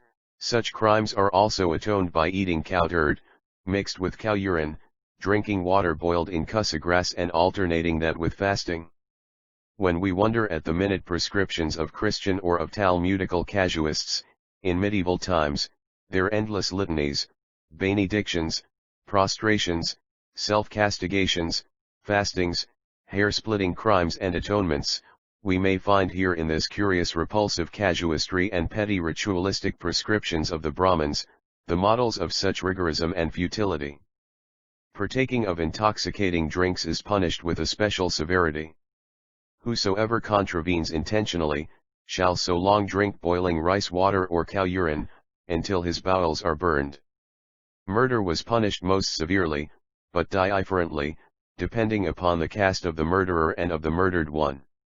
Brahman ceremonial. The Brahman is to rise before dawn, he shall bathe and sing a hymn to the sun god, he prays long at morning and evening, he offers sacrifices 5 times daily to the gods, the spirits, and the ancestors, invoking Brahman with repeated exclamations of / 2, his garments must be ever clean and white, never worn by any other person, his hair, nails, and beard must be clipped. He wears golden earrings and a wreath on his head, he holds in one hand the bamboo staff, in the other the cussa grass, corresponding to the Magian bearsman, and a water pitcher, emblem of poverty and purification. He shall not play dice. He must never sing or dance, except as a part of the ritual. He should not gnash his teeth, nor one manu. 9, 212-216. OM2 This exclamation is a solemn affirmation, true one sure. It is to all appearance akin to the Hebrew pn, the Greek amen, Latin and all modern languages, amen, hence omnomi, omne, omazw, I swear, the root of which is the nearest to the Brahmanic om. It must be of hoary antiquity, identical in Aryan, Eastern, and Western languages, as well as in Semitic ones. I am inclined to think omen to be a derivative from the same root, not from osman as believed by others. Brahman ceremonial. 83 Scratch and cut his head nor any other limb. He must not step upon ashes, hair, bones, nor on growing cornstalks. He shall not in any way damage the soil, nor the plants, nor hurt man or animal, especially a cow, the favorite animal there. Morning, midday, and evening, he shall not look ipto the sun. When at the altar, or reading the sacred writ, or when eating his meal, he is to bare his right arm. This corresponds to the covering and uncovering of the head during prayer, in the church, mosque, and synagogue. Fire must ever be sacred to him. Kindling the fire is the beginning of worship. He shall not stir it up with his breath, nor otherwise treat it as a mere tool, nor throw into it anything rotten, offals, etc. Nothing impure must be thrown into the water either, as blood, unclean water, spittle, etc. 1. The dietary laws are very severe and elaborate, especially minute for the Brahmin. The Catholic Church distinguishes, 2, between layman and priest concerning the diet. The Pentateuchal dietary laws were also intended mostly for the priests. It was not so exacting concerning the common Israelite. This we can especially recognize in the suggestions of the prophet Ezekiel on that head. The later Pharisees nivellated that point, extending these privileged priestly observances to all the Israelites. All are realizing the ideal of a kingdom of priests and holy nation, expressed already in 2. Moses Ig. 6 Brahmanism and Zoroastrianism. We have thus attempted to offer a short and succinct outline of Brahmanism, no doubt a very imperfect one, a mere sketch, to the end of enabling the inquisitive student to gain a correct view of Zoroaster's doctrines as found in the Zend Avesta. The intelligent reader will see at once that between the two doctrines there are strong parallel features and a community of physiognomy. He will easily recognize that both are daughters of the same mother. The ancient ancestral religion or mythology had been entailed from the pristine Aryan stock. It spread from the regions of the Himalaya, on one side, east to the plains of the Indus and Ganges, and on the other, west, to the Iranian countries from Bactria to Media and Parthia. After centuries of battling against the aborigines of both these great divisions of the land, the Aryan mythology at last had to yield and mold itself to the new circumstances and surroundings, to the new populations and times, to its new and vaster home, to the new social features and arrangements, above all to its own new genera, one parallel to Parsiism, its sister religion. 84 Zend Avesta and Eastern religions. Shin of Aryan children. From rustic, humble, marauding, poverty-stricken nomads, these had become proud conquerors, owners of vast territories and great wealth, masters of a population far advanced in the arts of refinement and of luxury. That original, grey, naive, Himalayan religion, of primitive nature, interfused with hero and ancestor worship, had now to submit to great reforms, to startling innovations, nay, to radical changes, especially in its philosophical, metaphysical aspects. The Brahmins in India, as the Atharvans or Magi in Iran, spared as much as they could, the popular myth, conceptions, and observances. But the inner sanctum, the kernel of the system and cult had to give way. West and East, the new Aryan generation adopted new views and ideas about world, man, worship, God, objects of life, etc., and these created here Brahmanism and there Zoroastrianism. Aryan Reformation. In India these new views and ideas arrived essentially, though not formally, at a real, spiritual monotheism. Brahman, the Atman, the life and breath of the universe, the supreme intelligence, the world soul was the unique substance of all existence. He was the supreme God. All the popular gods were but his subordinates, agents, messengers, or perhaps simply his attributes, his phases, divine aspects from a human standpoint. While among the West Aryan races, in the Iranian countries, Zoroaster or the Magi brought about their own reformation of the same Aryan mother creed. They, too, postulated a qualified monotheism, the religion of Ahura Mazda, who came even nearer the Shemitic Elohim, Ive. He was the only one, supreme, spiritual God, providence and creator. But at his side the Magi gave somewhat more prominence to the principle of evil than the Brahmins did. They admitted thus a formal dualism. Opposite to the one, supreme God of light, of goodness, and truth, sat Engros Manu, the dark, wicked spirit, the author of lies, evil, and sin. The Magi were decidedly monotheists. But recognizing the stern fact of evil in the world, they did not slip over it, they emphasized it boldly. They put their finger upon that clashing hiatus in the universe. They declared that there must be a pretty independent principle of evil, too. Hence, human virtue means not so much as to pray, meditate, and offer sacrifices, but a deal more, viz., fighting evil, making efforts for good, and assisting actively Ahura Mazda in his good creation, cooperate with him and help forwarding good and resisting evil. This they termed virtue, war Aryan Reformation. Aidship, wisdom, serving Mazda, and battling against Ahriman. Theirs was a religion of deeds, less of creed and prayer. This view of active religion, assisting the deity in doing good, we find also among Jewish moralists. By such deeds, man becomes a partner of God. This Persian doctrine is termed dualism, in contradistinction with monotheism. Yet this distinction is really without a difference. The Zoroastrians or Magi did not worship two gods. They were really monotheists. They described Ahura Mazda nearly as the Bible does Ive. They worshipped not Engros Manu, they feared him, abhorred him, and fought him. The very emblem of a Magi was the Bersman, a bundle of rods to destroy the creations of Ahriman. Just as the Brahmin bore in his hands a bamboo staff and a bundle of kusa grass. Thus we see that both the branches of the Aryas, east and west of the Indus, reformed their former naive polytheism to a qualified but essential monotheism. Both revered but one God, though they allowed the ancient mythology a place, for popular purposes. Evil in India and Iran. Why was the principle of evil more prominent with the Magi than with the Brahmins?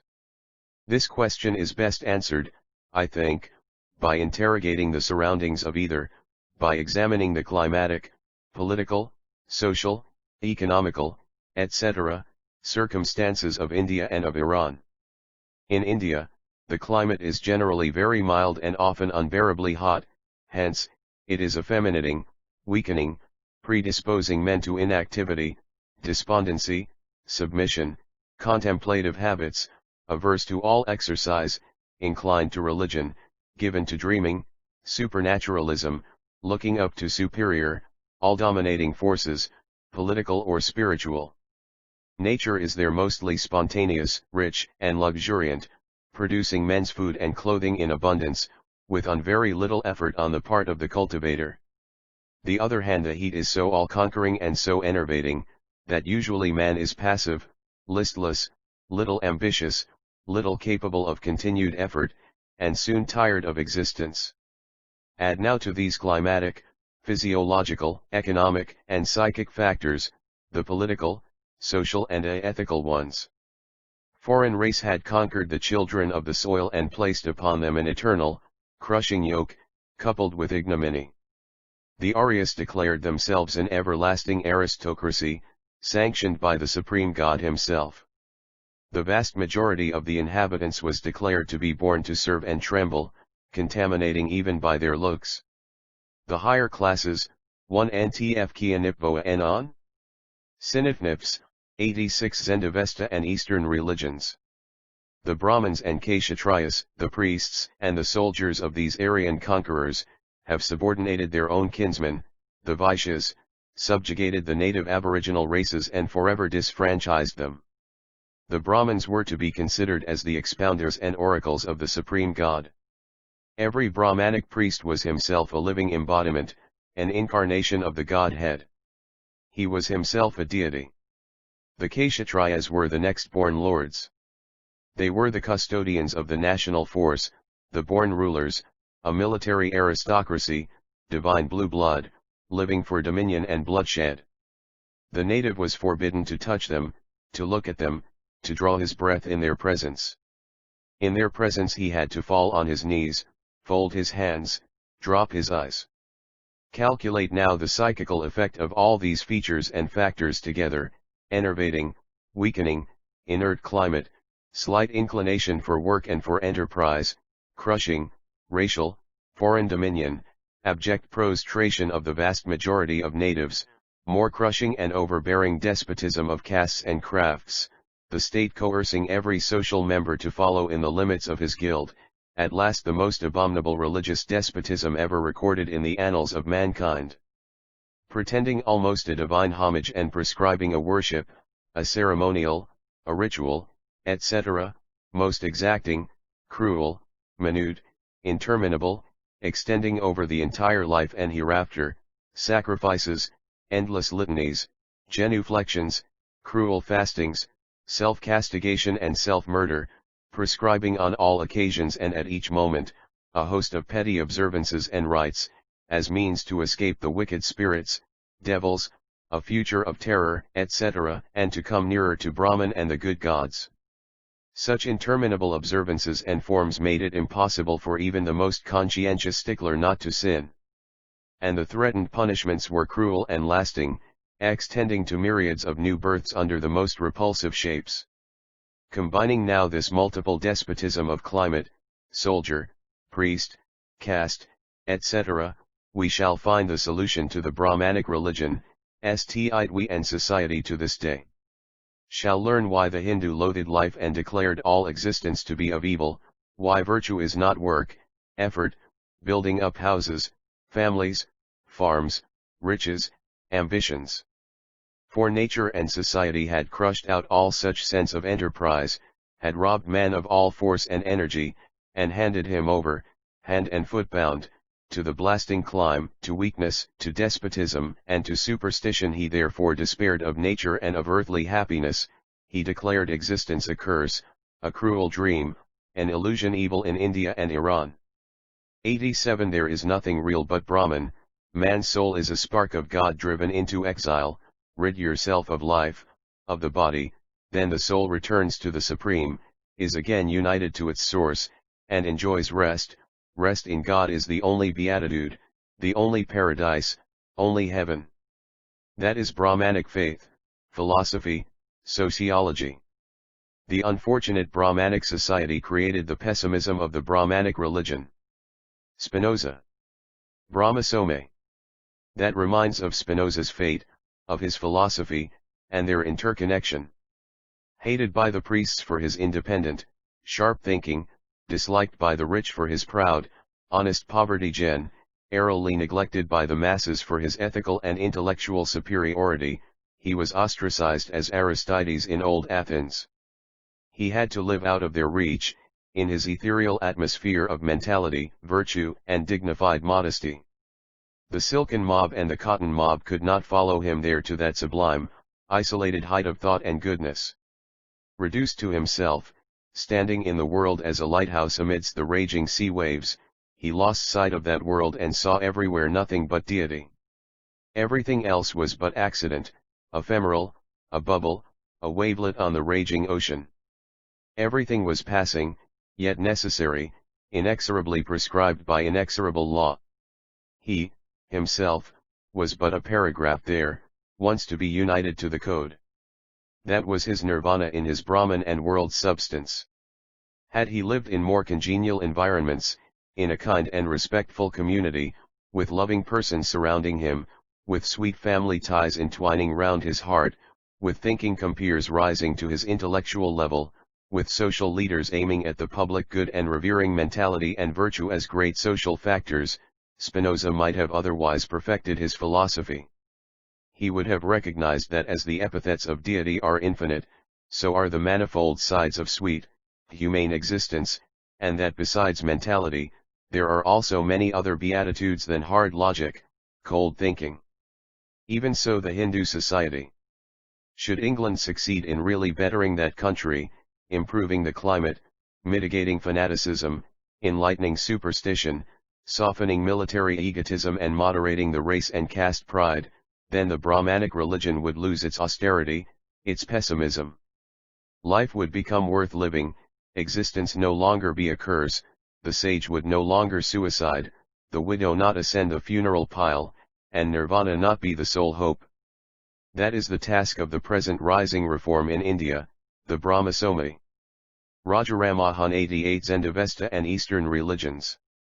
Roy, its first founder, and Keshav Chunder Sen, its continuator, have correctly guessed the intrinsic monotheism and essential rationality of Brahmanism of 2000 years BC. They coming nearly 2000 PC, justly reconnect their social and religious movement with that hoary date. Their predecessors of 4000 years ago, may have had their reasons for retaining, at the side of their monotheism, the castes and parias, the myriads of observances, with polytheism and asceticism. The leaders of the present Brahmanic Reformation can safely afford to drop the old Aryan gods, castes, sacrifices and the pessimistic nirvana. They can securely teach the biblical one God in spirit, one human race, equality of sexes, one right, and one homogeneous society with pure thoughts, words and deeds as cult, and the hope for education, happiness, and freedom for all peoples and individuals, as the goal of human history. Zoroaster's Reformation. Though starting from the same, original creed and the same premises as the Indian Aryas, Zoroaster's Reformation arrived at other theological aspects and other sociological, etc., conclusions. That vast conglomeration of countries and peoples of Iran, from Bactria to Parthia, from the Caspian Sea and the Oxus River to the Erythraean and Persian Gulfs, exhibited the most varied, opposite climates, soils, vegetations, political formations and societies imaginable, the extremes of cold and heat, of blooming, rich, luxuriant oases, and of arid steppes and sand deserts, howling winds and blizzards coming from the northern seas, lakes, and mountain ridges, alternating with the vast intermediate transitions and extremes, with sunny valleys and earthly paradises, as in Persia, Susa, Media, etc., contrasting so abruptly with the dreary steppes, the snow and sand deserts often close by. These startling contrasts of soil, clime, vegetation, and living growth, the formations of mounts and adjacent valleys, of peaks over 20,000 feet high and of bottomless precipices, of gardens and steppes, paradises and deserts, that gives the first clue to the religion, the philosophy, the polity, and the sociology of the Magian religion. Dualism was here imprinted on the face of nature and man. The icy winds, the scorching sun rays, the avalanches of sand and of snow, the miasma of swamps, and the chills of vast pools and dark forests, clashed horribly with the frequent oases of green, lovely, cultivated lands, busy, flourishing cities, industrious and thriving husbandmen and craftsmen. Here were paradise and hell side by side, staring the beholder in the face. Here the helpful hand of man was all emperor. Zoroaster's Reformation. 89 Tant, laziness was the greatest crime. Activity, draining swamps, cultivating orchards and vines, raising crops, extirpating the wolf, the bear, and the tiger from the entangling woods, were great virtues. It helped the good creation of Ormuzd. It annihilated the mischief of the wicked drugs. Labor, effort, solid work, building cities, draining, clearing, irrigating, opening wells, planting fields, raising breeds of dogs, horses, cattle, sheep, storing up provisions, developing crafts and tools, paving streets, opening roads and canals, restraining lawlessness, theft, and murder, protecting life and property, erecting homesteads, rearing families, establishing government and order that was virtue, that had sterling meaning, a scope fully worthy of man. Here that was possible and desirable, it required strenuous efforts and continuous labor, but it was meritorious and useful. Hence, the leading doctrines, the principles of good and evil were more salient in Iran and less so in India. Man could cope with nature in Iran, he was powerless in India. The blasts of cold and heat, storm and steppe could be overcome there, heat and pestilence and tyranny could less be vanquished here. India induced despair and asceticism, Iran effort and perseverance. Hence, virtue and religion in India meant resignation, self-mortification, passiveness, renunciation of happiness and of life, desiring nothing but nirvana, absorption in God. Hence, the Hindu philosophy, the world is but an illusion, existence and life are a curse and a punishment, body and nature are lies, sin and impurity, really there exists nothing but Brahman, from Brahman man's soul was derived and to him it is destined to return. That was religion, virtue, social science, the Messiah ideal. While in Iran, man could subsist only by willpower, work and effort. Therefore, religion was not resignation, contemplation, a hermitage in the forest, and starvation.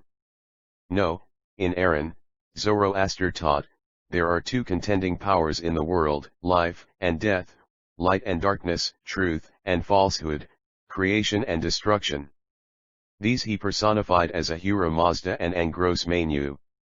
He called upon his adherents to follow the one and to abhor the other, to do this not by prayers, meditations, and observances solely.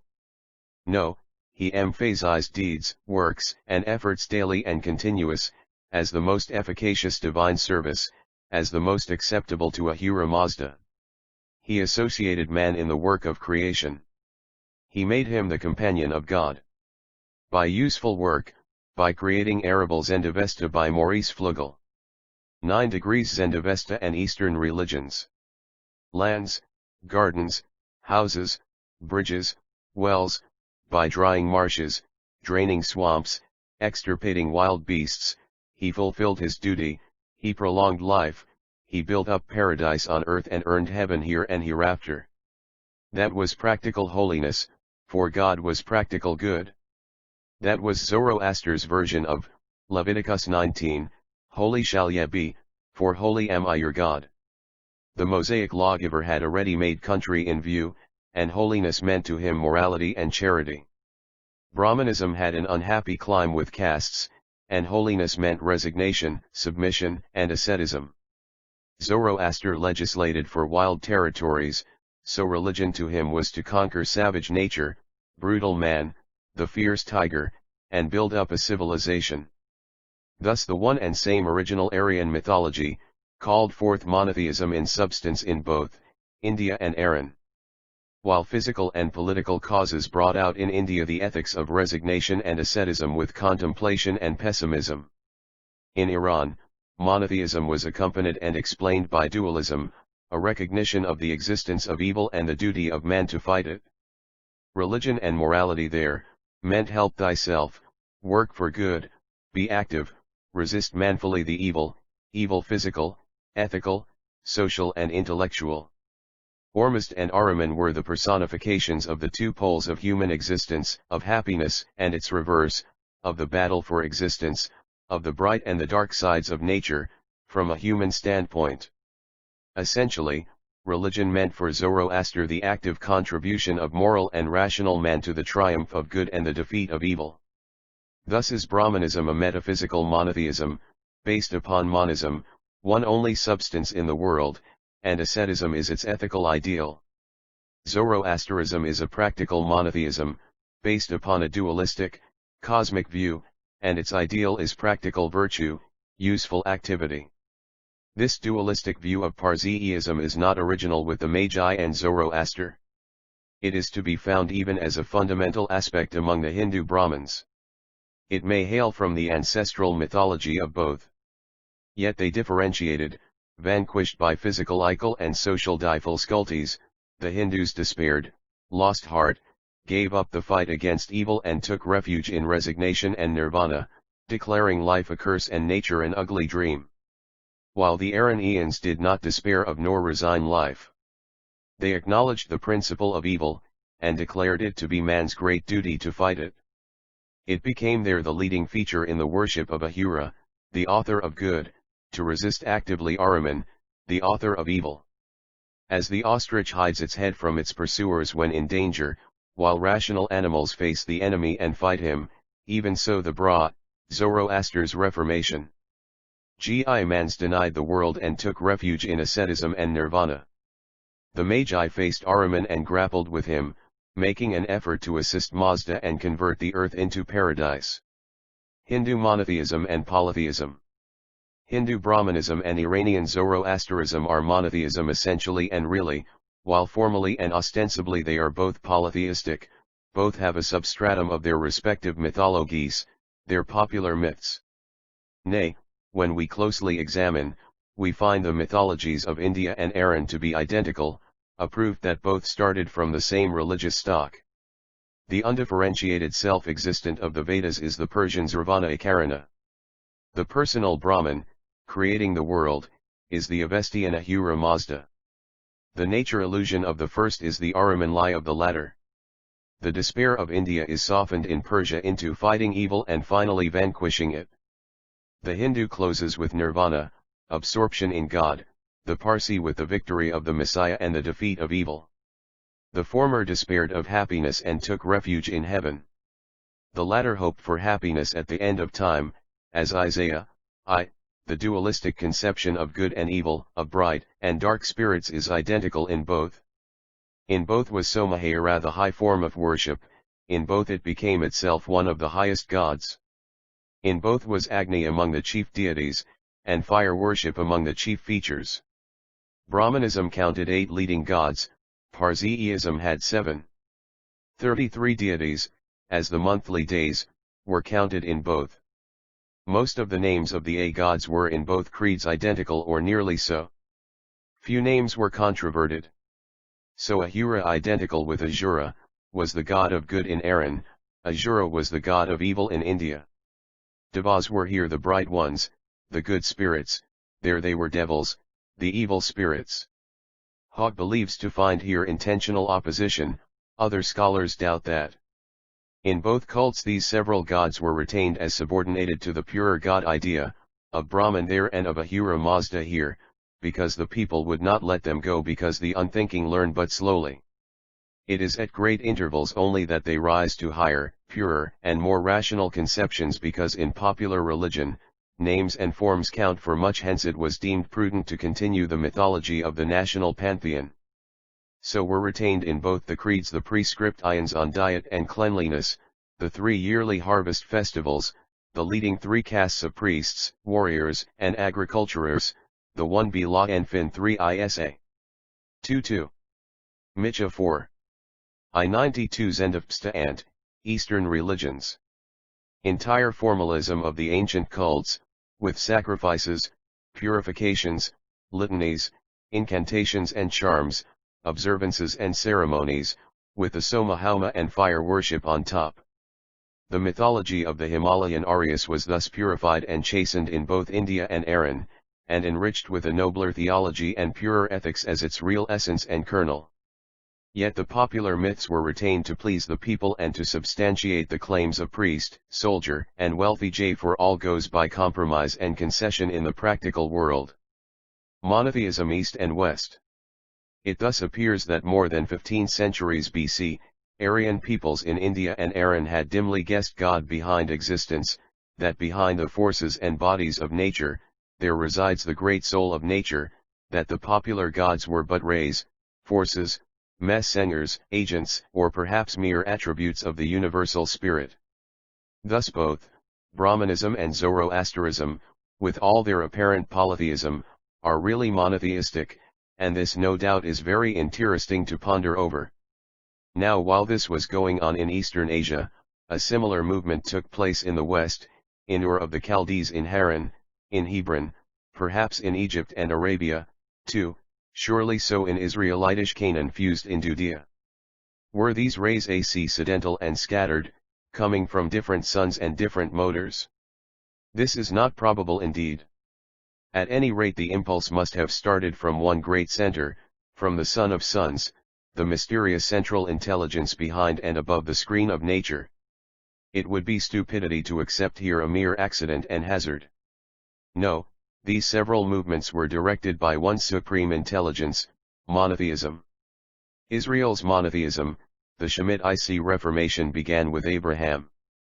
The Western mythology paled and yielded to the highest power, owner of heaven and earth. Gradually that Abrahamic, timid, qualified monotheism proceeded ever bolder under the guidance of the Fapedic school, to expunge the remnants of the mythologic gods and worships, notions and practices, which outside of Israel kept their ground yet for 2,000 years, to the advent of the Nazareth and Mecca initiators. While in Israel, monotheism became fully victorious with Ezra and the return from the Babylonian exile. With Abraham, commenced the aggressive policy of monotheism. It grew with Moses, Joshua, the prophets, the psalmists, the scribes, the Pharisees, and the Maccabees. These defied and vanquished mythology and enthroned pure and unalloyed monotheism.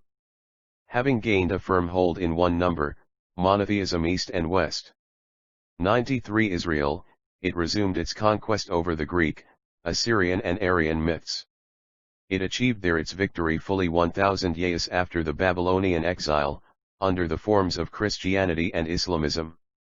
Modern sects, especially the Brahma-Somai, are establishing it in India and Japan, Kapila's philosophy. The Hindu Reformation had, in theory, dethroned the gods in favor of Brahman, the one God in spirit. It had disestablished the universe and postulated God as the only reality. It had declared nature, matter, bodily existence but a dream and illusion. Hence, was the human body so, too, the human soul is to return to its source, to Brahman. Kapila in his philosophy, called Sankhya viz., considerations, meditations, doubted all that. The existence of Brahman was to him as doubtful as that of the mythic gods. But the reality of the bodies, of nature appeared to him beyond any doubt. The bodies, the individual, sensual beings do exist. Next exists the human soul, the intelligence. It cannot be derived from the body, since light cannot come from darkness. Hence, must intelligence, too, be self-existent, uncreated, and eternal. There are thus two self-existent things, nature, or bodies, and intelligence or souls. Every effect has its cause, so all created things are the effect of nature. Nature creates blindly, unconsciously, mechanically, eternally, and endlessly, in time and in space. At the side of nature, there is the other great factor which is undeniable, viz., intelligence, and its cause can be but the soul of beings. Nature, matter is designated as prakriti, and soul, or intelligence as purusha. The soul has an ethereal shell which ever accompanies it and is immortal as itself, termed unga, original body, elementary, ahankara. This arch-body accompanies the soul on all its wanderings and transmigrations, while its material body changes at each birth. The Kabbalah, too, and generally mystics speak also of the several elements or the composite nature of the soul. There is a multiplicity of souls, they are the reflective parts of beings, ever in connection with these beings. The material body belongs to nature, is perishable, and changes with each new birth of the soul. The soul is eternal, uncreated, it is uncreative but reflective and perceptive, it is the mirror of nature. The misfortune of the soul is its fancied identity with the body, derived from its connection with, one see on that the classical historians, Colebrooke, Wilson, Muir, Spiegel, Dunker, Lassen, Benfey, Roth, etc. to see Fluegel's philosophy and Kabbalah on it. 94 Zend Avesta and Eastern religions. And its intimate adherence to, that body. The liberation of the soul and its happiness require it to free itself of this intimate companionship. Unfortunately, after the decay of the body termed death, the soul assumes another body by the law of transmigration. What should the wise man do? He should but find out that he is deceived, that he himself is the soul alone and not the body, that his real being, his ego, is spirit not matter. He should realize that his body is hardly his, still less is it his real self. It is simply an involuntary, external connection, a clumsy, brute parasite, his temporary dark shadow, or his dismal prison. By that mental divorce, by dint of such stern reasoning, by thus repudiating the body, man will accustom himself to the fact that he has no concern in his material shell, that his body is simply a stranger and a burden to his real self. Hence, true wisdom and virtue consist in solving mentally that imagined union, in disrupting the intimacy of the soul with its coil even during lifetime, not actually sever it by suicide, but by indifference, by the logical process of absolute differentiation of soul from nature or body, not mortify, starve or kill the body, but let it go and vegetate instinctively, hold it on sufferance, until it is decayed, in the meantime fully realizing that our true self is unconcerned in our material garb. That is liberation, beatitude, the highest at which the sage can attain. Such knowledge is redemption, its ignorance is enslavement and hell. Thus Kapila denied the popular gods, the priesty, only one Brahman, the supernatural authority of the Vedas, the entire cult, heaven, and the ascension of the soul to Brahman. He acknowledged the fact of nature and sensual existence, yet he declared them a burden to man who is condemned to transmigration, which can be overcome only by repudiating that clumsy comrade, and realizing existence as purely intellectual. 1. The body as a prison is assumed by all mystics, Hindu, Jewish and Greek. 2. See Weber, Ruhr, Kepler, Bernoulli, Max Dunkar, Saint Hilaire, and others on this. Chapter V. Buddhism, its philosophy and ethics. 1. In the north of India, near present Nepal, in Kapilavastu city of Kapila Buddha, a great ethical initiator arose in the latter part of the 7th century, BC. He started apparently from the doctrines just outlined. At least his theory, his abstract doctrines were in the wake of the just delineated, skeptical philosophy of Kapila. The Brahmin priests had declared life and existence to be of evil, natui with all its bodies but an illusion, human life a torture, best to end by any means, to escape from it and from transmigration, there is but one way. Nirvana, extinction of self and absorption in Brahman, the world soul, the divine substance. Kapila started from that same theology after a strong and essential modification. He denied not only the gods, but even the existence of Brahman. He accepted the many, individual, rational souls instead of the world soul. On the other hand, he fully admitted the sad reality of nature with its individual bodies. But he advocated the separation of the soul from nature as the only way of escape from tribulation and disappointment. He recommended to men the mental divorcement of the soul from the body, and thus escape regeneration, that widespread scare and bugbear of the Hindus and other races, curious indeed, of entire ancient mysticism. It meant perpetual torments in different bodies. Now, Buddha started from that philosophy after a considerable modification for the worse, viz., Sakyamuni, the Buddha, the knower of truth, the enlightened, was, with all the Brahmins, thoroughly convinced of the vanity, the futility, and the misfortune of existence. He recognized and bewailed the fact oft renewed births, oft continued existences of man by transmigration. He denied with Kapila, the existence of Brahman, of providence, of the inspired Vedas, of the utility of religious observances and of all the popular worship. He acknowledged with both that human life is but a string of disappointments. But more distinctly he affirmed that birth, the desire to live and love, to enjoy and propagate the race is the root of misfortune, that existence is pure evil, and that the only escape from it is total extinction of body and soul, annihilation. To annihilate the body and the soul, to cease existing in nature and in spirit, that is the only rest, the only way. One follow Bernoulli, Dunkar, Koppen, etc., on this subject. 96 Zend Avesta and Eastern religions. Mode of happiness. Nirvana to him meant thus, total annihilation, blowing out the flame of life, putting an end to our being in any and every sense. There is neither world soul nor Brahman, neither God, nor gods.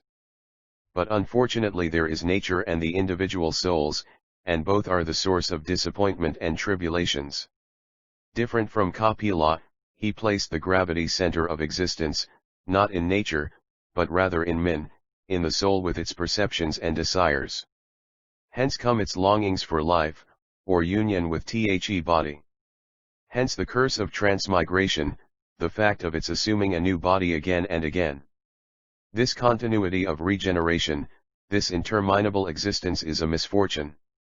All that is should be destroyed. This is the only remedy for the prevailing world evil, to be. Indeed all is vanity and disappointment under the Sunday. Birth is followed by weakness, helplessness, dependence, want and sickness. With youth and manhood come error, vice, ambition, struggle, rivalry, evanescent triumph, alternating with real defeat, disappointment and heart-chilling uncertainty. Then steal upon us age, dotage, death to be born and live again and pass through the same cycle of pain and tribulations, with all the sharp edges of constant change, cutting deeply into our flesh, ever hoping for the better and finding the worse. So is birth ever accompanied by helplessness, childhood by dependence, youth by desires and wants, manhood by struggle, age by decrepitude, and death is followed by myriads of regenerations. And this career is not an exception, it is the rule, it is for all, kings and saints are not exempted.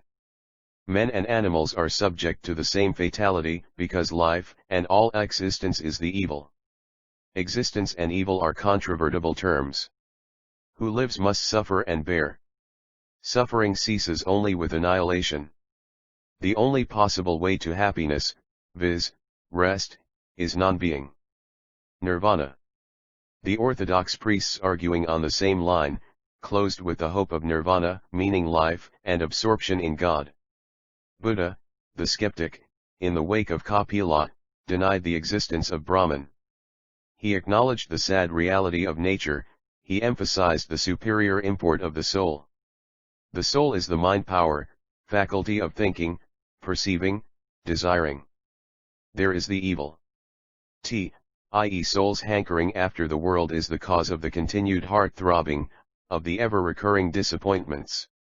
Here Sakya Muni transcended Kapila.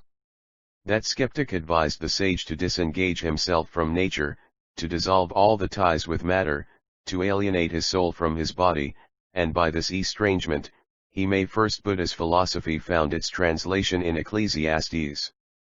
Buddhism, its philosophy and ethics.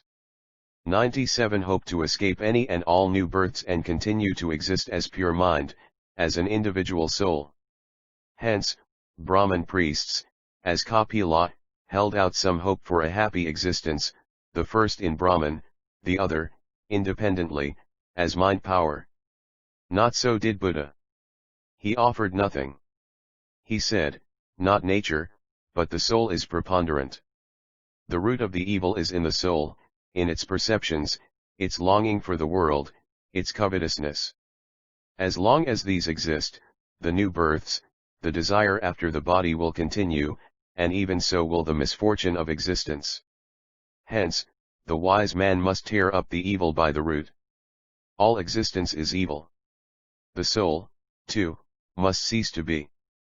Only then will the misfortune, life, stop. The sage should do both, divorce his body and kill his soul. He must give up all contact with the world. He must not perceive, not think, not see, not desire, he must become indifferent to his matter and to his mind, he must mortify all and everything, his body and his soul. This is the only beatifying nirvana, annihilation, total extinction, the lamp dies from want of oil, its flame then is fully and forever extinguished. Then follow rest, quiet, the beatitude of no more to be, the only one possible and true. Here was a radical cure for all the tribulations of existence. The priests left yet the existence of the soul in Brahman, with Brahman as a reality. Kapila denied Brahman and repudiated the body, but left the soul to depend upon itself and exist intellectually, divorced from its body. Buddha declared war against all, God and nature, mind and matter, being in any shape. All existence, body and soul, is evil. The soul is constantly striving and longing for the world and for the body. This is her inborn instinct, her native law is to unite with a body. As soon as one coil is worn out and decayed, she immediately assumes and clothes herself in another shell, and this fatal longing is the cause of the eternal regenerations. All existence being an evil, its only and radical remedy is extirpating all existence. The evil is in both, in the soul and in the body. Destroy then the soul with the body, stop all thinking, refuse all perceptions, shut out the world, kill all desire, eject all food for reflection, then you will annihilate the soul, the thinking power. Then you shall have rest. Rest is alone in annihilation, that is the only nirvana, the only heaven. Indian and Judean skepticism. This bold and unmitigated war declaration to all and every existence, God and nature, body and soul, here and hereafter, is the more interesting when we remember the romantic career of that atheistic and radical philosopher. His soldier blood is visible 98 Zend Avesta and Eastern religions. Even in his friar philosophy. Gautama Siddhartha Sakyamuni was a Kshatriya of the princely military caste. He was the heir apparent to a Hindu monarch. His father loved him, was proud of him and conceived great hopes of that gifted young man. Being thoughtful and of a serious turn of mind, he was surrounded by a doting father, with all the pleasures and luxuries of an Asiatic court to cheer and beguile his time. Palaces and paradises, a host of servants and courtiers, charming wives and other beauties, singers, dancers and soothsayers were attending his orders, all in vain. Vanity of vanities, all is vanity. All his eyes could see, all his heart could desire was at his disposal, ready at a nod to do his bidding. But he found that all is vanity and cheating his while. Play is foolish, joy is fleeting, wisdom and folly meet with the same fate. He hated life, work, and all effort. For that brings no advantage nor improvement. What for all work to leave its fruit to an idle successor? All men's days are woe, tribulations, and disappointments. Buddha finished with desponding of life and despairing of happiness. His heart bled at the sight of the sufferings of the common people, at the ravages of nature, castes, and conquests, at the misery of the surrounding majority, the 9/10 of his human fellow beings, the chandalas, the farias, etc., groveling in mire and dirt, victims of the arrogance of the priest, of the insolence of the soldier and of the overreaching of the trading class. The inequality, the poverty, the ignorance, the superstition, the weakness, and the wretchedness of the degraded outcasts filled him with pity and dismay. The surreptitious claims, the hypocrisy, the brutality, and the mean cunning of the upper classes disgusted him and aroused his indignation. Then the young, luxurious royal prince determined to cast away all his social advantages, to give up crown and palace, beauties, and flatterers and devote himself to the regeneration of his country and his fellow men, to break with the priestly, the military, and the plutocratic associations and devote himself to alleviate the wrongs and the wretchedness of the victims of social and of natural arrangements. His reformation embraced church and state. It was an emancipation at once religious, political, economic, and social. With a one that is a translation from Ecclesiastes, in matter and spirit responding to Prince Gautama's skepticism. It is a reflection from a Buddhism, not Egypt. Later hand tried to mitigate it and confused it. Indian and Judean skepticism. 99 Self-sacrifice rare in human history, he devoted his energies to the improvement of his fellow men. No pedestal is too great for his grandeur and no crown too lustrous for his brow. Buddha's ethics. This proposition of acquiring rest through self-mortification, of giving up thinking, perceiving, desiring, and thus to gain the panacea of self-annihilation, is philosophy, mysticism.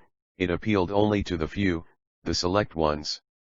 For the masses, Buddha taught a system of morality which had a practical, real, value, which contributed indeed toward making life more bearable, less irksome. His ethics made life more humane and suave. The divinity which was missing in his theology, we find again in his ethics. The fact that he taught such goodness and purity proves him worthy of his mission. He taught to moderate passion and egoism, to live humbly, modestly, and peaceably, to do right and be altruistic, to live and let live, and feel with one's fellow men, to be compassionate and sympathetic, not to be ambitious, to shun ostentation and pride, to avoid the world as much as possible, worldliness being the door to sin, to curb one's own passions, moderate one's desires, for they really are our worst enemies, to be chaste, unostentatious, and simple in one's apparel, not to be too greedy for acquisition, nor too eager for enjoyment, nor for outward distinctions. Those evils that are unavoidable in life should be patiently borne, then they will be least molesting. Must bear equanimously even injustice and wrong, not be revengeful, not hate our enemies. Even assaults depriving us of life and limb are hardly worth avenging, since life and limb are perishable and all existence is but an evil. Since all that happens to us is a reward or a punishment for our deeds, good or bad, done by us in this or in a preceding existence. It is hardly worthwhile to pine over and regret our own misfortunes, but we should regret those of our fellow men. Thus he taught, no doubt, a noble morality. It contributed greatly to soften the character of his adherents and improved them individually and collectively, by mitigating the sting of egoism, avarice, and ambition, and inculcating duty, altruism, and love of next. Of his disciples and fellow workers, he asked but a comparatively mild asceticism, viz., to renounce the world and its vanities, to live in chastity and in poverty as he himself had lived, humbly dressed, begging their bread, studying, thinking and preaching modesty and purity to the people. Zend Avesta and Eastern religions. Human fraternization. He did not expressly abolish the castes. But with his new theology and his new ethics, they lost their base, their reason to continue. For with him the castes originated not in Brahman's head and feet, nature linked them all alike to one fate and destiny, whether priest, warrior, or pariah. All men were an unhappy brotherhood, suffering from the tribulations of existence. Their duty is to alleviate and mitigate these by mutual sympathy and helpfulness. Hence, the equality, the fraternity of all races and their equal claims to the love of each other. Justice, sympathy, and charity are to render life less intolerable, hence, universal justice, forbearance and altruism. What good we can do for others, we should do as if for ourselves. Must be liberal to our relatives, charitable to the poor, the sick, the weak, the lonely, and hospitable to we strangers. Must be kind to animals also. No animal should be killed and no flesh meat used as food, we shall give them no pain, and nurse them when sick. Nor shall we be ostentatious with good deeds. But we must openly acknowledge any wrong committed by us, sincere repentance and confession will mitigate them. Buddha's ethics are resumed in chastity, patience, and charity. To moderate one's passions, calmly to bear the ills inseparable from earthly existence, to be sympathetic, and actively assist in relieving the wants and pains of our next, not to commit wrong, to do good and curb our passions, such are the truly noble ethics of Buddhism. In Buddha's spirit his successors added, no fire so consuming as hate and passion, and no stream rapid as cupidity. Desire yields little joy and much pain. He who conquers his own self is truly happy. Contentment is the best of treasures. So we who read, too, in the rabbinical morality, is a hero. He who curbs his passions. He is rich. Who is satisfied with his lot. Further proverbs of Buddhist bhikshu, monks, are of the same caliber. He who broods forever over wrongs sustained, will never come to rest. The avaricious will not go to heaven. Even the humble fortune should be charitable. The liars go to hell. The duties are best dictated by the heart. It is useless to kindle the sacred fires even for a century, or to offer sacrifices even for a millennium. Month of expiations and an entire year of sacrificial offerings will not change the nature of one wicked one in most of that we have followed, Baruch especially. 3 Dhammapadam v 251. 3 Abath. IP Jana and Diban Ttry int and NSN Ipsis Maj int and human fratijitization. Lloydid. Crime ever follows the perpetrator, there is no place in the universe to escape from its pursuit. Only good deeds may atone for it. Good is that deed which is followed by no remorse. The Buddhists were extremely tolerant towards other sectarians, peaceful and chaste, tender and respectful to parents. The privilege of caste and birth yielded to personal merit and behavior. The highborn were more humane, and the lowborn were lifted up in the social scale. Ceremonies yielded to convictions and deeds, moral self-restraint and personal responsibility were considered paramount. Buddhist Church. Thus Buddha may have created a system of philosophy of doubtful value. But he sketched and practiced a doctrine of moral ity highly meritorious. He lived a life of the grandest import and became thus one of the great teachers of mankind. No doubt he followed in the steps of Brahmanic, perhaps, too, of Zoroastrian moralists. Many of his sayings are common to him, to them, and to the Hebrew Agadic ethics. He denied Brahman, the gods, the authority of the Vedas and the saving power of Hindu worship and observances. He slighted the state religion and created no substitute. Soon his successors found out that the people need more than metaphysics and negation. His was an ethical system, not a positive religion. The Brahmins raised the cry of atheism and nihilism, a social war ensued and his followers were expelled from Hindustan. They took refuge in Burman, Siam, Ceylon, etc. They fled and gained to their doctrine Tibet, Mongolia, China, and Japan. But they had to yield to the demands of the people for a god, a religion, a worship, a church. They created that. They established a church, a positive cult and creed, wrote a Bible, sutras, etc., a ritual, introduced ceremonies, created saints and angels. Above all, they found their God ideal, to whom the people should turn in their devotions and their longings for heaven. The life of Buddha was so great, it had made such a deep impression upon the Asiatic world, that it became the base and the material for one of the greatest religions of mankind. His followers raised the ascetic and begging monk into a semi-deity. Gautama Siddhartha Sakyamuni became the ideal of divinity. With thinking Buddhists he was and remained but a holy man, a great and noble mortal. But in the eyes of the masses, he assumed a mystic role, the part of the highest ideal of manhood, the divine principle of holiness and goodness was incarnated in him. He is looked up to 102 Zend Avesta and Eastern religions, and revered by the East Asian peoples as the highest object of human contemplation and imitation. He became the Buddha, the enlightened, the inspired, the divine. He corresponds there in some sense to the Messiah ideal of the Western nations. Messiah in Buddhism and Brahmanism. Brahmanism already taught that the holy men, the great rishis and Manu especially, were above the gods, nay, that the glow of devotion, the force of penance and goodness is superior to, and more potent than, the gods, that fervent prayer and holiness compel the gods to do the will of the saint, an idea often met with in the Kabbalah, too.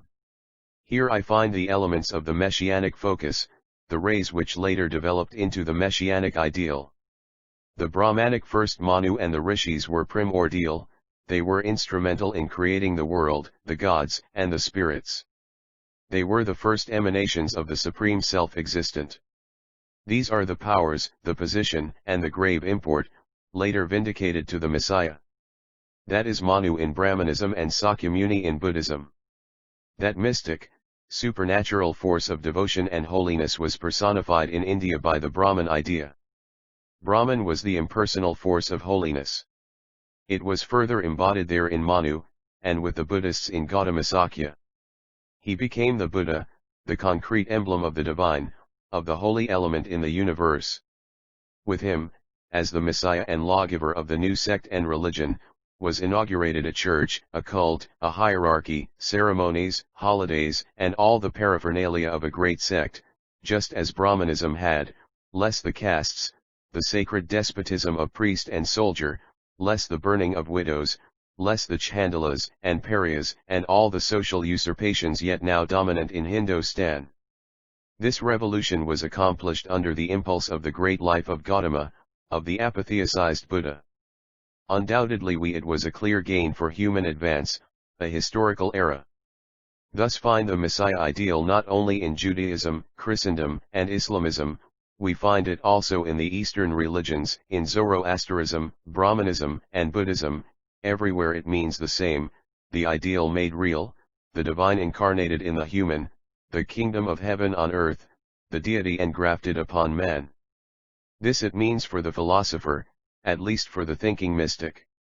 But the people have no room for such abstruse idealism. The people everywhere have translated it into plain, concrete terms. To the mass of votaries, Buddha is God incarnate. At every great historical turn point, at every millennium such a miraculous divine incarnation is to appear Messiah in Buddhism and Brahmanism. Lo upon the earth, to redeem mankind and lead it upon the path of virtue and holiness. Practically Buddha is the top of his own church. Buddha had left his principality at the age of 30 years. He lived to the age of 80 as an ascetic, a student, a mendicant, a teacher of humility and goodness. He died, revered as a sage and a saint. Parts of his body are claimed to have been conveyed to different East and South Asiatic countries, where they are receiving now almost divine adoration, in golden shrines and magnificer temples. Nearly a third part of the human race belong to that denomination. They care little for his philosophy. But they are attracted and subdued by his morality, by his noble life, his goodness, and self-sacrifice. They look up to him as the highest pattern of human wisdom and purity. He is their Messiah ideal, the Christ of the Eastern world. His noble code of morality is their Sermon on the Mount. With the Christian founder, with the Hebrew prophets, with the Pentateuch, he practiced and taught, "Thou shalt love thy neighbor as thyself." What is asked of thee, man? But to be just, kind and modest. King Asoka, too, of India appears to have been the Constantine of that sect. He made Buddhism the state religion. In the spirit of Buddha of broad religious toleration, one of Asoka's inscriptions reads, "The ascetics, teachers, of all creeds teach the essential rules of conduct. A man should honor his own faith. But he ought never to abuse that of others. So the Pentateuch, do not insult the foreign gods. So Mohammed, all my prophets have taught the same religion." Having given an outline of Brahmanism and of Buddhism, let us now return to Zoroaster's doctrines and study the analogies of the Eastern and of the Western religions.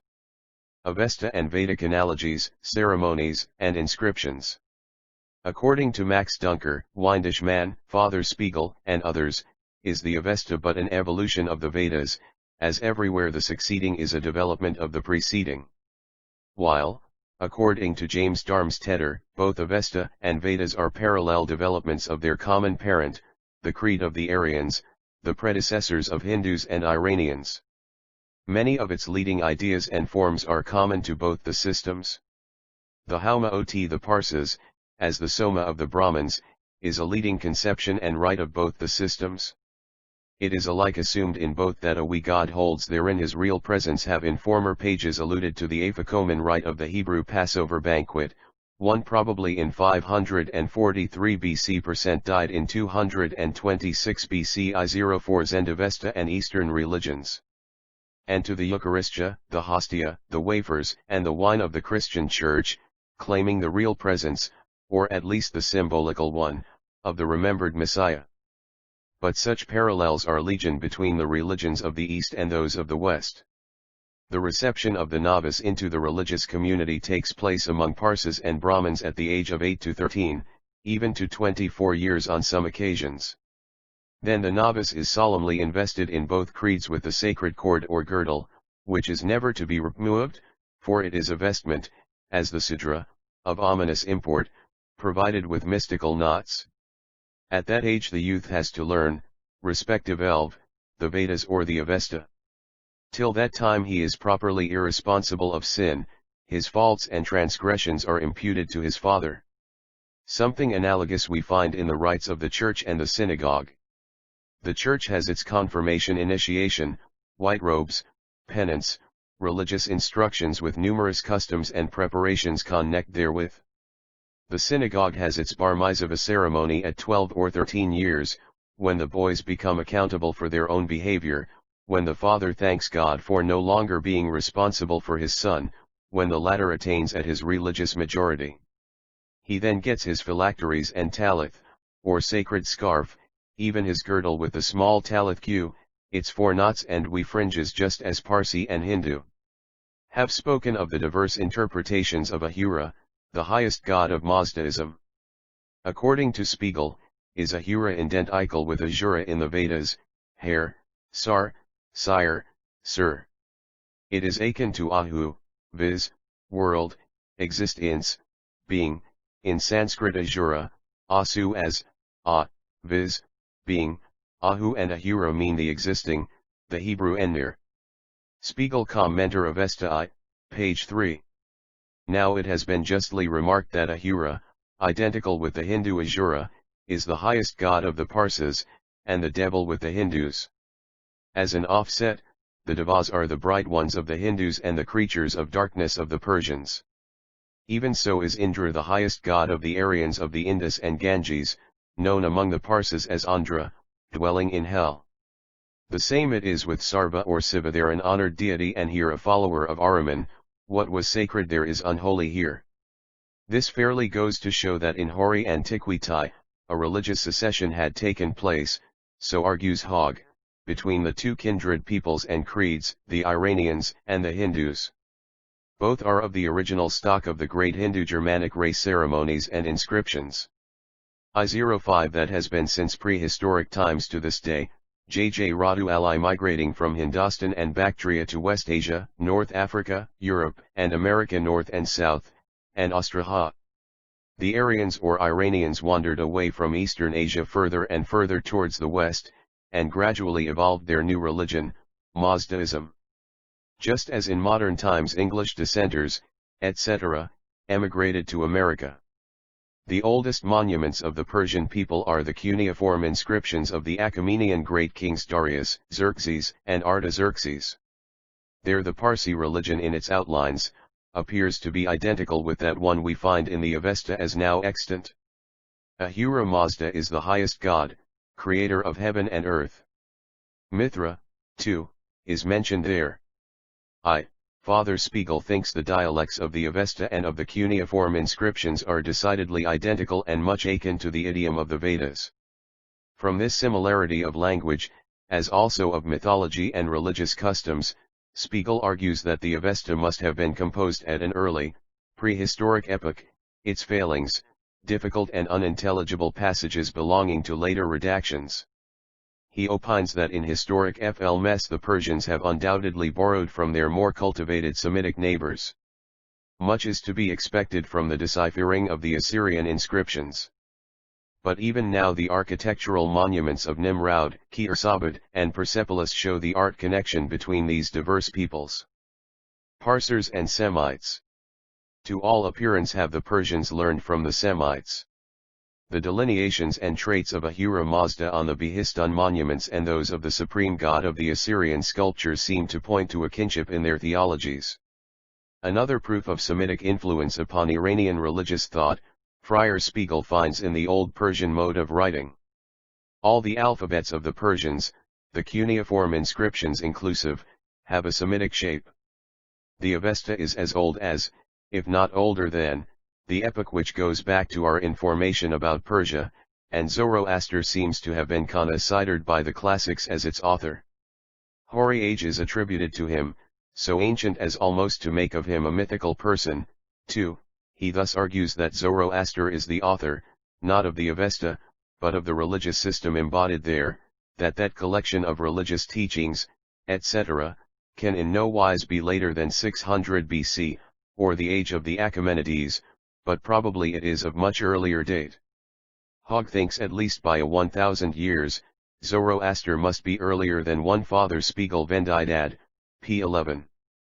2 Spischel, Vendidad, p. 12. IO6 Zend Avesta and Eastern religions.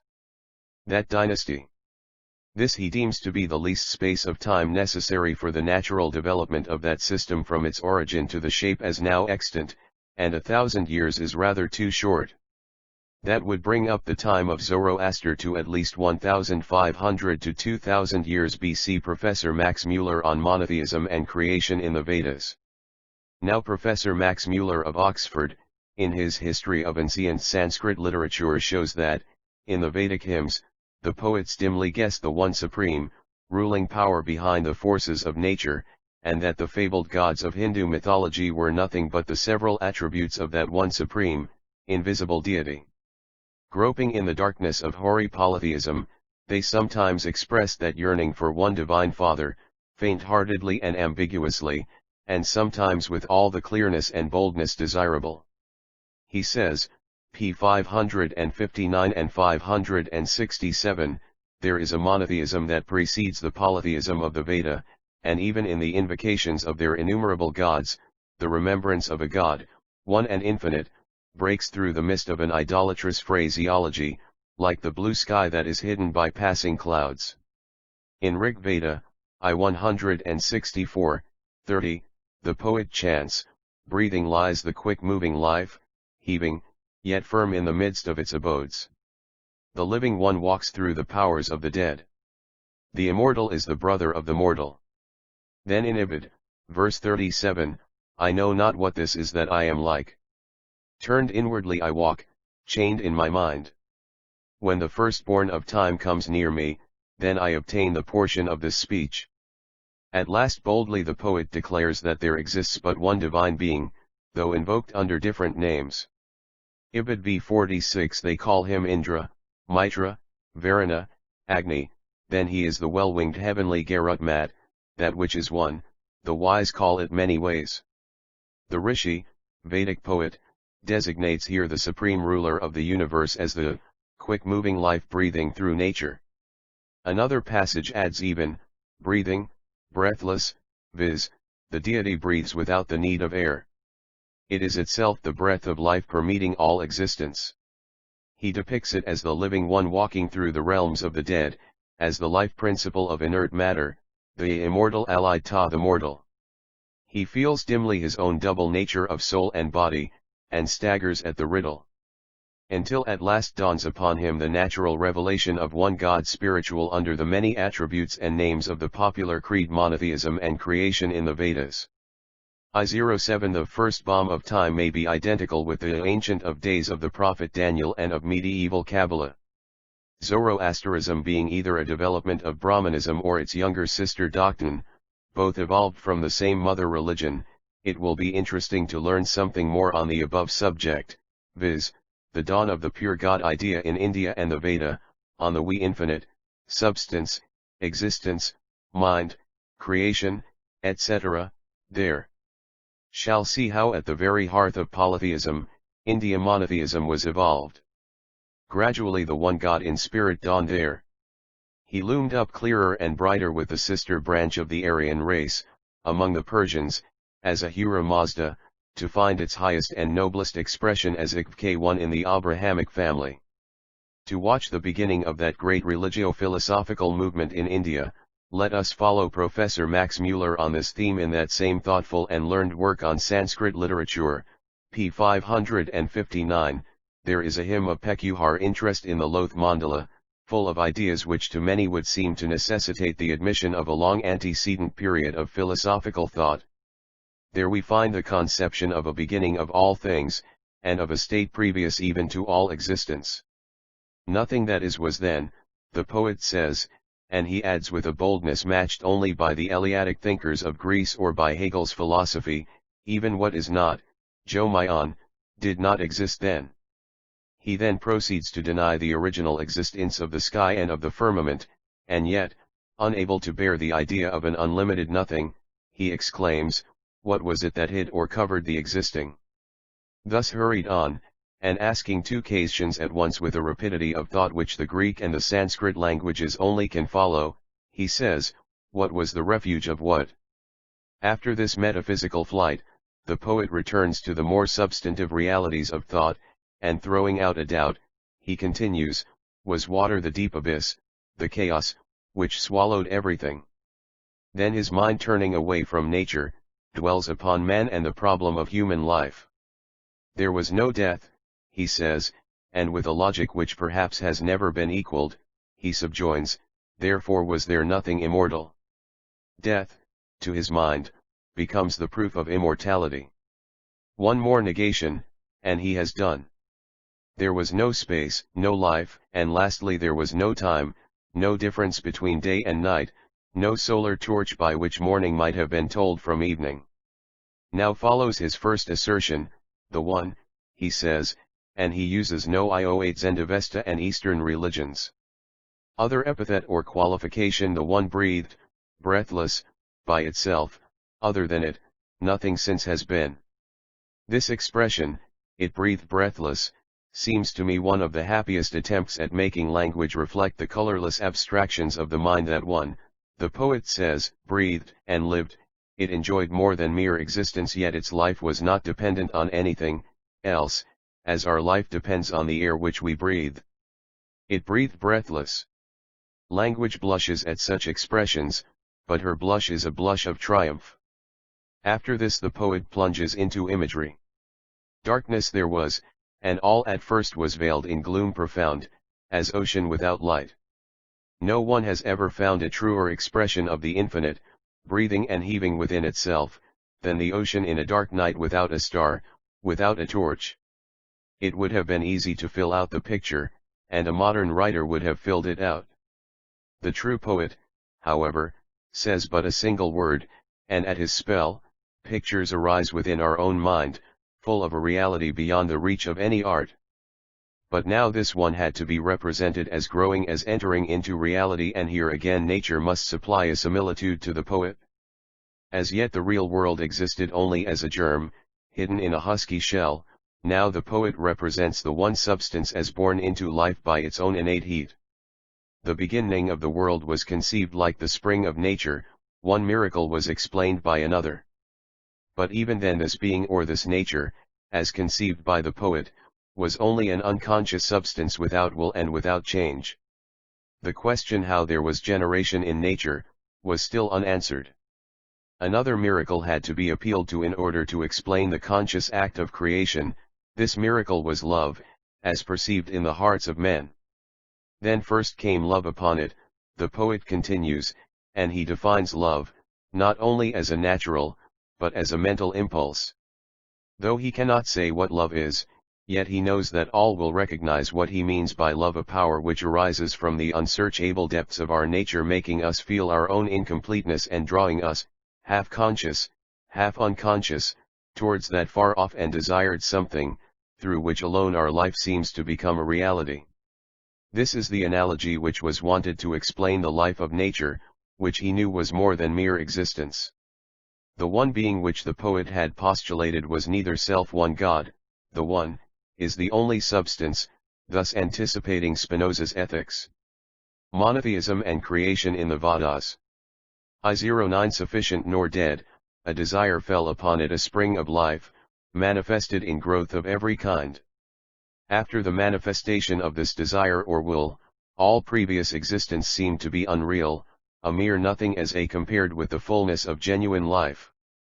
Substance without this life, without that infinite desire of production and reproduction, could hardly be said to exist. It was a bare, abstract conception. Here then the poet imagines he has discovered the secret of creation, the transition of the nothing into something, the change of the abstract into the concrete. Love was to him the beginning of true reality, and he appeals to the wise of old who discovered in love, the bond between created things and uncreated. What we follows is more difficult to understand. Hardly know into what new sphere of thought the poet enters. The growth of nature has commenced, but where was it? Did the piercing ray of light come from below, or from above? This is the question which the poet asks, but to which he returns no answer, for he proceeds at once to describe the presence of male and female powers, nor is it likely that what follows is meant as an answer to the preceding inquiry. The figure which represents the creation as a ray entering the realm of darkness from the realm of light, occurs again at a much later time in the system of monotheism, but like all attempts at clothing transcendental ideas in the imagery of human thought, it fails to convey any tangible or intelligible impression. This our poet also who seems to have felt, for he exclaims, indeed knows. Who proclaimed it here, whence this creation was produced. The gods were later than its production, therefore who knows whence it came. And now a new thought dawns in the mind of the Rishi, a thought for which we were not prepared, and which apparently contradicts the whole train of argument or meditation that preceded. Whereas hitherto the problem of existence was conceived as a mere evolution of one substance, postulated by human reasoning, the poet now speaks of an adhyaksha, an overseer, a contemplator, who resides in the highest heavens. He says, knows it. And why? Because this creation came from him, whether he made it or not. The poet asserts the fact that this overseer is the source of creation, though he shrinks from determining the exact process, whether he created from himself or from nothing, or from matter existing by itself. Professor Max Muller concludes, Ibid 569, I add only one more hymn, in which the idea of one God is expressed with such power and decision that it will make us hesitate before we deny to the Aryan nations and no Zend Avesta and Eastern religions. Instinctive monotheism, RVX 121, in the beginning there arose the source of golden light. He was the only born Lord of who all that is. He established the earth and the sky. Is the God to whom we shall offer our sacrifices? He who gives life and strength, whose blessings all the bright gods desire, whose shadow is immortality, he is the King of the world, who governs all, whose power mountain and sea proclaim, who established heaven and earth, air and light, he to whom heaven and earth look up, trembling inwardly, he, the God above all gods, to him we offer our sacrifices. This is a most happy discovery in philosophical history. It is no small claim to glory for that venerable scholar and sage to have shown that monotheism was dimly guessed by the Aryans, just as by the Semites, and most probably at about the same time. He is now writing on Hindu philosophy, and most assuredly will bring out many more pearls in proof of the parallel thoughts between Aryan and Semite, and thus show the identity of the human mind and its categories. Thus we see that the Vedic hymns contain often enough, a faint glimpse of the idea of one God, cause of all existence. Professor Max Muller on Vedanta. So again Max Muller, in his recent work, Origin of the Vedanta, p. 25, states that about 1500 to 3000 years BC, in Hindustan, a great movement toward monotheism took place. He says we see in the Vedic hymns the first revelation of deity, the first discovery that behind this visible, perishable world, there must be something invisible, imperishable, eternal, and divine. See how the individual, dramatic deities, ceased to satisfy their early worshippers, and we find the incipient reasoners postulating one wee God behind all the deities of the earlier pantheon. See in the ancient hymns already, say 1500 BC, incipient traces of this yearning after one God. The gods, though yet several individualities, become really but phases of the same being, the great divinity. These steps we can watch clearly in the Vedas, from the simple invocations of the unknown agents behind the cosmic bodies, to the discovery of one God, the maker of heaven and earth, the Lord and Father, the one divine essence, Brahman. Curious. The Agadas about Abraham, his doubts about the native gods and his discovery of the highest God, sound exactly like Professor Max Muller's striking reasonings about the Hindu theosophers. Did the Oxford professor give here a sketch from Hindu Vedas or from Palestinian Midrashim? Is it not possible Professor Max Muller on Vedanta? That the one God meditations were going on simultaneously in Chaldea and Haran, Hindustan, and Bactria? These reflections of the Oxford professor throw some other important sidelights on interesting subjects. He says, the gods, though yet several individualities, become really but phases of the same great divinity. Now this accounts for the otherwise wonderful biblical expression, Elohim, as identical with Ive. The plural Elohim, no doubt, is a polytheistic term meaning the gods. We see that slowly it merged into Ive, the supreme being. He further defines the Hindu Brahman as one God, maker of heaven and earth, the Lord and Father, the one divine essence. Now this is the very definition of Ive. We, 1, saw before, 2, Spiegel showing that Ahura, Ahu, means the existing one, corresponding, 2, to Ive. Thus the same supreme being Israel denominates Ive, the Parsi called Ahura and the Hindu Brahman. This may point to a simultaneous monotheistic movement in the East and in the West. Zoroaster's impulse. Abraham. At any rate, there is a strong possibility that the monotheistic or spiritualistic phase in the far-off East India and Bactria, as that in Chaldea and in Canaan, was identical with that of Zoroaster. There was a religious commotion in the Aryan world, starting from wheresoever, Media or Bactria, etc., which lasted long enough, so as to make its incipient trials.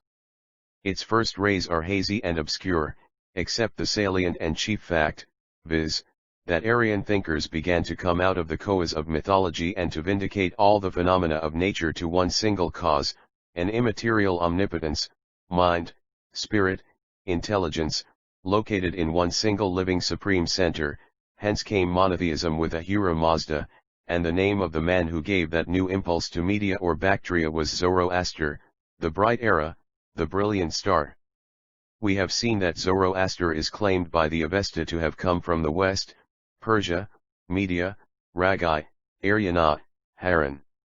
He was the head of the priestly tribe, called the Magi, who are affirmed to have spread to Persia and Bactria from Media, Ragai, Balkh. On the contrary, the classics speak of that lawgiver as hailing from the East, Bactria, and Iran. What does that prove? It evidently proves that he had lived very long before the classics and very long before the Avesta, as now extant, was written, hence the uncertainty of his place and his time. Now from unimpeachable Semitic sources, it is known that 2000 or 2200 years BC, a similar one RWVF root IRN 112 Zend Avesta and Eastern religions. Monotheistic movement took place in the west of Asia. Abraham is AFBRMED to have lived in Ur of the Chaldees, that he left his country and his people and wandered in different directions, haranguing and disputing and everywhere battling against the idols, discussing theology with princes and peoples and proclaiming the highest power, El Elgin, owner of heaven and earth. He was teaching and practicing rational and pure morality, moving to and fro, to Haran, Canaan, Philistia, Egypt, etc. There are numerous legends and midrashim claiming him to have publicly taught in Egyptian academies. Other legends, Hebrew and Arabian, 3, have him wander to Arabia and to Eastern Asia, ever preaching the highest God, owner of heaven and earth. Abraham is affirmed by the sacred scriptures to have founded a monotheistic people, and that one of his descendants, Moses, centuries after him, elaborated that idea of the highest God. He formulated and brought it up to the Ive conception, the supreme and eternal being, the only one God. On the other hand, some of the most trustworthy authorities claim Zoroaster's name to have been Ibrahim Zoroaster. Arabian tradition too, knows the biblical Abraham as Ibrahim. His first emigration to Haran may be identified too, with Aryana, the mysterious city where some Avesta passages place the Bactrian prophet. Movement of Zoroaster and of Abraham. Would not all this tend to show that the biblical movement toward pure monotheism united to morality, justice, and equity, going on among the Semites and led by Abraham and Moses is identical with that of Zoroaster, of the Avesta in Media, Persia, Irania, and Bactria? May not, furthermore, that be identical with the one spoken of by Professor Max Mueller, as going on among the Hindus about 1500 to 2000 years BC, I am far from pushing this mere hint to a hypothesis of the personal identity of Abraham of Chaldean Ur and Haran, with Ibrahim Zoroaster of the Avesta and the classics. The data are not enough for a personal identification of them. Such data are too few, too vague, and too discrepant to war 1 General 12 and Midrashim thereat. 2 Midrash Yakut, Abraham, and Nimrod to Lech Lecha, etc. See the Quran on that. 3 Dr. Father Spiegel's Aaron. Beiträge zur Geschichte, 1863, brings forward not an identical but a parallel line of considerations on Zoroaster, Abraham, Haran, etc. It is discussed by Professor Max Müller, in his Chips from a German Workshop, p. 143. Genesis and Avesta. Movement of Zoroaster and of Abraham. II rant any certainty about the personal identity of the biblical Abraham with the Avesta Zoroaster. But I think that the coincidence of facts and persons, that the outline, the silhouette of times and ideas is great enough to call the attention of scholars to it, viz., that there may well be a connection between the several religious movements that took place some 1500 to 2000 years BC, 1. Simultaneously in Hindustan, Bactria, and Media, in Chaldea, Haran, and Hebron, etc., all going to the same assumption, that behind nature there are not only forces, but also one conscious central intelligence guiding all, called Ahura Mazda in Bactria, and Brahman in Hindustan, while in the West that same central intelligence was termed, El-Elgin, the highest power divine, creator of heaven and earth, and at last Ive, supreme essence. All these doctrines have the same social morality, as the result of the same view of the cosmos, Weltanschauung. Is that startling coincidence not of great interest, worthwhile to be carefully examined into? Thus we have seen that in far-off Eastern Asia, as in Western Chaldea, Persia, and Palestine, about 2000 BC, the reigning nature and star worship began to pale among thinkers, and that Zoroaster in the East and Abraham in the West, began to spiritualize their cosmic ideas and worship. Parallels. Abraham and Zoroaster. Let us compare the data about these two men, stars of the East and of the West of Asia. Both taught that behind nature there is mind, behind force there is intelligence, and behind automatic activity there is spontaneous direction. The same ethical phase and movement appeared in Hindustan, the bold assumption, that behind the visible, perishable bodies, there is something eternal and divine. This spiritualization was carried on by Zoroaster in the East and by Abraham in the West. There the supreme deity was called, Ahura Mazda, supreme intelligence, omniscient master, and here, highest divine force, creator of all. Afterwards, some 2 to 4 centuries later, deity was elucidated as, Ive, supreme, eternal being. Much later a similar movement went on among the Persians, in the times of the Sassanids, when Ardavirov rejuvenated Mazdayasm, bringing it nearer to Mosaic monotheism. Pondering over both these ethical initiators, Abraham and Zoroaster, we shall find many more parallels between them. Father Spiegel says I. Max Müller, Origin of Vedanta, p. 28. 2. The Pentateuch speaks of 430 years. The Talmud reduces it to some 300 years. 114 Zend Avesta and Eastern religions. Unanimously it is accepted that the founder of the Persian religion Ion is Zoroaster. He announced to King Vistaspa his law, which he accepted. From him it came down to 3 successors who announced it to the world. It was then propagated in the family of Adurbet Mersfand, who purified it and taught it.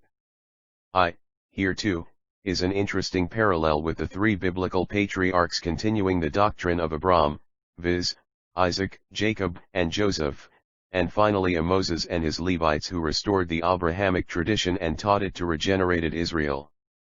Another striking analogy is, that Zoroaster taught but qualified monotheism. Ahura Mazda was really not the only god, but the highest one, that he had his peers and assistants, the Amishaspentas, Yazatas and other genii. Even so did Abraham not teach, Ive is one, but he is the highest God, owner of heaven and earth, just as Ahura Mazda was. At the side of the highest God there were yet numerous subordinate genii and assistants, angels, and messengers the highest. It is but centuries afterwards that, in place of the highest, the only one, the supreme, eternal and only being, was taught. See, even so did Adherbert Mersfund purify and finally formulate Mazdayasm.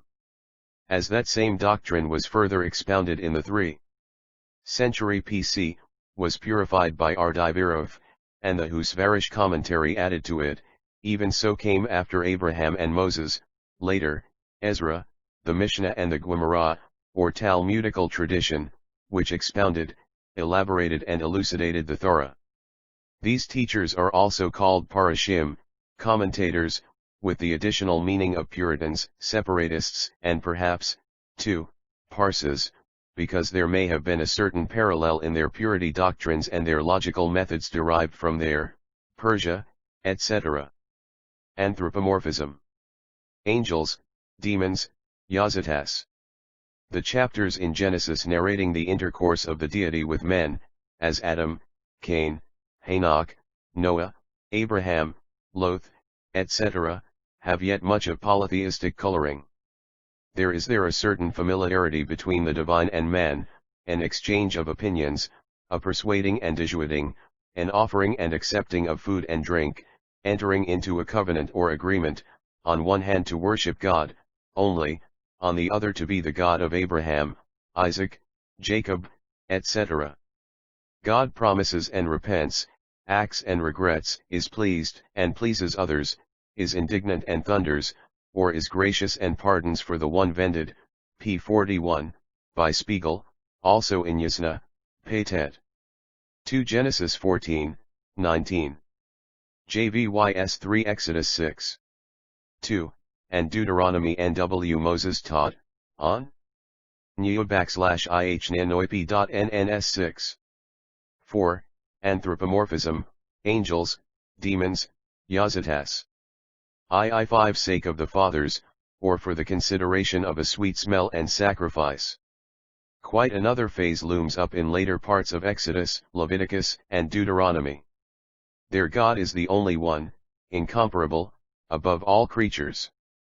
The anthropomorphic and anthropopathic elements are mostly, if not totally, obliterated. This process goes on in Deuteronomy, later in Psalms, Targums, and Talmud. Now these same phases are striking in Zoroastrianism. Ahura Mazda, in the Avesta, is the highest in the creation of good. But there is another creation, that of evil, and its chief is Angros Manu, almost the peer of Ahura. There are the Amishaspentas, Yazatas, and innumerable other genii, all holding a certain independence in their respective spheres. So Zoroaster confers with Ahura on almost familiar terms. Ahura treats him with the utmost kindness and respect, almost on terms of parity, as one of the gods in the hierarchy. This hierarchy and dualism of Parseism reacted upon, or, at least, was re-echoed in Judaism. There, too, we find soon Satan, angels, spirits, etc., good and evil, the heavenly council. Comparing the later developments of Judaism and Zoroastrianism, we find between both systems, a constant interchange of ideas and customs, attraction and repulsion, befriending and antagonizing. So is 45 term Cyrus Ive is anointed. He describes a man as, 41, 1-8, friend of Ive. He designates him, 41, 2, as Zedek or Tzaddik, which may very well be identical with the Avesta Yez. Attas, both meaning, at any rate, venerable and pure beings, chiefs in the hierarchy, types, and genii of their respective classes. Thus we see clearly the systems reciprocally influencing each other. 1. NSYB Boulevard NDB Chapter 6. The Messiah Ideal. Eschatology. Even so are the last issues of history and the Messiah ideas alike, almost identical in both the systems. Ahura Mazda has to contend against Angros Manu during the existence of this world. But at last the kingdom of heaven will come, and Engrosse Manu will be vanquished and annihilated. Prophet will arise at the end of time, Saoshyants, by name, sprung from the loins of Zoroaster, who will fight and subjugate the spirit of darkness and his hosts. The Avesta describes the Messiah enthusiastically, as the great, the victorious, etc., almost identical with Island. 9:8, the wonderful, counselor, divine hero, eternal Father, Prince of Peace. Compare the following with present Christology, and you will wonder, indeed, at the, almost, identity of the idea and the ideal environments, persons, and ornamentation in the several creeds. Concerning the Parsean Messiah, 2, Father Spiegel says, from Vended. Farg. 19:8, etc., we see that the Parses expect at the end of days a prophet, Saoshyants, and according to others, even 2 more such prophets, by other names. Each of these prophets will reign low years, Hazare, millennium. Towards the end of the world, great calamities and wars will befall mankind. Human gore will flow so abundantly as to drive the mills. Some respite will follow. But evil will be uppermost again. Man and beast will emulate to render life wretched. The dew from heaven will be blood. Plagues and pestilence will ensue and all will be defiled. A prophet, Ashadarbami, will appear. He will add a book to the Avesta and restore pure faith. He will do wonders. Then will a horrible winter come on, and all creatures will perish. The garden of Jemshid will be thrown open to repeople anew the world. An other prophet, Ashadarmati, will appear and all wicked creatures will vanish. Again comes irreligion, and Saoshiosh will appear. The right faith will be accepted and wickedness disappear. Then follows resurrection and mankind will be like angels. New book will be added to the Avesta. Here is the epitome of all the Messiah dreams of Parsi, Christian, Jew, and all mysticism, the messianic wars and calamities, regenerated men and rebuilt cities, resurrection with spiritual bodies, renovated laws, triumphs and untold hallelujahs with peace and happiness for all the pious. 1 Father Spiegel Vended. I6. 8 Prince Spiegel Vended. 32, the Messiah Ideal. Eschatology. II7 Since the Jews re-echoed the doctrine of the evil principle, they most naturally reflected this view, too, that Satan, the Semitic Ahriman, will be vanquished by the Messiah at the end of days. So have Daniel, the Apocryphy, the Talmud, Kabbalah, etc. Christianity, that even more emphasized the power of Satan, had to give even greater import to the Messiah theory. All this shows the mutual influence of the Seve'al religious doctrines. Parsi, Jew, and Christian postulate the Messiah idea to square the anomaly of evil in the creation of the God of goodness, the several periods or millenniums in that process of salvation, the great commotions to bring it about, the renovation of the world, of law and faith, the annihilation of wickedness, of death and tears, the resurrection of the dead, and the establishment of the kingdom of God, that means the undivided dominion of the principle of goodness, peace, and wisdom. Abraham and Zoroaster in Isaiah. We have tried to interpret some chapters of Isaiah the interesting chapters 45 and 46 in his harangues and discussions concerning the religions of Cyrus and Zoroasterism, of Babel and polytheism, of Judea and monotheism. Close by, there is by the same prophet, another passage throwing further interesting light upon our subject. It is in chapter 41, etc., which reads thus: Be silent, ye maritime lands, and ye nations, step nearer by, and let us who reason, has from the east awakened Zedek, justice, equity, who called on him to follow and to wander.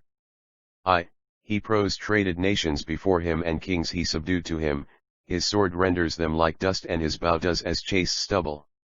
He pursued them and passed in safety a road he never came by. Who has caused that? He who called forth the generations from begin, Ibe, the first and the last, the omnipotent. He goes on discussing the merits of monotheism, of Israel the seed of Abraham, my friend, their struggles and their hopes in the battle against paganism.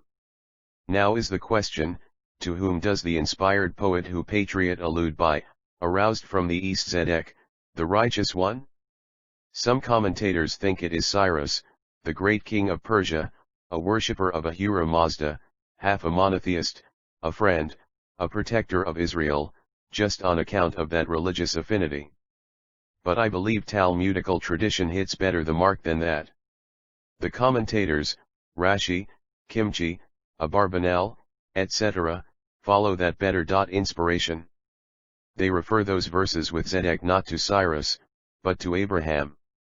Indeed, discussing the merits of the doctrine and one her alluding perhaps to SNL, Genesis 12, il8 Zend Avesta and Eastern religions. The ethical fitness of monotheism and of polytheism respectively, Abraham appears justly to him a greater hero than even Cyrus. Especially so is verse 8df that chapter, enthusiastically exclaiming, "And thou Israel, my servant, Jacob whom I have chosen, seed of Abraham, my friend. Fear not, I am with thee."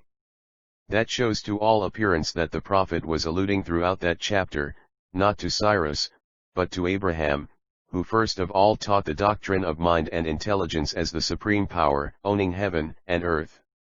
Abraham, he assumes to have been aroused from the east. He gives him the epithet of Zedek, justice and equity, to him he subjects dominions and kings, whom his sword and bow have reduced like chaste stubble, and who passed in safety the road of bloody war. Verses 2 and 3 show the entire chapter 41 as alluding to Abraham's victory over the 5 kings as in Genesis 14. He calls him the friend of Yahweh, as often leading teachers and initiators are termed by the Hebrew prophets, alternating with servant of Yahweh. Now does not this description of Abraham also describe Zoroaster, awakened in the east of Judea, Media, or farther Bactria, whom Western Greek classics too assume as having come from the east? Are there not current about Zoroaster similar legends as those about Abraham? Zoroaster too was the friend of Gustasp, king of Bactria and his active ally in war, no doubt, since he at last perished at the hands of Turanian invaders. There can be no doubt that in hoary times, Eastern Asia entertained about Zoroaster similar reminiscences and traditions as Western Asia did about Abraham, viz., that he had subdued nations and vanquished kings, with worldly and with spiritual arms, that he was called up by the Supreme, whose friend and prophet he was, that God revealed to him his law and made him emigrate to Ariana, etc. Closely looked at those Isaic verses, it seems they vaguely describe a half-legendary and half-historical person, revered by posterity as the patriarch, the pride and strength of the Judean nation, appealing to, and relying upon his merits, as their sire and inaugurator of a new socio-ethical order, teaching the supreme God as the object of worship, peace, justice, and morality, as the rule of conduct. This prophetic picture is as vague as the nucleus of a halo, as a hazy transparent, as a historical kernel surrounded by the nebulae of legend. Isaiah calls him, Zedek righteousness and friend of God. Such fits well to both, to Abraham in the west and to Zoroaster in the east. These two antique traditions, he may ennote Abraham and Zoroaster in Isaiah II-9 have identified as one and the same, the first movement in the direction of monotheism and morahty, hence, God's friend, servant, and Zedek. The Avesta gives such titles to Zoroaster, the Hebrew Bible to Abraham, Moses, Job, etc. Both those initiators were no full historical persons, both were looked upon through the haze of legend and veneration. May not Isaiah, in chapter 41, have identified both, as one and the same nucleus of a similar phase of religious thought, and without naming either, have alluded to both, as one great illustrious era in the past influencing the present? I do not wish to be understood as advancing here the positive theory of the identity of both these intellectual phases, but simply as hinting at the mere possibility that the nucleus of the Semitic tradition about Abraham and that of the Aryan legend about Zoroaster may be but one center of the same constellation, a possible hypothesis awaiting more substantiation from future studies on these weighty themes. Another remark concerning Isaiah's Zedek is the following: besides the long list of supreme, ascetant and subordinate gods. Mazdayasm taught a longer hierarchy of transcendently holy beings, Yazatas. Ahura was the highest Yazata in heaven, and Zoroaster the highest Yazata upon earth, patron and type of the humankind. Yazata in the Avesta means the venerable, pure, and holy spirit or person. To the Sobra-Semitic, monotheistic Judean, the Parsi Yazata may have been the Tzaddik, the later Qasid. Isaiah applies this epithet to the initiator of monotheism and morality, called Abraham in the west and Zoroaster in the east. It may be the same conception apotheosized in the east, humanized in the west, myth in the Avesta, tradition in the Bible, there a demigod, here a social and ethical reformator, a sage. The ethical movement of Abraham and Zoroaster. We have seen above that the Greek classics assume unanimously Zoroaster to have come from the east. So has Abraham, XL Genesis 31, etc. So Isaiah 41, 2, aroused from the east Zedek, Yazata. This verse Jewish tradition justly refers to Abraham. The Pentateuch calls him Abri, from beyond. East, coming from Ur of the Chaldees. The Avesta, on the other hand, assumes Zoroaster as hailing from the west, alluding to Aryana, which may well be the biblical Haran, Genesis 11:31. So as we have seen above, Dr. Spiegel, Professor Max Mueller, Shore, and many others, hold Aryana to be identical with Haran. The Abbe PN 1 and N Lajf 120 Zend Avesta and Eastern religions. Bani a century ago, hinted at the latter place whereto Abraham emigrated, as the capital of Sabaism, whilst Magism was followed in Ur of the Chaldees. Mythology and History I 3. Here may have been the point of contact between the two leaders of monotheistic thought. The best date presumed of Abraham and Zoroaster is over 2000 BC. The description of Abraham by Isaiah 41 suits perfectly well to that of Zoroaster by the Avesta and the classics. According to both, he was a man of theory and of action, of doctrine and of practical initiative. Is surnamed by some Ibrahim. So is Abraham remembered in Arabian legends and the Quran.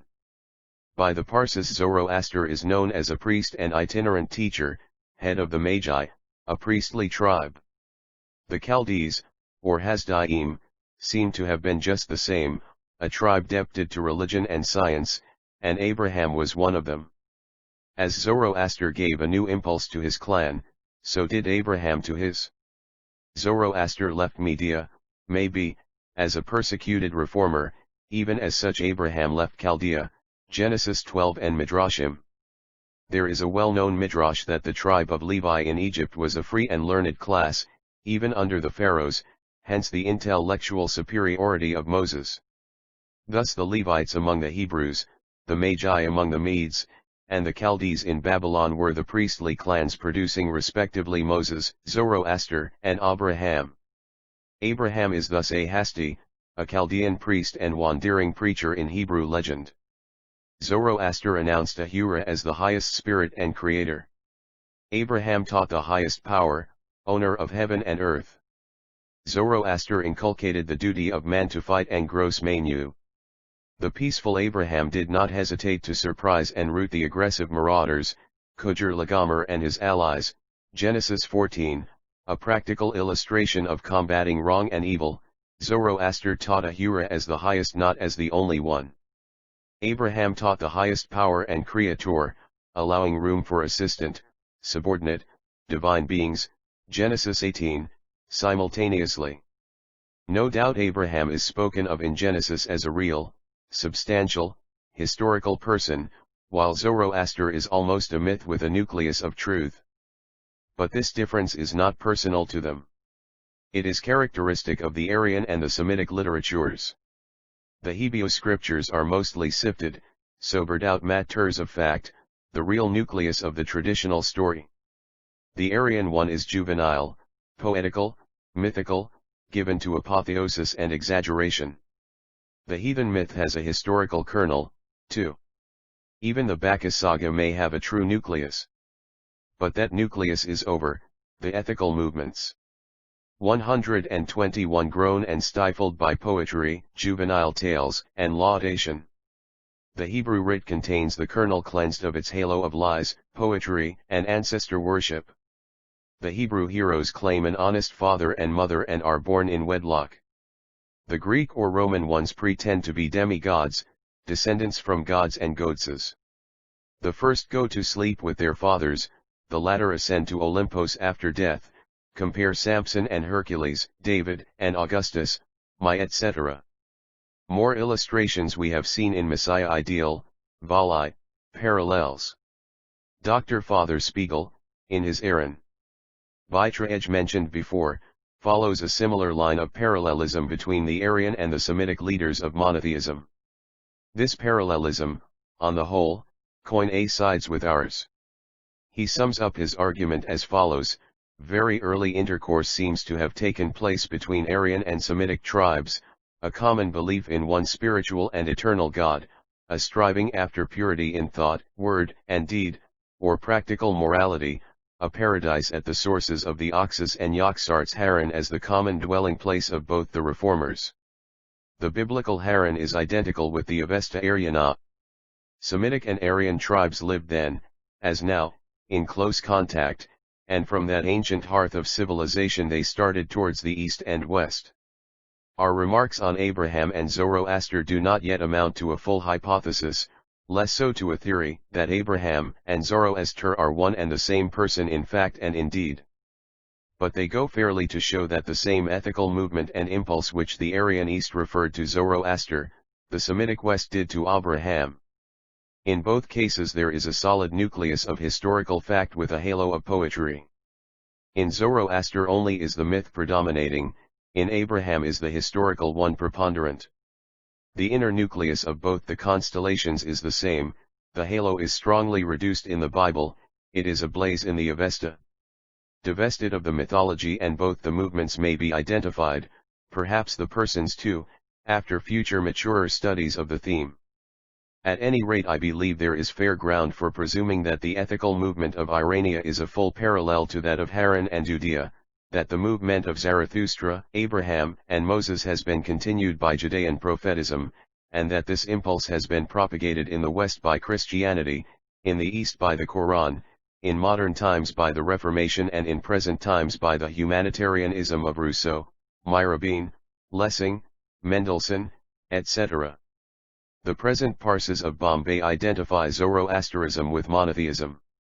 So is and has been, from begin, Mohammedanism, and the drift of the 122 Zend Avesta and Eastern religions.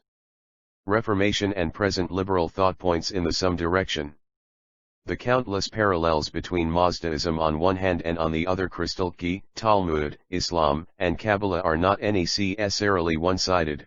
These latter were not always the borrowers, nor the Parsis ever the lenders, as assumed by Shore and others. But I agree that there was reciprocal influence. I feel inclined to assume, judging the past from the present, that in all rationalistic movements, Christians and Jews were the originators, in all mystic movements, the Parsis gave the impulse. And since Zarathustra, or at least the Avesta, started with the hypothesis that from begin the universe was ruled by two sets of spirits, holy and unholy ones, I think with many writers preceding me on this topic, that a great deal of our present exaggerated supernaturalism, and that nearly all the superstitious practices and notions yet current in our days, are derived from Parsi and Brahmanic spiritualism. Considerations on the Avesta. In the preceding pages, we have seen that the sacred books of the Parsis are not yet perfectly accessible to the modern scholar. Their mode of writing, their idioms, figures of speech, hyperboles, metaphors, and technical terms, allow us rather to guess than exactly to know their meaning. For long centuries, they were probably handed down orally, by tradition. When later they were entrusted to parchment, they were but epitomized as mere helps to memory, intelligible only to the sacerdotal class, but not accessible to laymen and a sealed book especially to foreigners. Then they were repeatedly lost and rewritten in idioms and a handwriting not yet fully deciphered. Therefore will it take yet a good while before modern scholarship will be enabled fully and correctly to interpret them. The estimate one may now be able to make, and even that with great hesitation, would be the following, viz. The Avesta represents that phase of religion just appearing after nature, hero, ancestor and fetish worship just after man issues from a barbarous life. Small fraction of society having provided for the necessaries of life, find time and leisure for contemplation and observation. The surroundings inspire them chiefly with wonderment and with fear, with admiration and gratitude on one hand, with misgivings and deprecation on the other, with the feeling of dependence upon external, superior powers who can do them good or harm. Hence come worship, cult, supplications, deprecations, offerings, sacrifices. In the first stage of civilization, we fear and venerate natural bodies and fetishes, as mountain, river, sun, star, father, considerations on the Avesta. 123 We hero, chieftain, etc. gradually advance to worship forces, storm, fire, lightning, next abstractions, divinity, victory, beauty, goodness. We then personify these things, bodies and abstractions, become living beings, kousias, free agents. At last we spiritualize and apotheosize them. This is the stage of polytheism. Each object of our love or of our fear, of admiration or horror, becomes a god. Gradually we begin to discriminate, to group these forces, to subordinate and superpose them. So all mythologies had a few superior gods and many subordinate ones. Each object in nature had its prototype, its genius and divine patron. As such a divine type and patron, are yet imagined the Messiah in Jewish mysticism and Christology, Buddha in Eastern Asia, primordial man or Adam Kadmon in Talmud and Kabbalah, is such an old reminiscence, an old idea with another name.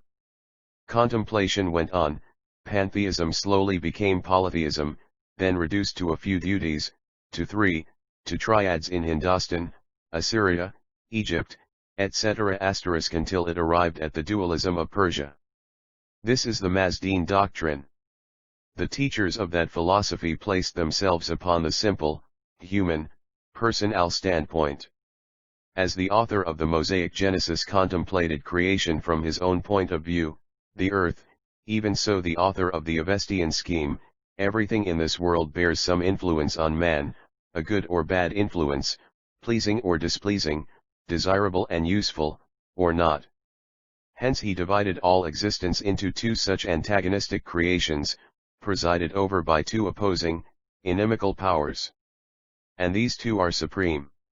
They have an infinitude of subordinate agents, they alone are supreme. The principle of good was symbolized by light, that of bad by darkness. That explained all the phenomena of human conditions. Light, goodness, happiness, growth, beauty, all things useful and agreeable to man, belong to the creation of Ahura Mazda, the spirit of good. Darkness, pain, death, fraud, lies, crime, toil and misfortune come from Angros Manu, the spirit of evil. Let us illustrate. The prophet Ezekiel, 33:10, of the early Babylonian exile, upholds the prophetic conception that morality and practical happiness are linked together, as cause and effect. Son of Adam, tell to the house of Israel, never do one wish the death of the wicked, let him repent of his evil ways, and he shall live. The goodness of the righteous will not save him as soon as he sins, nor will wickedness harm as soon as it is abandoned. Now the Magi philosophers were neither so naive, nor so sagacious as the prophets. They believed to find out that the wicked may be a happy and the good be unfortunate. Hence, 124 Zend Avesta and Eastern religions. Did they postulate the presence from begin of two principles, and Ahriman accounts for the presence of evil in the human world. This division into good and evil spirits is discernible in the Hindu Vedas too. But there it was not developed. Their nature consists of bodies and forces. The Avesta ushered in the new postulate of mind. It made the important step of spiritualizing, of breathing in life, personality, divinity into nature, of dropping polytheism, star, hero, force and fetish worship and ascending to two supreme principles, one the power for good and one for evil. The human mind advances but by small steps. These two principles in embryo are in the Vedas. In the Avesta, they but gained prominence, they became the pivot of the system. On the other hand, polytheism was far from being entirely abolished. The Avesta retained 6 Amishaspentas, in all some 30 or more divine peers, a large number of venerable Yazatas, and a host of other subordinate good spirits. Then came Ahriman's hierarchy. Each and all were invoked, prayed, and sacrificed to as deities. Each object in nature had its prototype in heaven, it was its genius and patron. Each body in the universe was spiritualized and personified. Even abstract qualities, as each force and each phenomenon in the world was personified, it was a thing and a genius, a bodily object and a spiritual person. If useful to man on earth, it was ranged under the creation of Ahura; if hurtful, disagreeable, ugly, it belonged to Ahriman's dominions. This dominion of evil was in every respect a counterpart of Mazda's creation. So had the Amishaspentas, the other peers and entire hierarchy of Mazda their corresponding compeers and magnates in Ahriman's realm of darkness. The Avesta has also a strong inclination towards pure Mosaic, prophetic monotheism. Ahura Mazda there is often described with all the attributes of Ibe, as the only one, omnipotent, omnipresent, omniscient, eternal, all-just, benign, holy creator and sustainer of all. The many other gods are really, merely his attributes or his agents, angels, messengers. Nevertheless is Ahura limited and antagonized by his compeer, Angros Manu, who as seen, has his full creation, with his court of grandees and hosts of subordinates. All well weighed and counted, there is yet in the inner scheme of the Avesta, a clear balance of preponderance for monotheism, viz., it teaches, in the end of days, after the 9,000 or 12,000 years, of the simultaneous reign of I the original compact was for 12,000 years.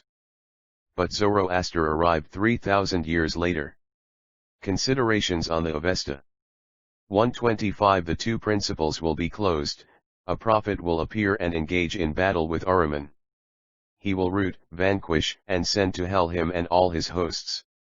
Then Ahura Mazda will be finally and forever supreme, then the kingdom of heaven will be inaugurated and vice and tears abolished among men.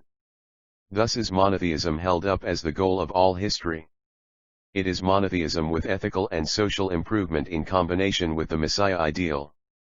So it is in Judaism and in Christianity.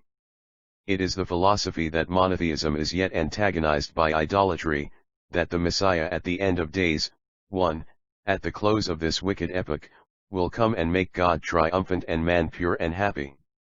The Avesta has little of external cult, pompous temple worship and sacrifices, no trace of idols, except fire. It emphasizes everywhere spirituality, purity, and good works, a worthy parallel to prophetism. Yet side by side with that, it teaches the dominion of evil, the devil and his hosts. Gradually it introduced Mithra worship, the sun god with the quick horses and chariot, with little eyes and wide fields, the 6 Amishaspentas adored with their chief, Ahura, and often depicted as real sensual personalities. Many more gods are worshipped in idolatrous shape, so are Artvisura and Tistraya, genii of water and fructification. They are represented as endowed with corporeality, just as the Greeks painted or sculptured their full idolatries. So is Ahura sometimes spoken of as having wives and children, as Zeus is. His firstborn son is fire, the greatest Yazida. The emblem of deity was fire. Reading such divine descriptions, we are puzzled whether they are but metaphors or meant in real earnest, and this is halfway idolatry. All those gods, genii, frobishes or departed spirits are worshipped, prayers were addressed to them as protectors and their help was invoked. Nay, we find sometimes Mazda himself recurring to their help, and offering them sacrifice, as we shall see later. Thus we find in those fragments of the Avesta real remnants of worship from all stages and grades, from fetishism to monotheism, from nature to spiritualism, from the cult of fire, Hauma, stars, gods, genii, ideals of man and things to Ahura Mazda, described with all the sublimity of Isaiah's of a Lord of the universe, Nikisnin, all-powerful, all-present, and all-knowing. The Avesta appears therefore to be a complication not only of books from different periods but of systems and doctrines, that have been successively reigning during long periods of ages. Their origin J. Isaiah 2. And Micha 4. DDNNNNA 3, 126 Zend Avesta and Eastern religions may go back to thousands of years before Socrates, Lycurgus, Moses, and Abraham. Indeed, as believed by the classics, they may date from prehistoric times and hoary antiquity, hence the diversity of idioms, theories, and standpoints.